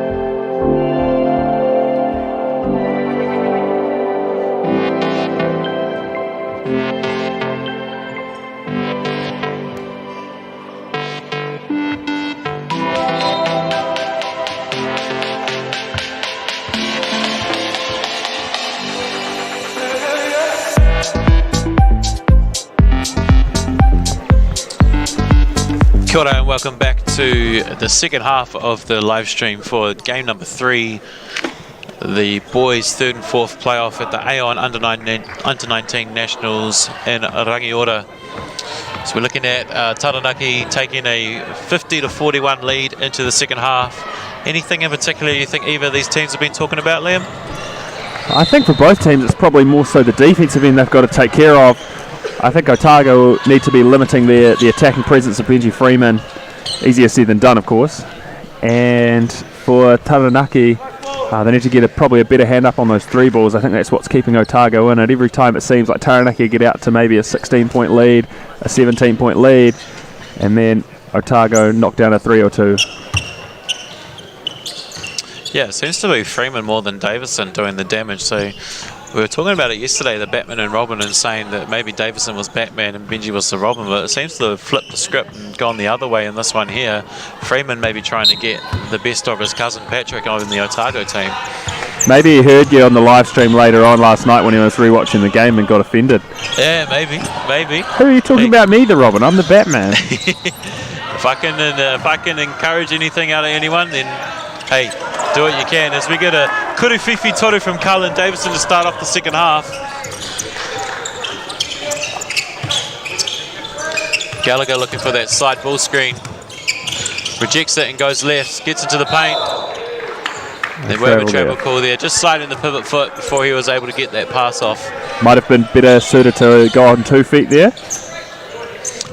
Yeah, try to get to that stride step finish so you can have something to play off of. You see that often an age group basketball players getting stuck off one. Yeah, it's a good defense on the Taranaki though. They definitely know how to show some verticality down in the paint. As Freeman tries to get a steal off of his cousin Patrick. Ashcroft pulls up. Ooh, that's pretty. Splashes one in the face of Freeman. A good hand, but he was just able to get that to knock down. I think they've got to apply a lot more pressure to Ashcroft. They're kind of just letting him have what he wants, really, eh? Quinnell. They're getting hands up on his shots, but they're too late. Great pass from Davison to Quinnell. Quinnell just sits there and waits, able to draw a bit of contact from Patrick Freeman, and he'll go to the line for an extra kuru tautuku to try and make the 3-point play, as we see here on the replay. Great dime from Davison. He just sat and waited on it. When he got Patrick Freeman to commit, he just went up, able to finish and draw the foul. I'm not sure quite what ball screen coverage Otago were trying to run there, but they maybe need a bit better communication on that one. So we see the side on ball. Ashcroft pulls up. Maybe a bit of a heat check there from Ashcroft. Freeman pulls down the tūrapa, the rebound. Looks to attack, spins back to his right. Follows his shot. And his cousin Patrick pulls it down.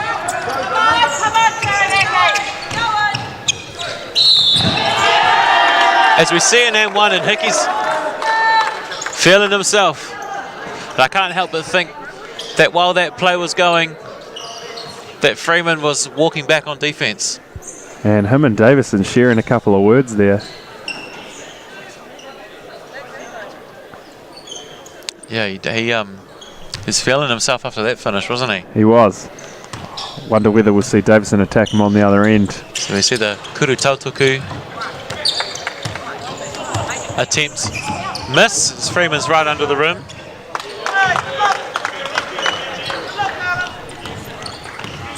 A great pass there from Davison, finding Freeman wide open under the rim. Freeman looks to attack. Gets a bit of side contact from his cousin, but nothing doing. Taranaki doing a good job of walling up inside. And they are stopping a lot of Otago's inside looks for the most part. They've just got to get better hands up on those perimeter shots. They do a great job at protecting the rim and walling up, as you said, and making all those interior looks as difficult as they can be. Davison will inbound, gets it into Tuta.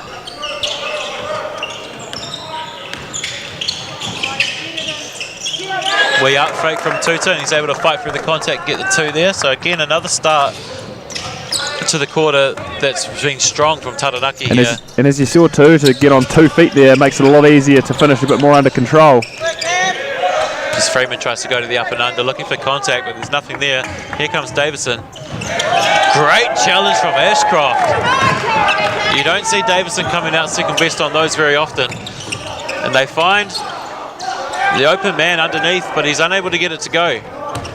Callum Churnside, I'm sure he would have wanted that one back, as Davison tries to get up for an oop play. Ashcroft being disruptive. That is Tuta. And an early timeout from Otago. They want to talk about something they haven't seen here. I think it's the transition looks that Taranaki are getting most of the time down the floor. It seems like they're able to get a layup off or a decent shot off within the first sort of 5-6 seconds of their offense. So Otago will be talking about, I think, how they can slow down that pace of play. Yeah, they're doing a great job, Taranaki, on the interior D, just walling up and making those shots as tough as they can, and then able to just rip the rebound and run. Otago have had a couple of those last defensive positions where they've kind of relied on Daniel Ashcroft doing a good job kind of by himself at the rim, but they really shouldn't have to rely on him last second to make those kind of plays. If they can set their defense a bit earlier and make it a bit harder for Taranaki, I think that'll bode well for them. That was a great challenge from Ashcroft on that. It was. Attack from Davison, but yeah, as you said, the other four just kind of sitting around and watching.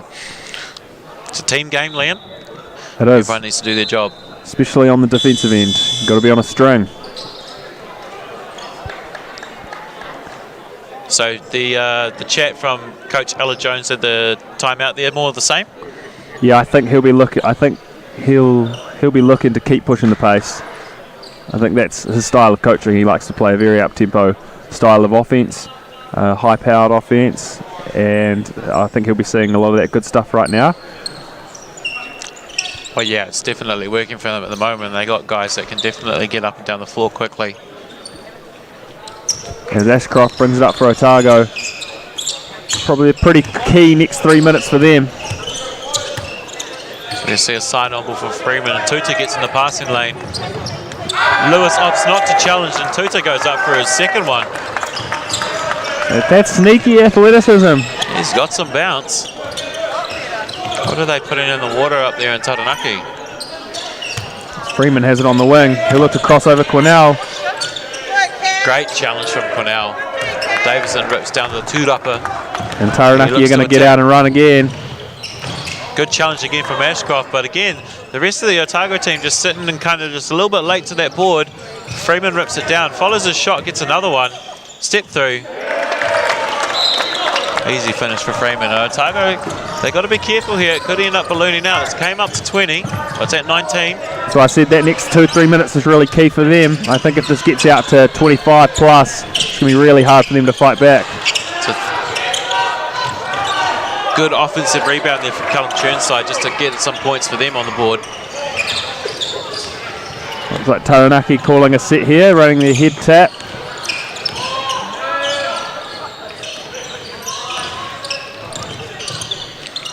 Looks a bit similar to something we run, Liam. There's Cornell for three. Gets that one to go.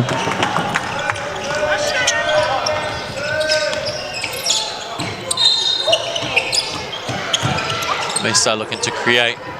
Finds Lewis back to Ashcroft. Davison tries to get in the passing lane, but Ashcroft stays with it. Elects to go downhill.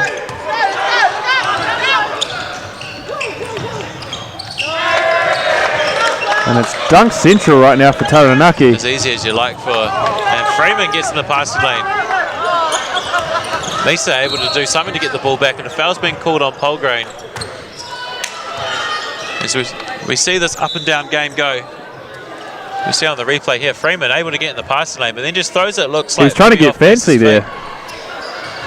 He's trying to throw it past him and catch it on the other side, I think.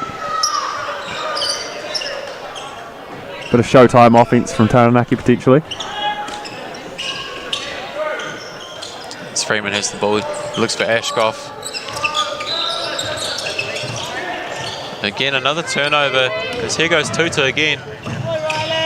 Good veer move to get Ashcroft on his back. And this one's out to 24 now. It's not looking good for Otago. So another slow start to the quarter, although we're over 5 minutes in now, but Taranaki are just being relentless. They're not letting go. Yeah, they have 21 points in this quarter already. And we're only just over halfway through. very potent offense. If they can get going up and down, well, a couple three balls added in there. They're just getting out on the fast break. Every steal they get, all 5 guys are running. You could argue some of them are leaking out early, but Otago need to recognise that. Yeah, I mean, if it's working for you, then you don't go away from it.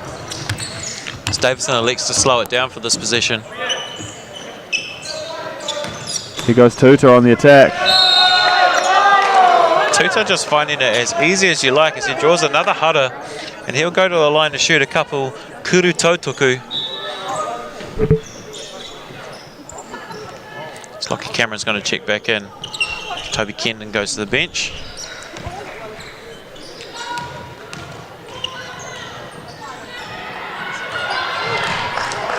First one good for Tuta.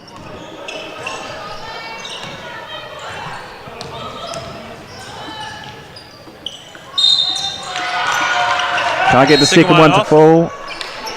Nearly an offensive rebound there. I think Lewis was lucky there to keep the ball for Otago. He was. As we can see, it's out to a 25-point lead for Taranaki here, which was that magic number I mentioned a minute or two ago.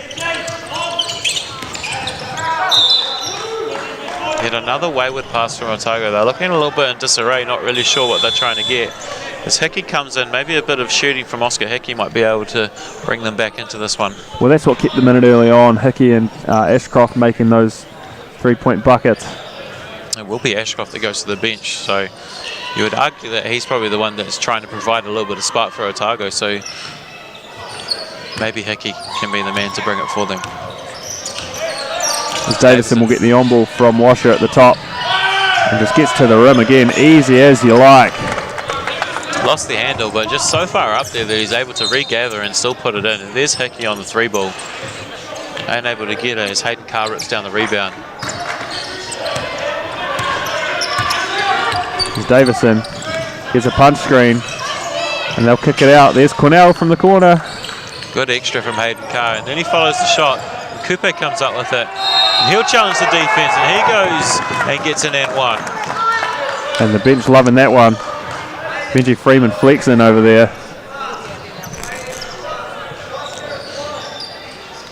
We see on the replay enough from Hayden Carr just to challenge the defense, and then Coupe sneaks in and draws another foul on Toby Lewis. Unable to get the Kuru Tautuku attempt to drop, but it's all Taranaki so far in this third quarter. 26 points. Looking like they're going to go for potentially a 40-point quarter if they can keep this up.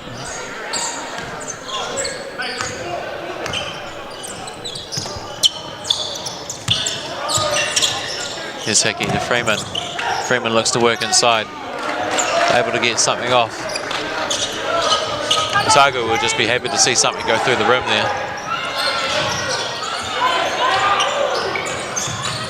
Good kick from Davison. Carr thought about stepping into a 3, but finds Cornell. Cornell gets downhill. Kendon gets a block. And unfortunately for Cornell, it falls on him as he's out of bounds, so it will be Otago ball. If you're Otago over this next 3 minutes, what are you thinking you might need to do here to get a bit of a spark and get your team back in this one? I think it needs to start at the defensive end. If you can get some stops, not let them leak out in transition anymore, and then just try to chip away with a couple baskets of your own. The focus has to be on the defensive end. As we saw early on, Taranaki's high power offense potentially susceptible to turnovers sometimes. So maybe if you get out, put a bit of pressure on, it might cause a few of those. Maybe you get a few run outs at the other end yourself. Yeah, it always hurts when you're a team that's so good in transition. When the other team starts doing it to you, it's always one that hurts.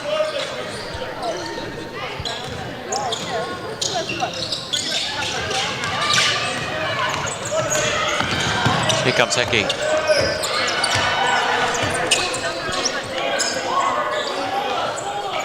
Kendon sizing up the defense, gets a side ball screen from Freeman, finds Freeman in the corner, and he'll shoot, and he'll make the Kuru Fifi Toru over the top of Gareth Washer's outstretched hand. Taranaki bringing it back the other way, looking to extend this lead via Davison. And here's Palgrave looking to work Lockie Cameron. A little bit of energy coming from Otago now as Davison pulls up from deep. Thought that was good. Looked good from this angle. I think he thought it was as well as he looked to go back rather than follow his shot. Here comes Misa. Kendon with a jab and an attack. Loses the handle. Taranaki come up with it. Polgrane elects to slow it down. Finds Davison on the wing. Side ball screen from Washer. Good cut from Kupe. Great ball movement from Taranaki. Inside-outside action, right to left. Unable to see the three to drop, but a good action from Taranaki.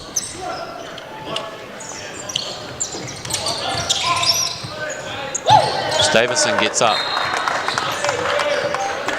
But the early contest from his teammate, making that easy for him to come across and get that block.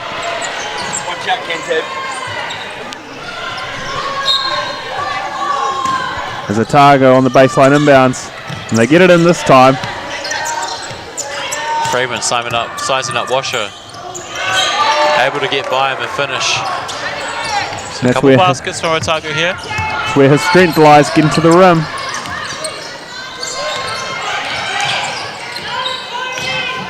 Nice dish off the Washer from Davison. Just as Otago start to sniff in with a couple of baskets, Taranaki answer on the other end. Yeah, they've got the game under control for now. Whenever they feel like they need to get a basket, they slow it right down, get a good look. Otago have got it down to it's 25. It was down to 23 just before that last basket, of course. And I kind of thought maybe if Otago could make a little bit of a run, get it to within 18, 17, they might feel a bit of energy off that. But Taranaki just answering on the other end, and kind of you could see Otago's energy just get sucked out a little bit. It was looking like there was potential for them to go on a wee bit of a run there, but it's always disheartening when you make a couple baskets and then they come down and they make one on you when you've played a good defensive position as well. It's Davison. I think Davison was about to take flight there. Unfortunately slips on the floor. Gets up a bit gingerly, but it looks like he's going to be fine to carry on.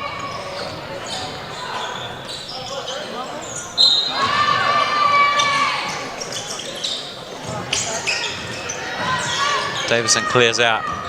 Gets the side on ball from Washer. Kicks to Hayden Carr. It seems that someone would have left the door open. The three ball just off to the left.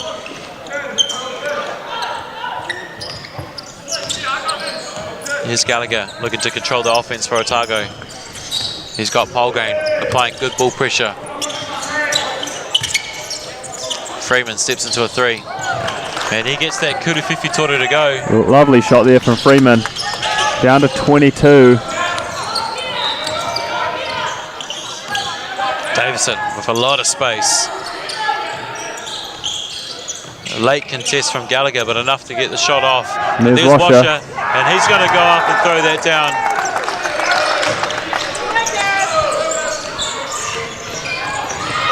Hickey with 8 on the clock. Elects to pull up to an early three. There's a he two. gets it to go. There's a two there. I think the ref called that his foot was on the line. Foot on the line, apologies. It's Davison, that won't count. As we head to three-quarter time, Taranaki extending the lead in that quarter. They amassed 30 points in that one and jump out to a 22-point lead heading into the fourth. Yeah, if Otago want to have any chance of getting back into this, I think they're going to have to start applying a little bit more ball pressure.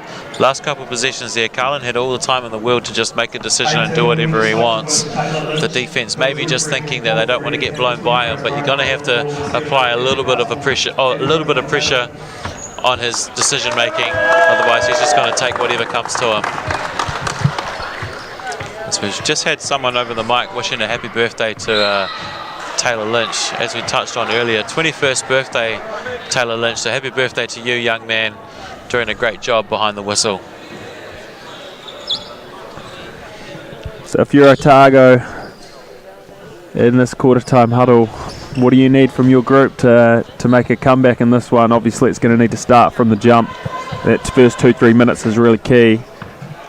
What can they do? Yeah, it's going to have to come super early from them. They're not going to be able to wait. They have to throw everything at it right now. but I need more energy on both ends of the floor, but especially the defensive end. It's looked good in patches from the offense, but defensively they're just letting Taranaki take whatever they want. They need to get up and in, apply a little bit more pressure, and then hit the glass hard. Some second chance opportunities. We saw Washer throw that one down just before. I wonder whether Taranaki will get up. Otago will get up and put a bit of full court pressure on here.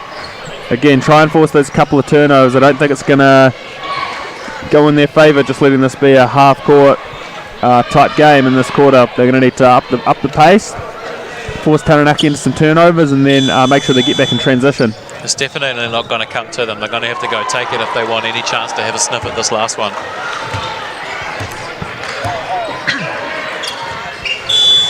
Almost back here. Fourth quarter action for the boys' fourth game at the Aon U19 Nationals.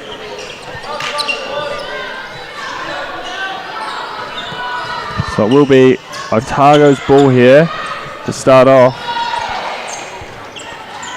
It'll be Ashcroft who will inbound it to Hickey by the looks. Taranaki sitting into 1-3-1 zone now. Maybe looking to not allow those outside shots. As Freeman takes an early one anyway, and that Didn't one goes work. down. So Kuriwhiwhi Toru to start off the fourth quarter for Otago. Almost a dream outcome for the start of the fourth quarter for them. And that's what they needed. Polgray looks to pull into one, but then moves it on to Kupe. Freeman has it up the top. He'll put his head down. Freeman challenges him on the finish, but Freeman too good on the spin move and able to put that one in.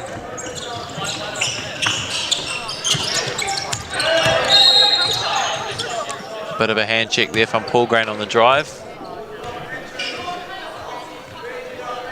It'll be Otago's ball on the baseline. Or sideline, I should say.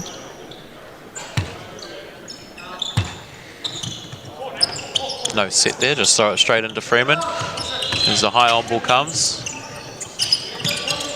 Cameron looks to get downhill. Gets by the defense. Nice move finish on the rim, so a quick 5 points for Otago here. They're going to need to be able to stop on the defensive end, and that's not going to help as Kupe gets a leak out and an easy two right at the rim. Otago getting what they want from their offense, just not from their defense. Taranaki just keeping this at around 20. Ashcroft looks to work. Finds Freeman on a late cut. It's going to stay with Otago as Davison looks to check back in. He's going to take out Polgrain.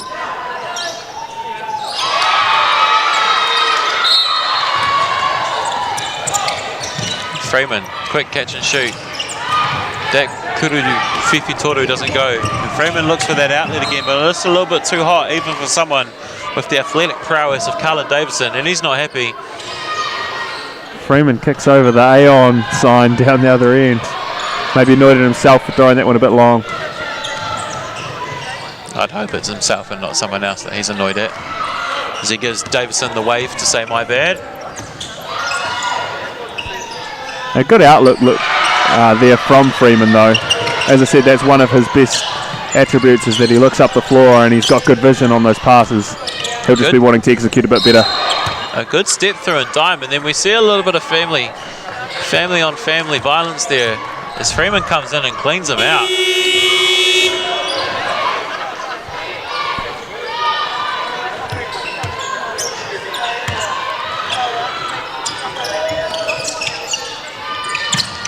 Ashcroft puts it through his own teammates' legs. Freeman on Freeman, here it is. Draws the foul. There's still a 21-point deficit, but 3 early fouls drawn on Taranaki, which is definitely something that Otago will want. Of course, as they get into the bonus, the clock's going to stop every time. They get 2 free ones at the line. The first Kuru Tautuku goes down for Freeman. Yeah, the offensive end looking a lot better from Otago, but they're going to have to tighten up the defensive side as well. It needs to be happening on both ends of the floor. So they can't just have it go back and forth when you're trying to eat into a 20-point lead.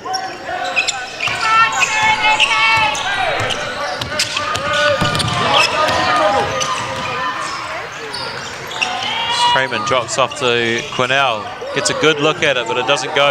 Ashcroft skies for the rebound. Finds Freeman in the corner. Quinnell challenges. Oh, friendly Freeman roll. up to the task, and another kuruwhiwhi toru off of a friendly roll for Freeman. And have they called a 2? I think they've called a 2 on that one. Only 2 points have gone up on the scoreboard Must there. have had a toe on the line there.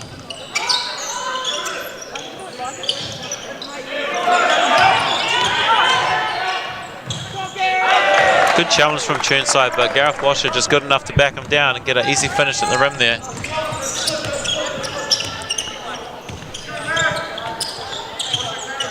Cameron James looking for something. He gets downhill.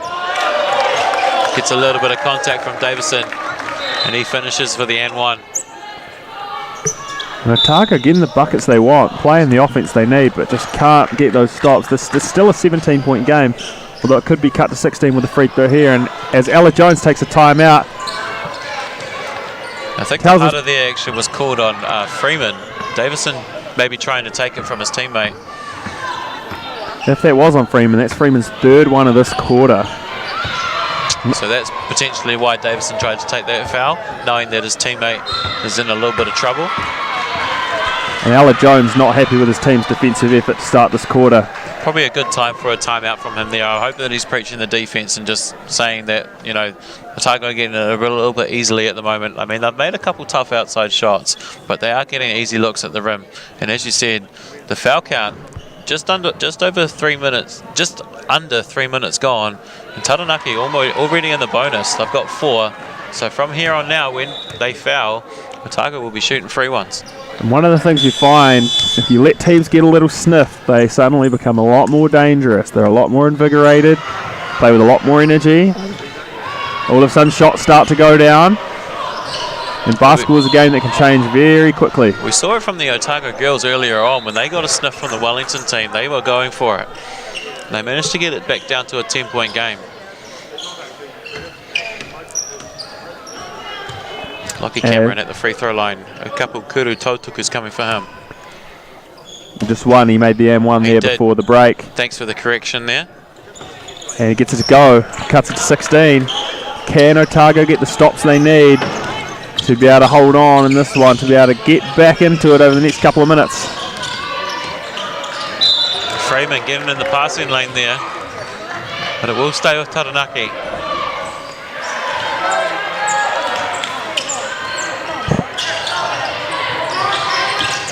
High on ball for Tuta. Gets downhill into the paint. Good challenge from Churnside, but Tuta up to the challenge, and he puts that one in. Cameron in the corner, he'll take that early one. And another kuruwhiwhi toru for Otago. Lockie Cameron putting that one in. Who's the team that's going to put the foot down defensively in this one's what I want to know. Freeman. Way off, and he's not happy with himself. Ashcroft finds Cameron. Kicks to Freeman. Freeman throws up a wild shot. Good verticality from his cousin Freeman there. And an out of bounds call will give the ball back to Taranaki.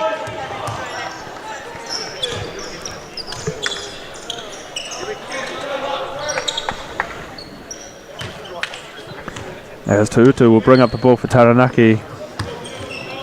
They run their head tap action. Hand off to Davison. Can't get that one to go.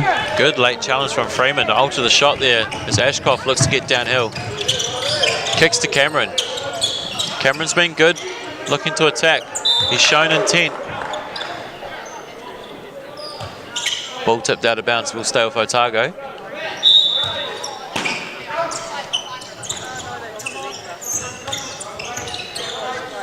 Ashcroft hands off to Freeman, he'll pull up. Splashes one in Quinnell's face. Another kuruwhiwhi toru. The floodgates definitely opening for Otago, making all of their shots. The lead's down to 12 for Taranaki. And it was out to 27 at one point, wasn't it? So a great 4th quarter as Freeman puts the head down. And he says, if you're not going to do it, I'm going to do it for us. And he gets right in there and draws the N1.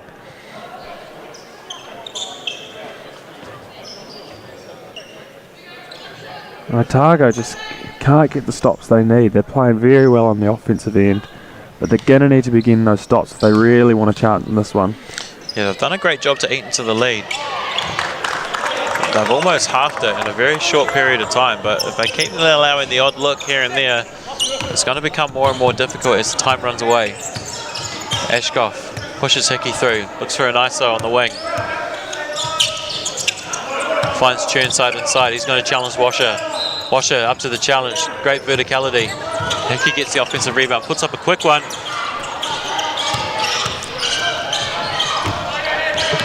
Here goes Davison the other way. He'll slow things up a bit, gets it into Freeman. Freeman loves the inside matchups and he gets that to go. He's so good on the inside. Giving up a bit of size there. Churnside definitely the height advances, but Freeman just able to get that finish off. Ashkoff will let one go. Oh, lovely. Never looked like missing. Another kudu fifi tori for Otago. Just holding on here. 21 points in this quarter so far for Otago. Davison, God, he gets up high there, doesn't he? Head above the rim stuff, but Otago come down with the rebound. And a bit of pressure, but too much, says the referee, and she's called a foul. That'll be on Carlin Davison. And that's Freeman's third or fourth foul. That's, I believe they're signaling that's his fifth foul. Was that 15 foul? 15 foul, I should say. I think they called it on Carlin Davison. Ah, yes, they Definitely have. Look like Freeman was the fouler, though. They have. No, but they have called that on Carlin Davison, and that'll only be his second. Regardless, it sends Otago to the line. Yeah, so Ashcroft unable to make that first kudu tautuku to go. We're hoping to at least split them here and turn it into a 13-point game. Able to do so. Cameron applying a little bit of pressure. Freeman opts to give it to Quinnell.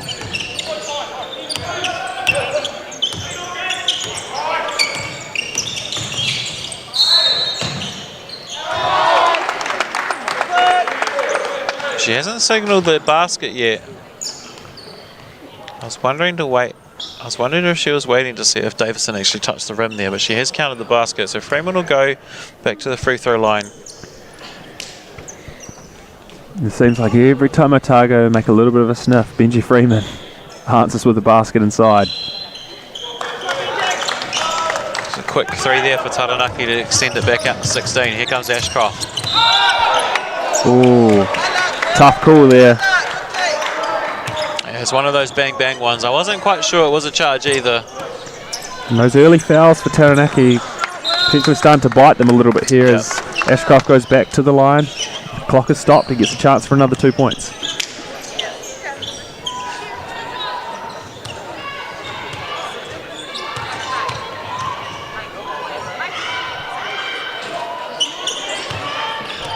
Ashcroft can't get that one to go.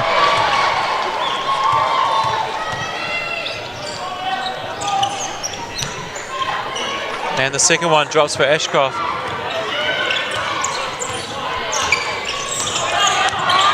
Here goes Freeman. Head down once again. Good extra from Davison to Quinnell. Ashcroft does enough to pull down the rebound, and he looks to attack. Quinnell will challenge, does enough, but there's Freeman. And again, but Freeman sends it back. That's the matchup we like. Some family business.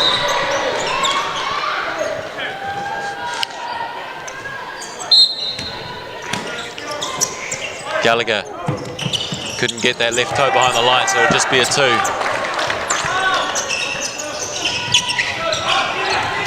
Lead cut to 13. A bit sloppy.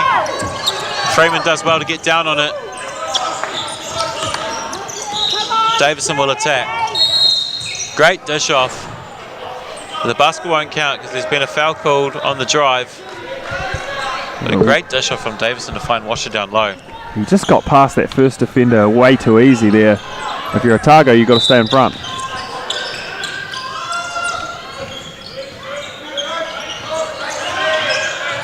Clear out for Benji. Freeman looking to size up. Davison finds Quinnell inside. A little bit of contact down low, but the referee says all good. Ashcroft has the ball, finds Freeman, and Otago looks to run. Gallagher leaves the ball behind. Davison gets in the passing lane and gets a turnover. Here comes Tuta. Fakes to Davison and goes to the rim himself. Great finish from Tuta on the left hand. Freeman splits the two. Finds a kick out. There's Gallagher. Steps into a mid-range. Freeman's there, but he can't get the finish.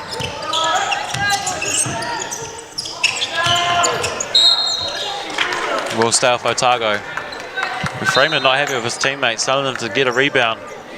I thought he might have been the one to actually box out on that last position.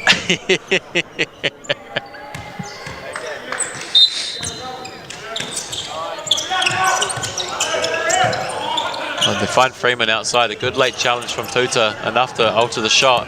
A good stop there from Taranaki. That's what they needed. Great kick out to Cornell.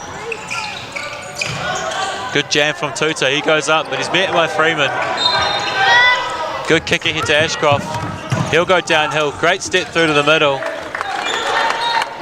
It's 13 here, 2 minutes and a half left. Time seems to be running out a little bit for Otago. Their offense has been super high powered in this quarter, but they just can't seem to be getting the stops that they need. Davison does a good job at settling it down a little bit, and they get another 3 ball, another kuruwhiwhi toru. Timely from Cornell. Gallagher looking to be in the aggressor. And a blocking We've had foul. a bump called on the drive, so that'll send Gallagher to the free throw line.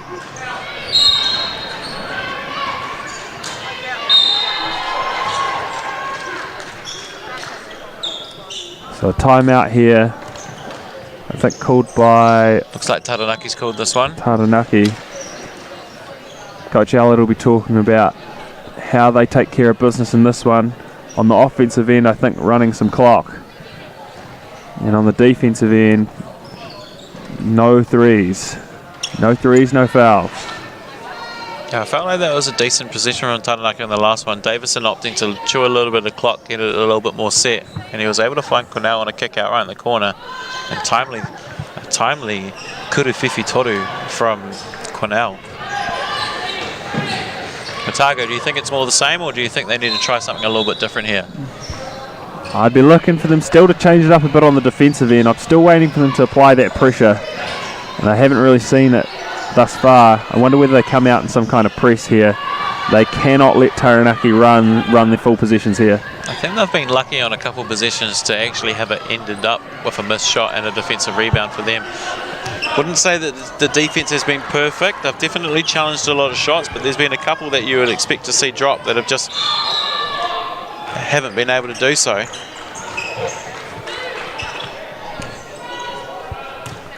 So Gallagher at the line, looking to cut this lead. And he makes the first one. If he can get the second one, it's down to 14.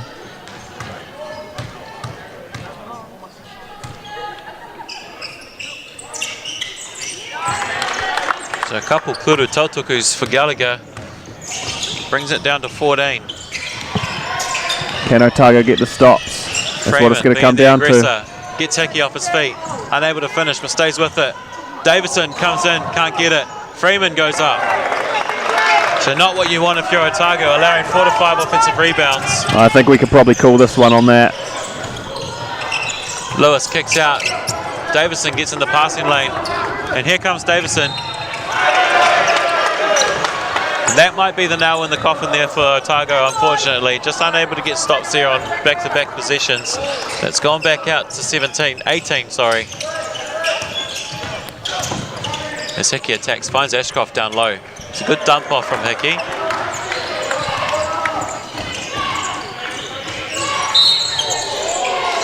That's a tough call there.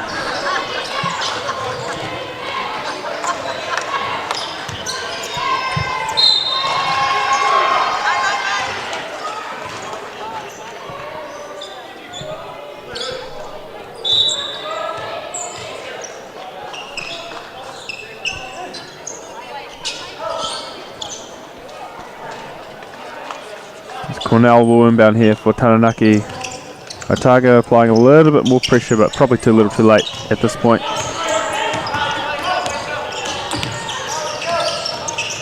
Too easy for Davison as he gets all the way to the rim.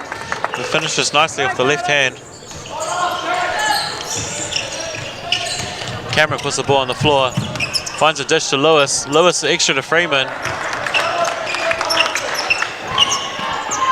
Under a minute to go here. 16-point game.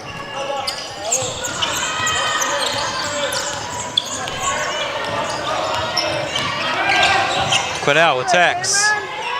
Good challenge from Ashcroft. Lewis pulls down the rebound, but he's thrown it away, and Tudor comes up with the steal. Davison gets downhill, finds Quinnell. Quinnell with a nice finish on the reverse.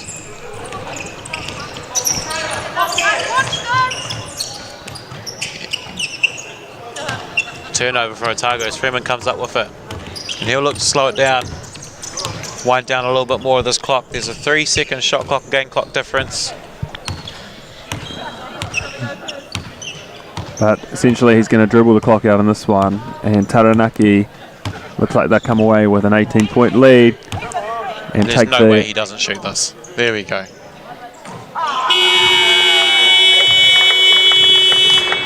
And that will be this one. Taranaki comes away with it in a 109-91 lead.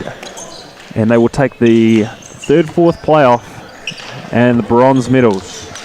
A good fight from Otago right to the end. Just couldn't get the stops they needed to defensively, allowing a little bit too much on the attack at the rim. But a much better second half, you have to say, from them than the first. But yeah, it will be Taranaki walking away with the third place bronze medal from the Aon U19 Nationals here in Rangiora. Thank you for joining us on the live stream. Ngā mihi nui mā tō koutou hoho ngā kia mātou. Thanks for joining us. We'll see you shortly for the women's grand final, Waikato versus Canterbury. From the schoolyard to the stadium, Aon has been helping Kiwis strive for sporting success on a local, regional and national level for over 20 years. We're proud to support New Zealand's sporting organisations and communities up and down the country.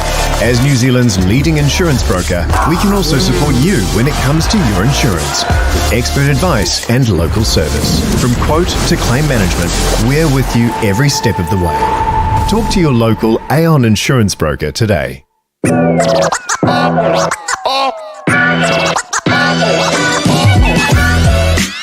ora, Lauren Hiblay here from the Tall Ferns. We're out here in Flaxmere Park in Hawke's Bay. We've just opened up this new basketball court for hoops and parks. It's really cool to provide the tamariki with somewhere to go, somewhere to be physically active, play a bit of basketball with their friends. Good asset to the community, especially for those young ones who want to get amongst basketball. So yeah, it's really cool to see us open this new facility in this park that is just beautiful in Hawke's Bay.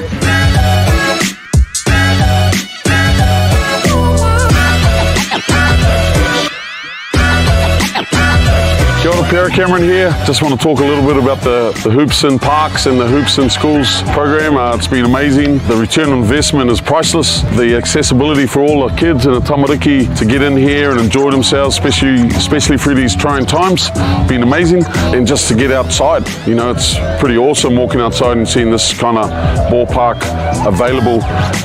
It's great, especially in these times. Kia ora whānau, Peliri Oli here, Councillor for Flaxmere Ward, Hastings District Council. I'm here to support the initiative today, Hoops and Parks. Very, very amazing result, and it's encouraging our people to come and spend time here, and especially together with the youth. I encourage other councils to jump on board. Yeah. Kia ora, wāre te atu. Really enjoyed it here at the Flaxmere Courts, and looking forward to play again. We've been waiting for the courts to open for a while now. Now that they're up, I'm glad that they're here for an activity after school. I like that the courts are purple. What I like about the court is that it's different to many other courts in Flaxmere. I like these courts because they're in a good position from if you want to go to the park or come here. And I like it because it's easy to bounce the ball and take easy shots. My name's Ricky Lee. Shout out to everyone that made these courts happen, and yeah, me Naz. Oh.